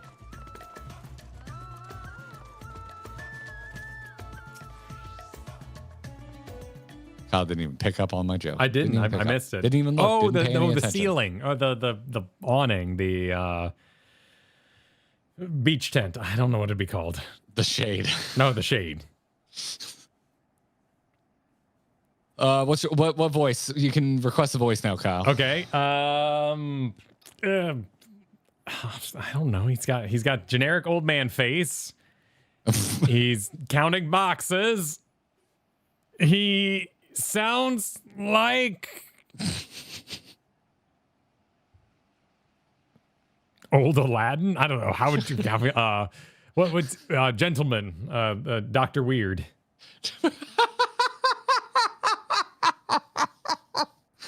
Gentlemen, that's all our orders accounted for, and everything looks to be of good quality. Kamala will be pleased. This guy sounds so evil. You were the Scions. You were there. Behold, the Warrior of Light. Yes, I'm sure of it. I'll never forget that day. You and your friends helped us escape when people began changing into beasts. My own son. He was afflicted. Oh no, he chose a silly voice for a sad moment. And that huge monstrosity loomed right over him, and I remember my heart turning to ice, freezing in place. The satrap came to my aid, and then he, too, was gone.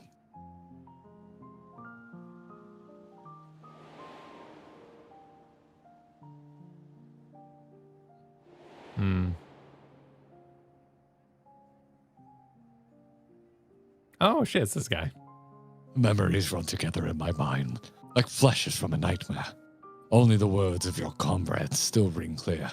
I repeated them over and over like a mantra as I fled for my life. You must run, for their sake and your own.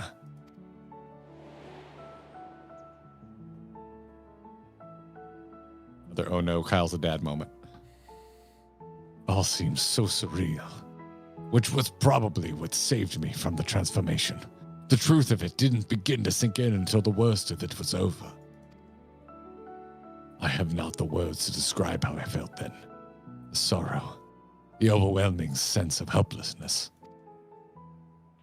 I may still be wallowing in misery, if not for my old friend, Jinabaha. I lost my will to work, and he encouraged me with kind words and odd jobs. Now, somehow, I live again. I am thankful to him, to the courageous Iowan, and to you. If you see your comrades, please let them know their efforts were not in vain.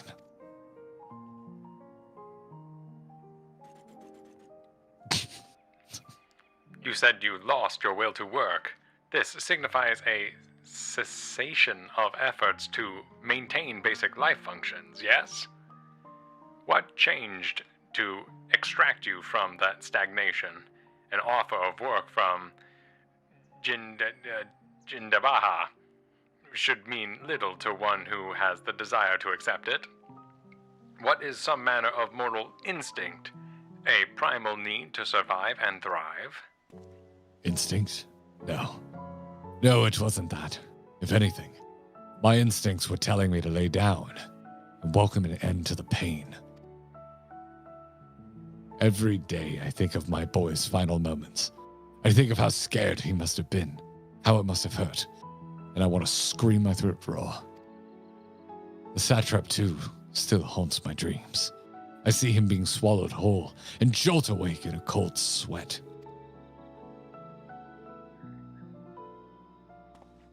But somehow, something changed when Jinabaha came to me. I looked up and saw that, even without my son or Eowyn, the world around me continued to turn. And because that fact grieved me so, I knew it fell to me to live on and remember them.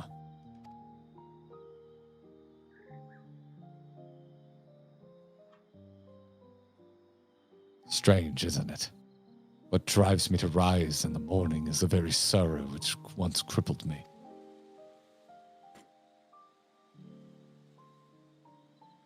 It's time to make another motivational poster from today's stream, because that is healthy. Now, I really must return to my work. To lose this job after everything I just said would be a poor jest indeed. May the sisters keep you well.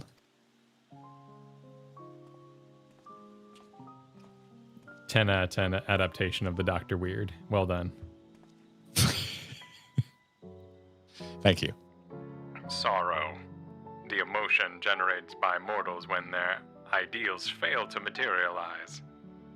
This I have observed.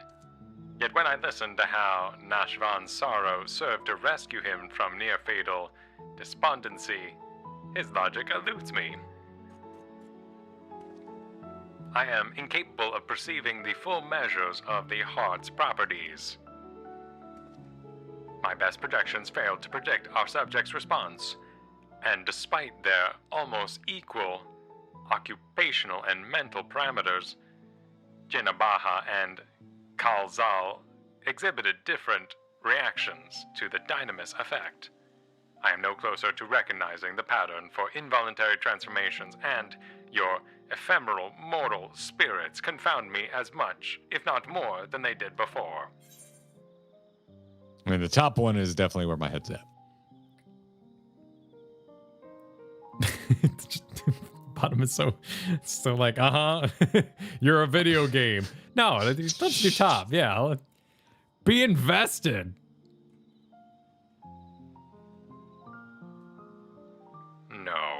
No pattern. You imply the transformations was not contingent on individual fortitude, but rather a random contribution of environmental factors. Such a theory would explain the otherwise conflicting data. Very well. I shall accept this as provisional conclusion to this part of my investigation. I do, however, expect you to continue supplementing my education of heart-related matters.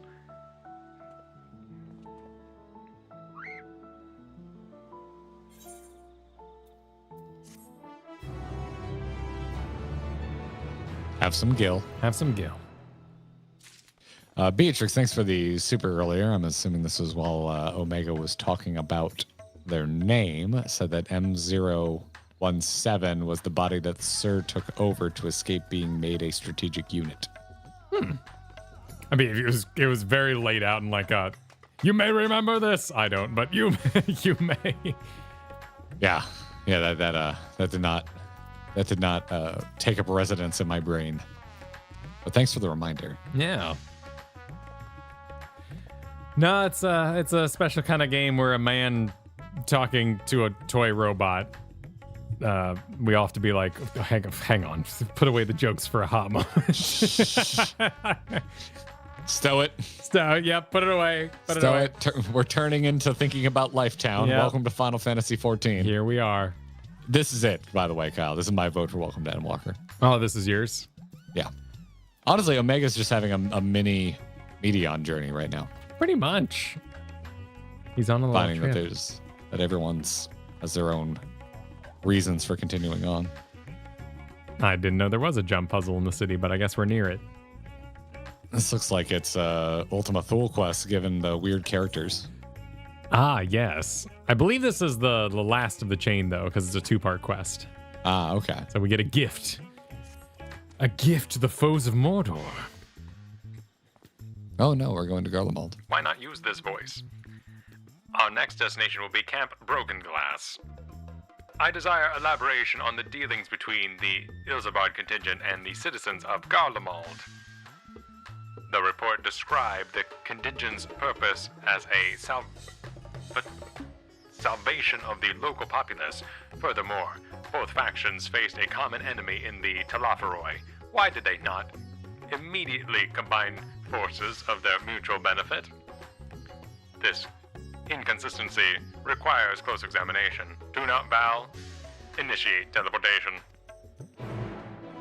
Thatcher Dartley is requesting that this get a good spot on the Wall of Welcomes. Oh yes, the Wall of Welcomes. It's a little late, but you can still be welcomed. We should do that. There's a YouTube comment that lives rent-free in my head right now. And it was just somebody who was like, why did they call them the Talaferoi when it was just 2 people? Why make a faction name? And Didn't the faction name predate? It did, and there were, but still, it is rather funny. You mean, shouldn't the question be, why didn't they drop the term the Talaferoi when it was just 2 assholes? It's not entirely accurate, but it is damn funny. The idea that 2 assholes decided to call themselves a proper name. And then kept it going for a little bit longer than it should have. A band of 2 is still 2 people. That is a good point. No, it's true. I thought the Talaferoi, that faction predated. Wasn't that what Asahi was a part of? Wasn't Asahi part of the Talaferoi? No, he was part of the... Oh my god, that would have been Stormblood. Was it? Was it that? Didn't he have a different... The Populares. Yeah, the Populares. Oh, I'm conflating. Yeah, I mean, how could you? It was just a short time ago, but a skip and a junk, over. I mean, they had we knew the Garleans were tempered, but if you consider the tempered Garleans doing their bidding, they're a larger group. Yes, exactly. But it is an interesting thought. I think that commenter is dead on. Never mind. It didn't predate. Never mind. Because 2 assholes was already taken. 2 assholes LLC. Register it with Sunbiz. Let's go. Teleportation successful. Evaluating immediate environs, a cold weather region of Aetherius standards, but significantly less extreme than a star within ice planet classifications. This body should not be unduly impeded. In contrast to Alpha, this uncontrollable shivering, my frame appears highly resistant to low temperatures. Retrieving data. Records initiated that remnants of contingent force and a number of Imperial citizens yet inhabited this location. We must speak with the representatives from both factions and explore their respective attitudes. Blip. Proceed. You are now being followed. Circle tech engaged. Circle tech engaged. Circling. I'm over by some boxes. Yeah, past Gonna spy on Ilberd from behind these boxes. Okay. All right. Uh-oh. Oh, you got that face. That face? That face. What does that face sound like? Tuna? Val? Come to see how things are progressing, have you? Very breathy today. A little tired. Can't speak for the overall strategy. Our communication with the locals have become a damn sight easier since Euless and his soldiers stepped in to help. Oh, we still face our fair share of distrust, of course. Some folk even think we're enslaving minds with our foreign magics. We have Anima to thank for putting that idea in their head. Yes, we do. But all things considered, I'd say we're doing pretty well. Establishing an open dialogue was the first big step. Damn it, I ate again. Ah! Query. Please hold. Mega, it sounded like you're chewing on something there. You consider this level of progress acceptable? Shit. Just take a moment. Just take a moment. Do your thing. It's all good. I must masticate. The reality of your efforts fall short of the ideal. If your aim is to provide efficient succor to the local populace, then absorbing their numbers into your command structure would be the optimal path. Oh, I wouldn't go that far. We're not looking to take over the nation. If we're to do this the right way, we need to recognize and respect each other's way of life. So while it may not be the easiest solution, I agree with the contingent slow and steady approach. I'm just happy with saving lives. Remember the Endwalker benchmark also showed off just like a huge battle that took place here. I wonder if there was a huge amount of people who were like, where's the battle? I want a battle. I don't want to be sad with dead sisters. I want to see the battle. I want to see the battle. Shadow from the past. Yes, I know you from Victor's Spoils. Have you come to laugh at me? A wretch who chose to lose Licinia and her sister rather than accept your help. The fool who ended up reliant upon your charity nonetheless. No, Jesus, man. Well, perhaps I deserve your derision. My compatriots surely scorn my failed conviction.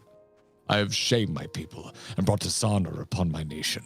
I am no better than a kept beast, my pride sold for a bowl of feed.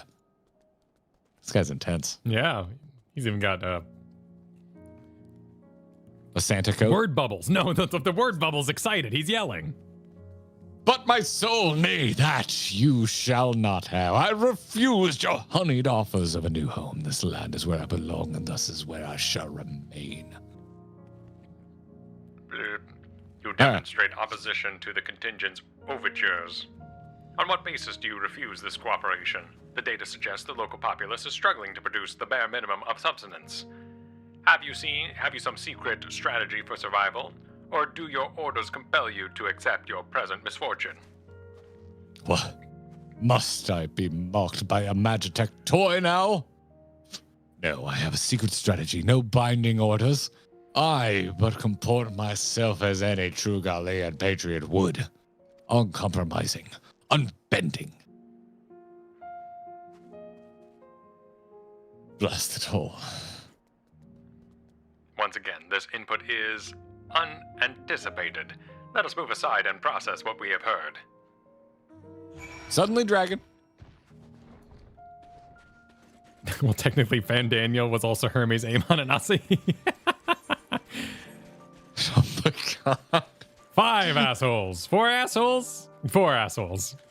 Well, KMCA, thank you for the super, is suggesting that 2 a-holes was actually already taken by Telegy and Lola Rito. Well, they just bought it so they could sell it later. You know, it's like when you buy up all the websites. They camped on the domain. Yeah, exactly.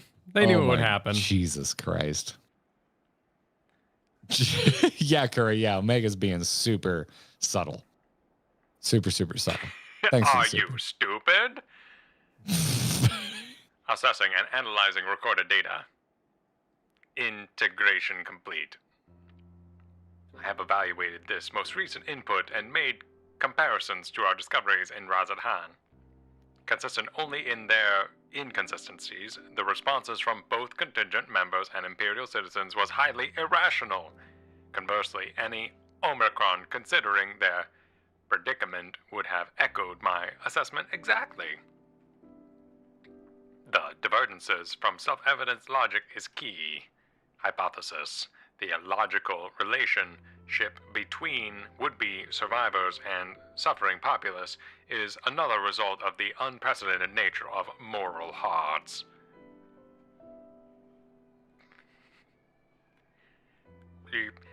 Any property or ability has inherent advantages and disadvantages. Yet never have I encountered such a unique determinant. It appears that those who share your metaphysical capabilities are prone to complicating simple cognitive processes. An undesirable quantity. I will, however, persist in furthering my understanding of the subject.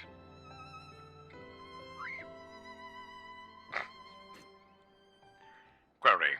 Prior to formulating our next step, I wish to know who is this Licinia, the Imperial mentioned.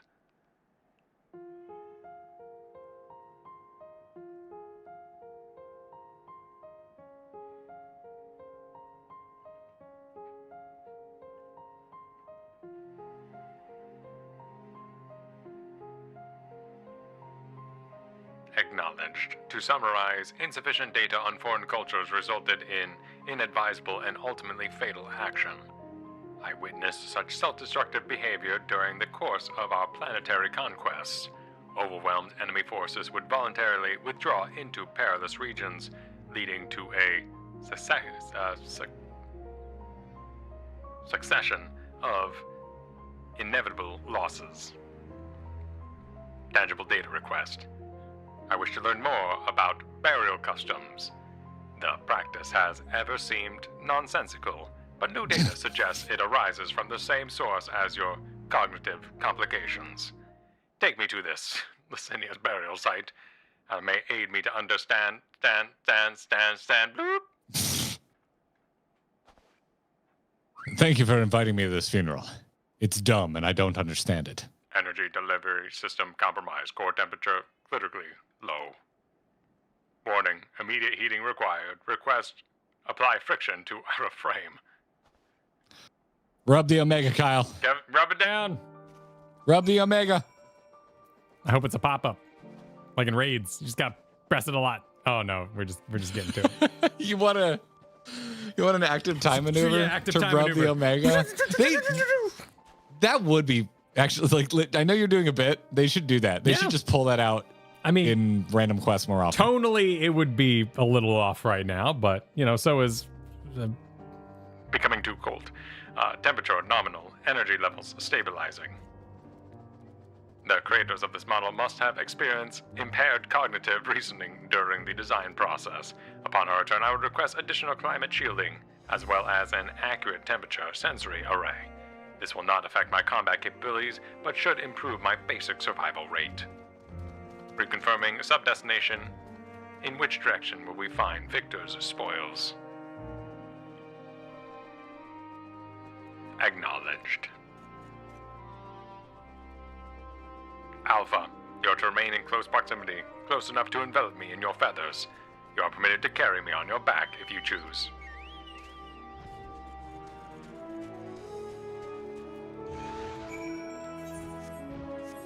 Well, Luke E., I want to thank you for your super chat, but now I really feel like cursing you for your super chat is more, is just what I should actually do. Why would you subject Omega to that? You know what you did. Put glue on your pizza.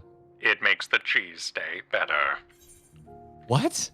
Are you not familiar with this recent discovery? No, again, while you study the blade, I was nesting. So. Google.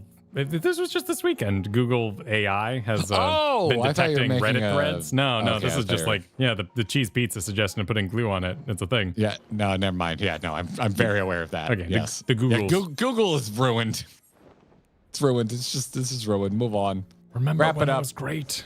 Let's go home. Let's go home. Florexia, thanks for 7 months. Fair Lolorito divested from 2 a-holes recently. Its leaders are now Telegy and Adelegy. Yet to be seen. There's trust issues there. Yeah, I don't know. I've seen people survive worse.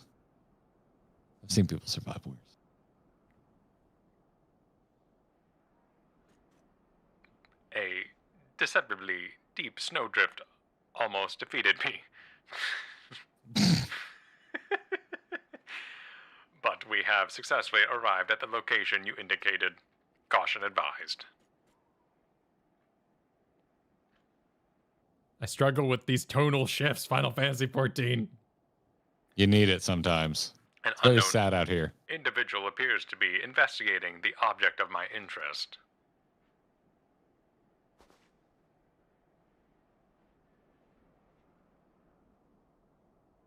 Oh, I should probably read that, shouldn't I? Be a soldier. Oh, Ilza's champion, aren't you? Well, and Tuna.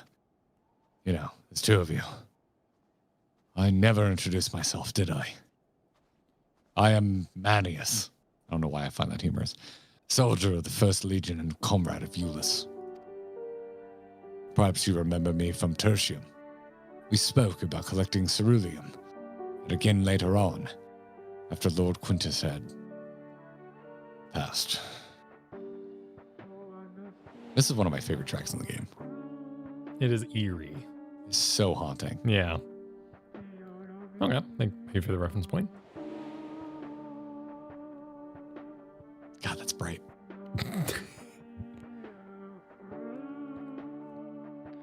Manius, explanation requested. What is the reason for your presence here? That must be the tiniest Magitech weapon no, it's just an oddly shaped communicator, isn't it? In any case, I have nothing worthy to report. I heard that the sisters who used to live in my sector were buried here, so I thought I'd come and pay my respects.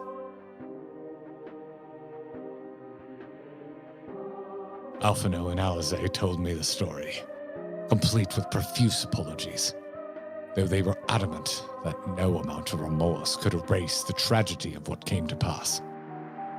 Not that my fellow soldiers and I are at any place to judge. We were manipulated, fooled into starting an insurrection which led to countless deaths among our own countrymen.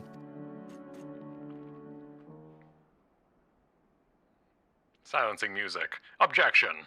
The casualties incurred through your infighting are distinct from those caused by Ilzabad contingent. To restate, you are justified in seeking restitution from the contingent from causing the death of Licinia and her sister. Retaliation for damages sustained is also a logical progression.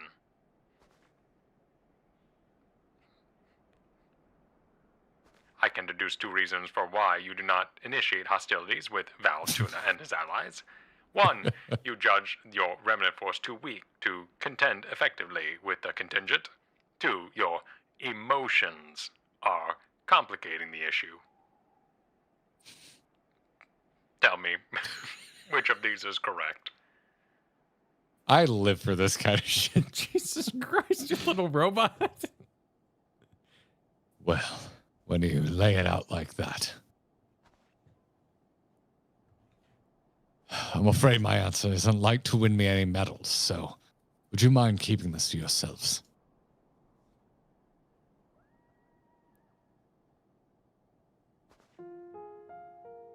There's the unspoken thought that we're outmatched on the battlefield, certainly, but the real reason I'm not demanding restitution has little to do with weighing the odds.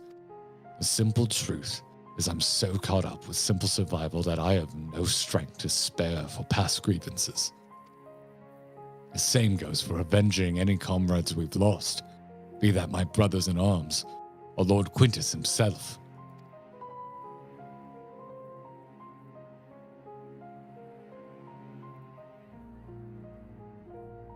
Although, it seems everyone has opinions about the manner of his passing.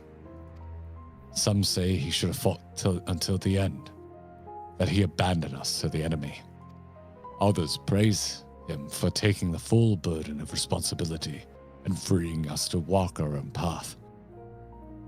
I don't know who's right and who's wrong, but I'm inclined to side with the latter. He gave us the choice of freedom, and that's the choice I made. I could cry and rant and rage, but what would be the point? I'll save my energy for worrying about my next meal, my next task.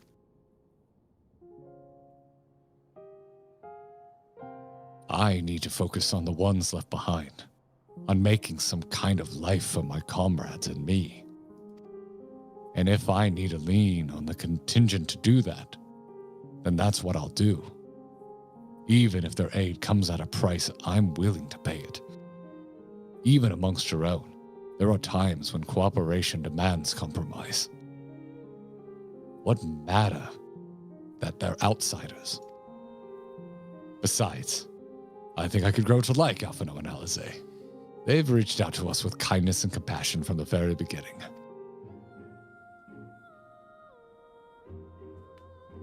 Summation. Your desire to survive, even should it mean allying with contingent, was a feeling you had already harbored. That your side has committed worse atrocities was the logic you invented later to justify your reasoning.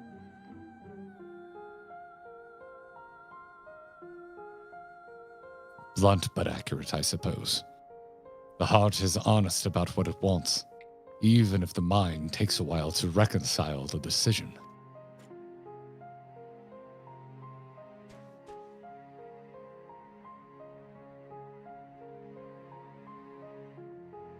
Well, this has been oddly cathartic, but I must return to my duties. There are wild beasts to call, watchfires to light, supplies to transport. Even without an emperor, there's no rest for an imperial. Be well and stay safe.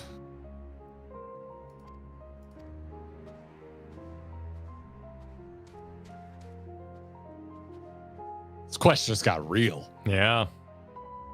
I thought we were just gonna like look at a grave and get sad, like legit. No, they wanted to go full for it. Yeah, no, this is getting deep. Oh, excuse me. I was Reading chat. Blip, upon review of recent input, I have arrived at an unexpected conclusion.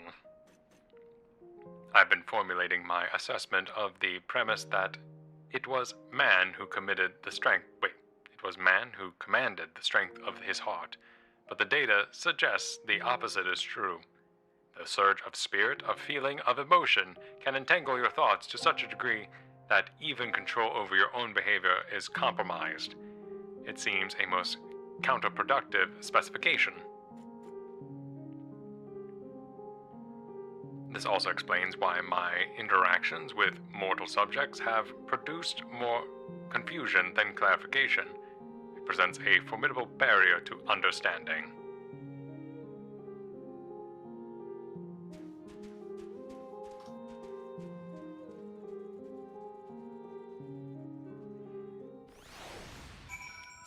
So my question would be, when did this come out?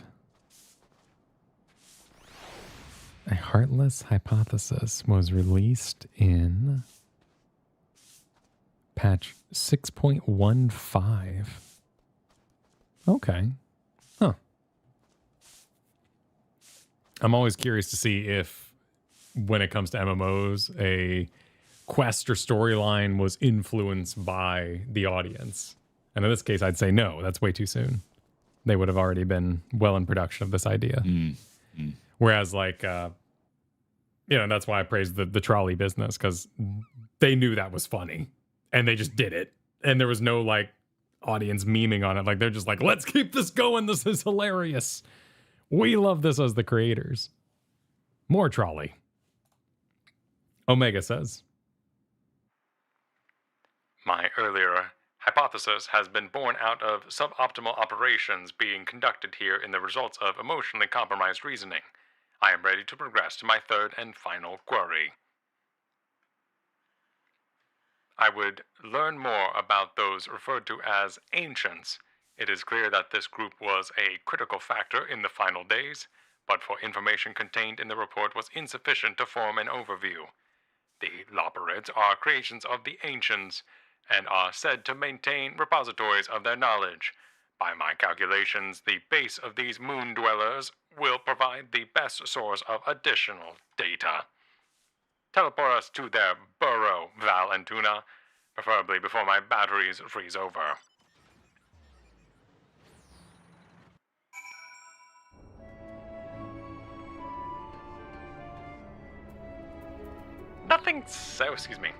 Nothing sad happened here, so I think we're good.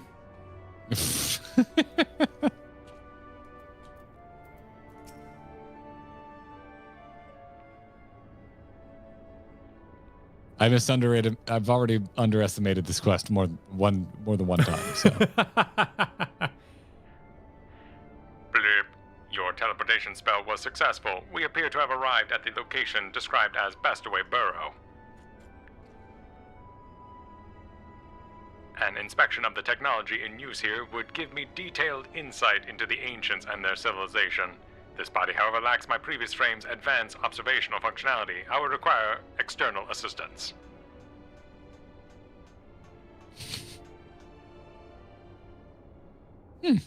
No. It can't be. It is you! Oh, Valentine, I've missed you so. What's this you've brought with you? This soft feathery vision. We've been outfluffed. Pack up the moon. It's all over. Why bother with burrow building bunnies when you can walk around with this adorable avian engineer? Just beat me into a pie and be done with it.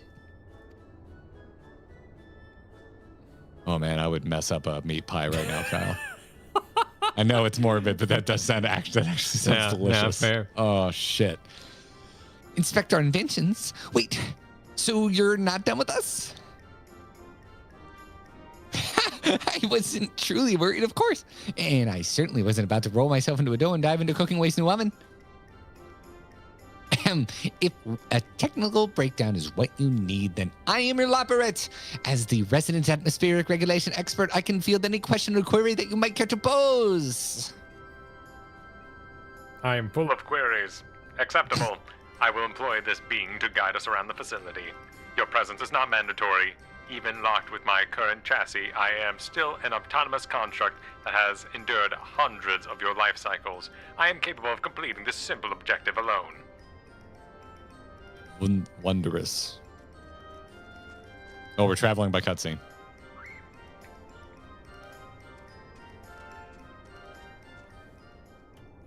I can't find the quote now, but K-Cat said something earlier. I really enjoyed that. He's sure starting a lot of shit for something so kickable. Not an exact quote. I could say that about a lot of the kids in my life. Objective complete. What happened to Growing Way Man? What happened? What'd you do to him? You monster. After my 15th question, his responses became to suffer noticeable delay. By that stage, we had viewed a representative cross-section of Lopper engineering, thus I deemed it unnecessary to retain his company. He's pie now? God, Jesus. You're all monsters. Conclusion. Extrapolating from the fraction of technology on display, the full spectrum of the ancients' advancement was at bare minimum equivalent to a level 4 civilization, a fact which demands further investigation.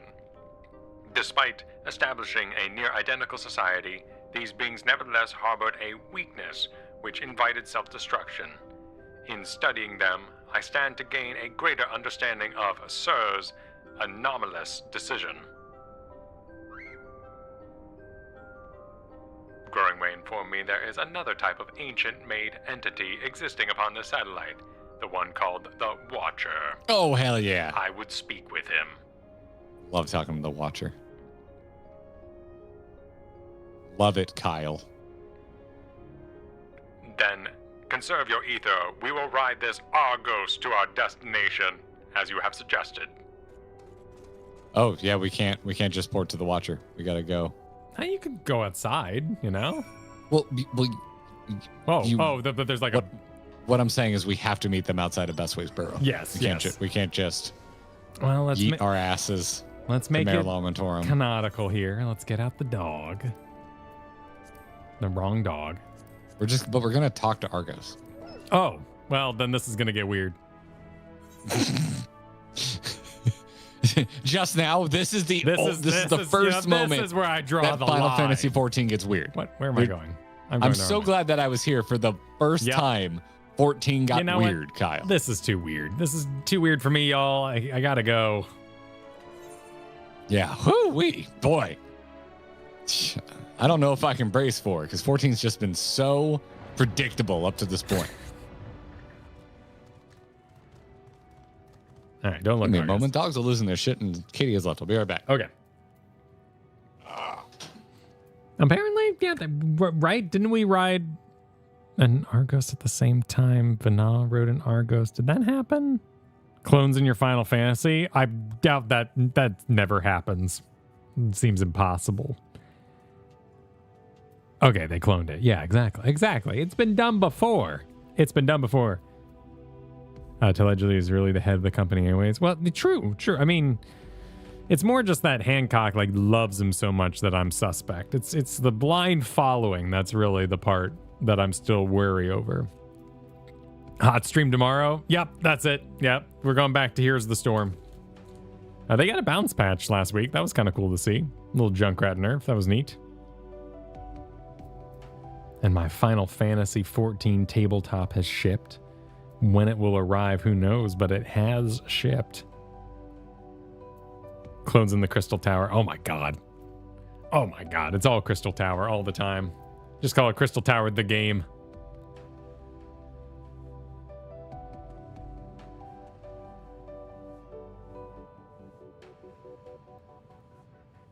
I've returned. Welcome back. I'm not being robbed, but I am snacking. Oh, perfect. I mean, it would be pretty boss of you to just start snacking if you were getting robbed, you know? What's up? There's nothing you can do to me. I got an extra TV in the back room if you want it. That's fine. Now I've played to the bet and I need to finish chewing.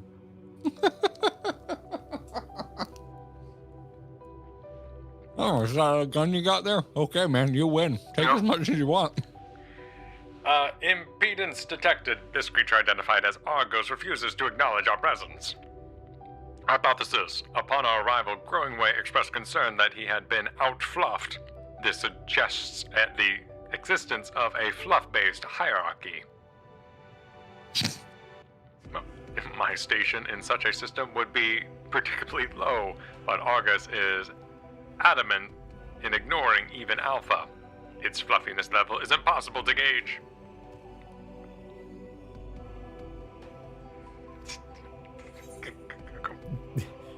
Just think of them as luggage. Oh, wait, okay. Yep, bottom. I don't know what's going to happen, but sure. You're the fluffiest of them all. Every time. This pleases Argos. Argos gives an exacerbated snort before motioning to its back. It seems you have permission to climb on board.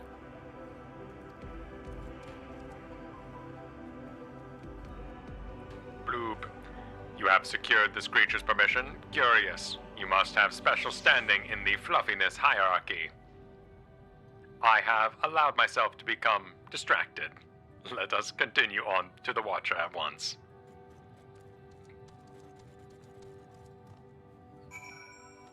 Oh, if you're Vieira, do you get a special line of the fluffiness hierarchy and where you stand in it? Perfect. Beautiful.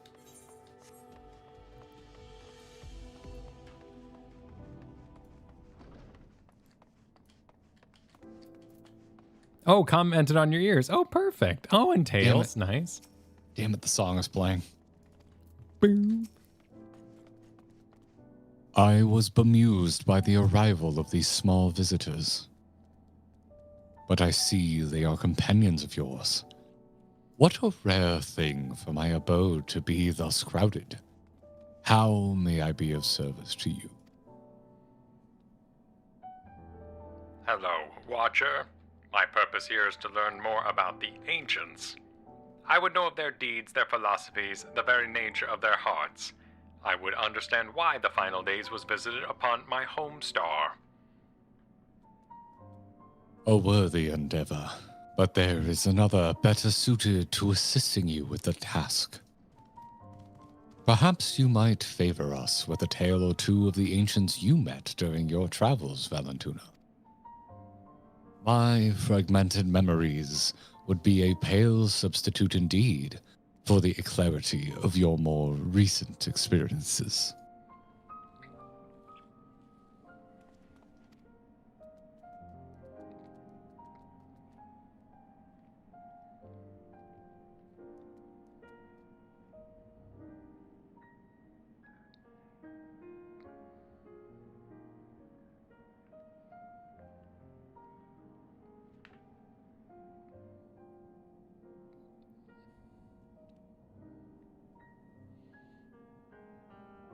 Yeah, Eagle. This one time at Elpis.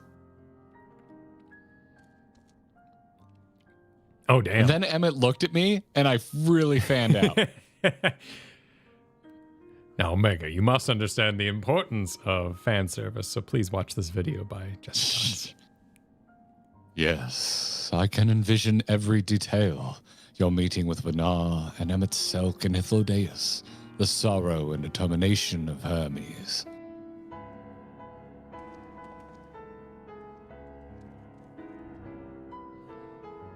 I am a creation of Hydaelyn, and as such, I believed the age of the ancients would fade and be forgotten. Yet knowing that their memory lives so vividly within you, it brings me great joy. I pray you keep them close to your heart.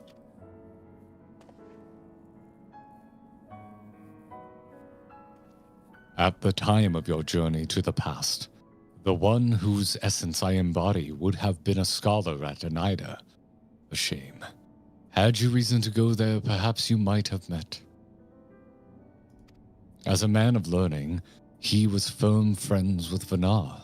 They spent long hours trading theories or debating the laws of the universe. Excuse me. Something's coming up. I remember joining her faction as the final days bore down upon us. Yet, of the events surrounding that tragedy, I recall precious little. Hydaelyn wished for the people of your age to decide their own path. Thus, I suspect my recollection was limited by design. It was by design! Well done. Yet even she could not cut away one persistent memory. I feel most distinctly his sadness at what was to come to pass, that in becoming Hydaelyn's heart, Vanar would forever stand apart from the people she so loved. If she were so resolved in her convictions, then he too would share her sleepless vigil over the future yet to unfold. Thus was the vow he made to Vanar as her transformation took hold.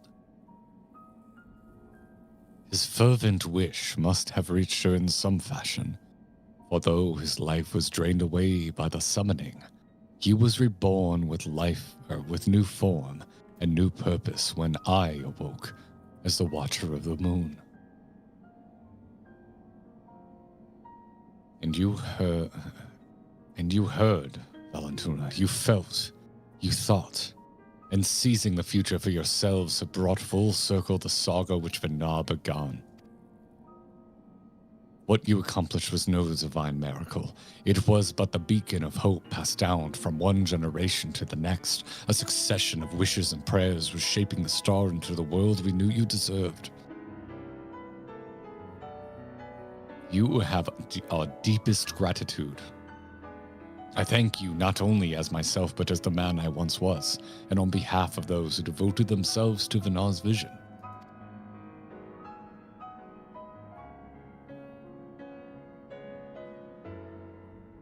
That's cool as shit. Bloop, bloop. Not the blooping.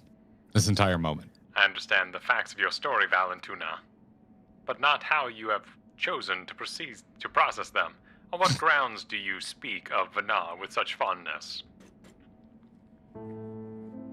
By sundering the world, she ultimately guided your kind to victory, yet in doing so caused irreparable damage to its individual members. You sound like many YouTube comments we got. See, that's why I was wondering what patch this came out, because if it's a dialogue with the audience, but I would guess no. The full scale of that act is beyond calculation. It is evident, however, that it results in a protracted period of suboptimal existence for Emmett Silk and his brethren. Query: if the survival of your kind is the deciding factor in your evaluation, then should you not also admire Hermes for his decision to be subject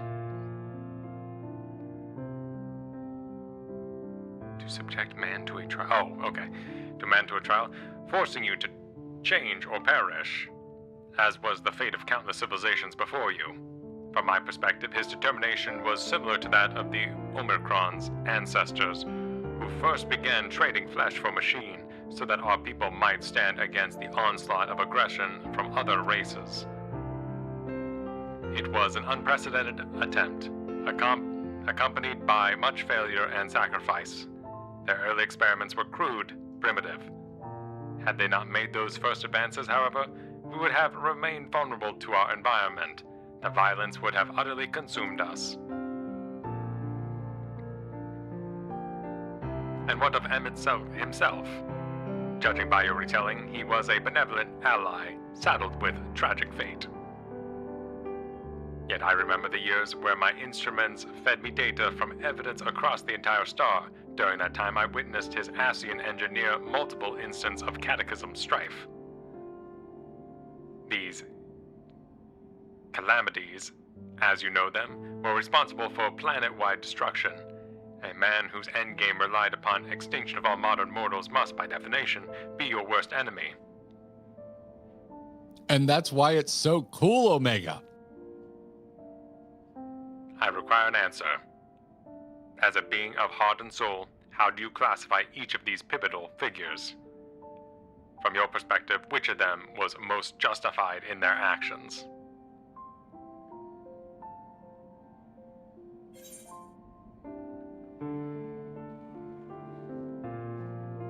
Oh man, the first one is such a boo moment, but pick a side. That's how I feel. Yeah. I mean, it's why Endwalker's worth a damn. It's why the story is worth experiencing. The first one is literally the point of this, which is Omega. It's complicated. People are complicated. Yes. And none of them were as interesting. It could be a personal take, yeah. Like, I mean, all of this is personal. Yeah. I could easily see different players aligning with different characters. So I want to see an infographic for this answer. Yeah. Put it out, Square. Do it. Do it. If I get one thing accomplished in this community, it's that I want an infographic released of the answers to this question. Do the pop-up like Telltale Games? Yep. Let you know what percent? Yep. I'm picking one, by the way. You're picking one? Okay. I'm very curious. There's a long cutscene. I doubt you could easily go back and get this again. But it might be in the book.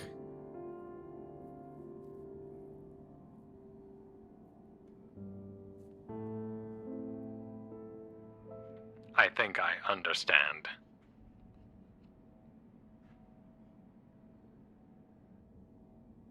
You seek a definitive answer, yet based on our experiences, Val, Tuna, and I might develop very different opinions. In the same fashion, you are free to form your own thoughts on the matter. Do not be so swift to consider them without merit. I have a new reply to YouTube comments.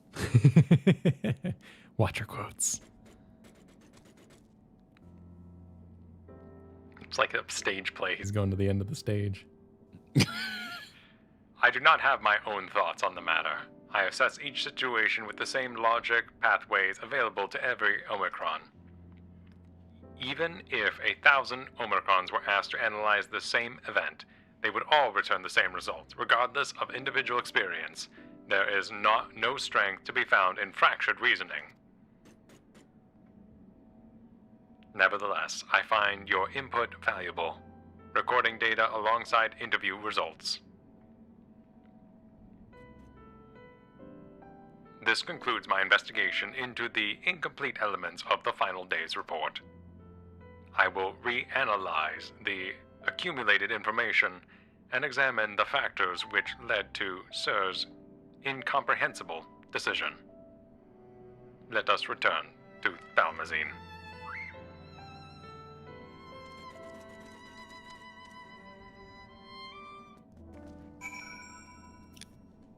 Okay.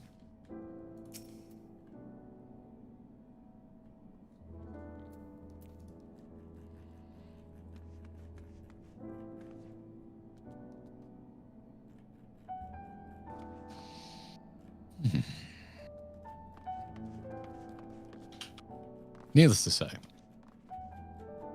But I'm going to anyway, because I'm streaming, and that's the point. As a fan of all things ancient, I'm very into this shit. Back to Aproria we go. Holy shit, this is going so much longer than I expected it to. No wonder I'm hungry. I'm to report to help with dinner very soon. Let us conclude our quest then. Let's do it.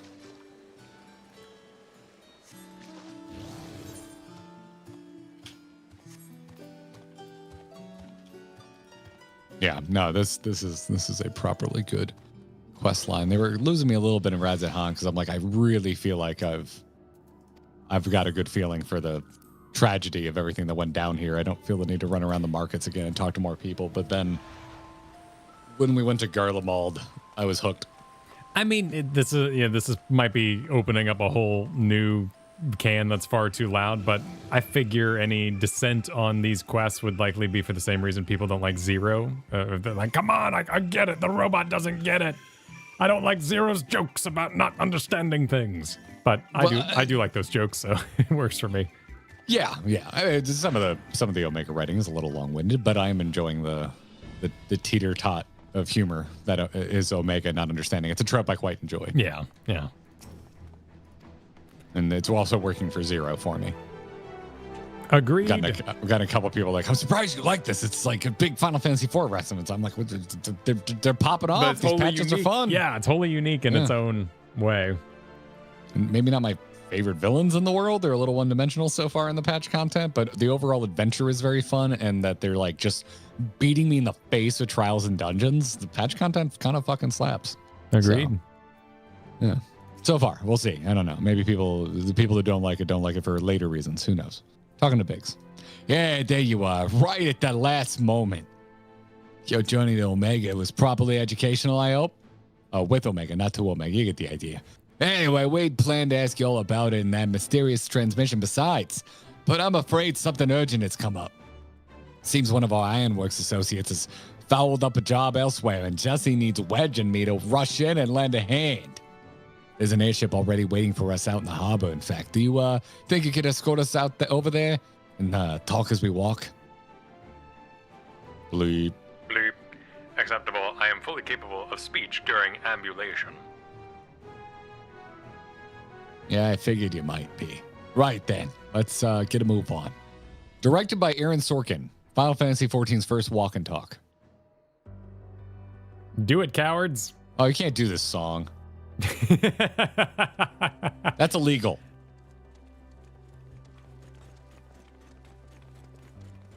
So you've cleared up all those points of confusion then. It looks like this is time, then I better read it pretty quick. Same for you, maybe. I don't know, Kyle.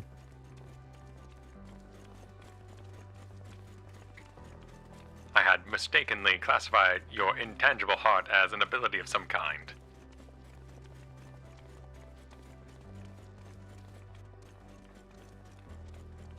An uncanny power that Omicrons could neither learn nor even measure.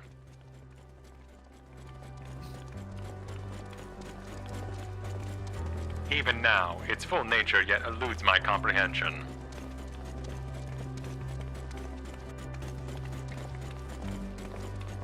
Based upon our investigations, however, I have decided to alter my definition. Clink, clunk, clink, clunk, clink, clunk, clink, clunk, clink, clunk.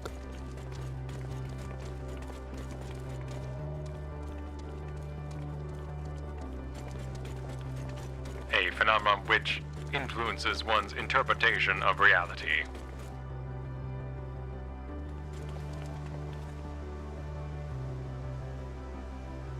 That is as close to an answer as I have found.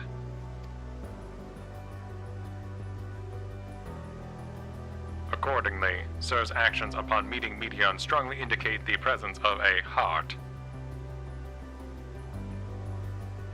Sir did not follow routine logic, but formulated an independent assessment based upon the reality it perceived. It felt that the best recourse for the Omicrons was to cease their expansion and terminate all functions.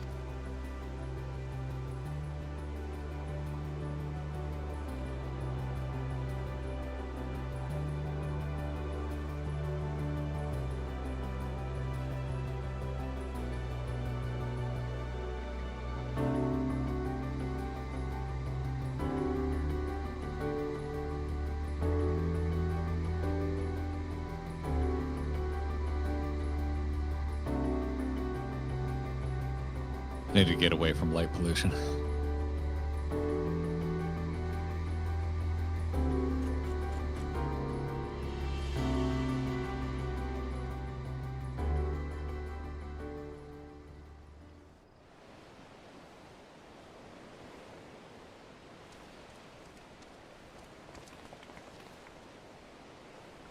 Wedge. Well, here's our ship. Hey, we need to be going, but first, I'll hold you to your bargain, Omega. It's time you told us what was in that transmission from the flight logs. Acknowledged. I will uphold the terms of our agreement. Crank it up. The recording salvaged from the Ragnarok was a simple one. The message is so basic, in fact, the time spent listening to it may result in net loss of value. Shall I continue? Now you're just teasing. Tell us the message immediately. Now with lyrics. Acknowledge. Converting dialect coding to local language.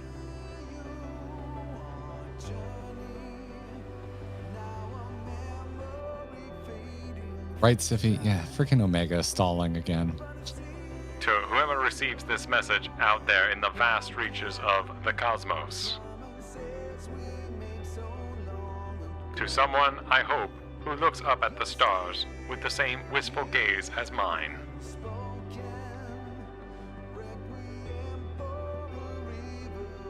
To you I say, forge ahead. May all our tomorrows be blessed with joy.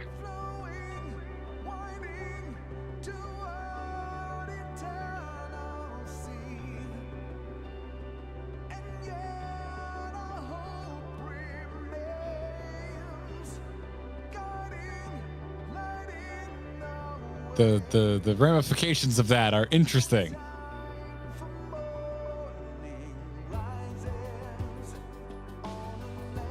Well, we know we have more adventures to go on, so it makes sense. But still. This message has no designated recipient. It lacks purpose. Oh, it's like a inner monologue. The concept of joy is overtly abstract. The vocal supplications to manifest said joy is unrealistic in its optimism. Yet based upon their expressions, my assessment of the transmission's value conflicts with its apparent impact.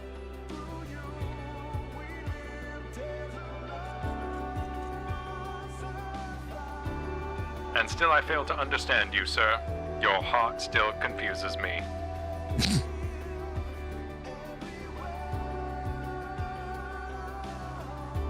Was termination of everything the correct course? How did you arrive at this conclusion?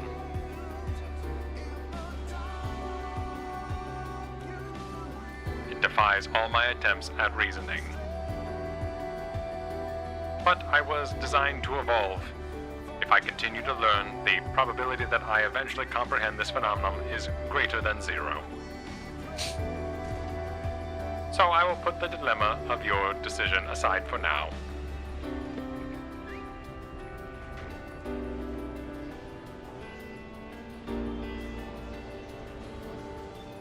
And continue my existence upon this distant star. As I dwell amongst these many life forms, so will I continue to piece together the complete shape of their mortal hearts.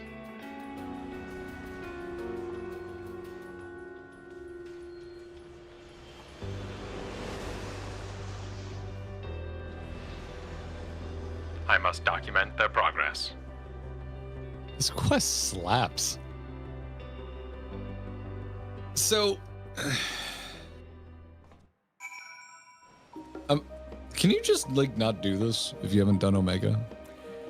Are there folks out there that didn't do Omega and are being robbed of this quest? Yeah, not to out one of our mods, but they did say I've never done it because I didn't do Omega. So, okay, all right, well, you've been robbed of 2 things: the amazing experience that is the Omega raid, yeah, and the amazing experience that is this quest. But I guess you get to see it vicariously through us. But yeah, that's damn.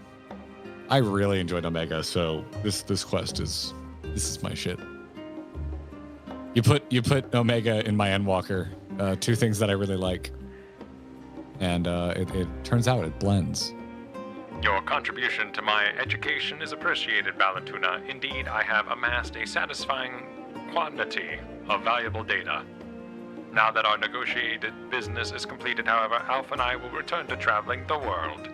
Drawing on recent experience, I am confident we can expand the radius of our ventures by a significant margin. We need not limit ourselves to Eorzea. I am now familiar with Charlian and Razadahan, and would also like to visit the freezing climes of Garlip Bloop. I neglect to instruct Biggs and Wedge to upgrade my climate shielding. I will reroute my request to Deputy President Jesse. Engaging, ambulation, and parting salutations. Farewell, Val and Tuna.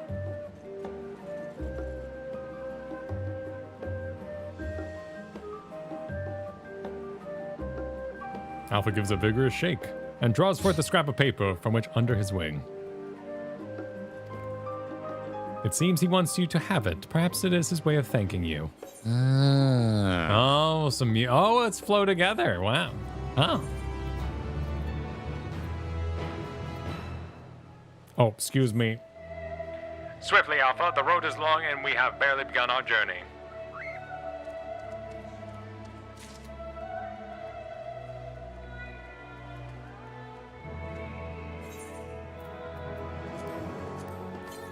Throw it in the air.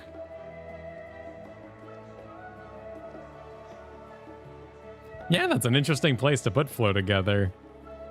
Yeah.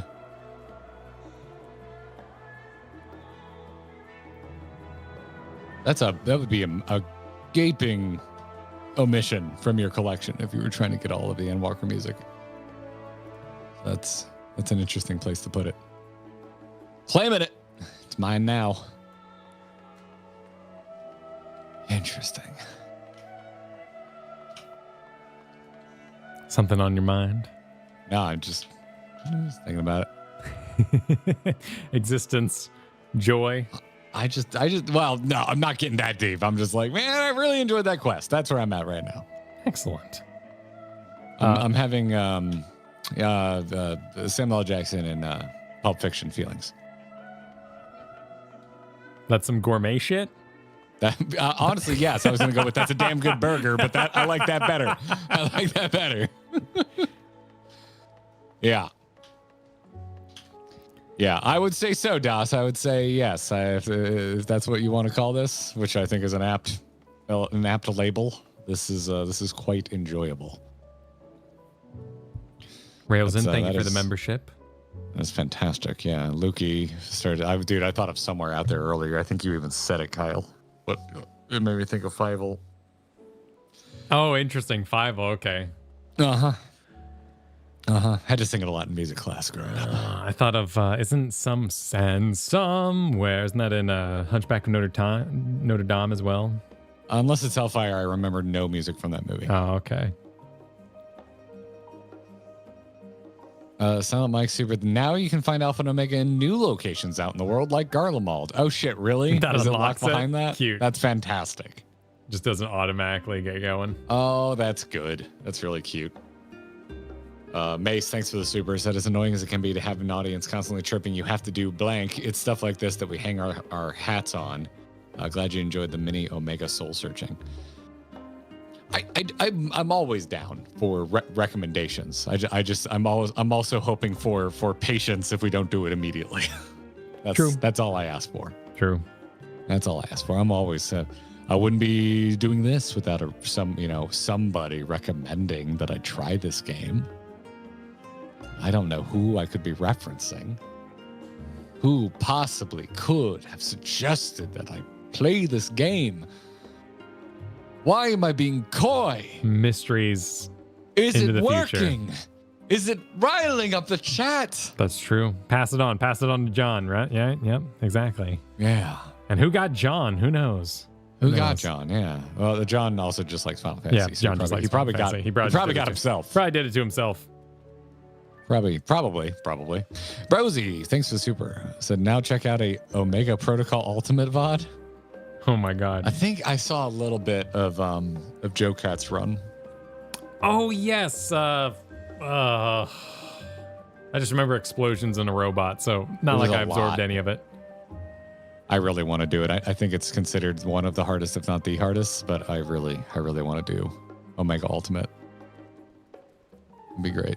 I'd be into it. Seth and all, thanks for the super, said, really think you should do the Gathering Tribal Quest. There's some stuff there I think you'll both love. Just ocean fishing to 80 to unlock. No need to stream the quest. Just the story unlocks. Okay. That's there. The bar at the end of the universe kind of thing. I want to do that one too. Yeah. Yeah, I'm very into that. Bar at the end of you don't need to. Yeah, I do not need to be sold on that. It's just it seems like something folks would like us to stream, and so it's just saving it for a slot when we can stream it. Really, is all it comes down to. Also, leveling up our fishing is a lot of fun with y'all. That's a fun little community event to do. So, it's gonna happen.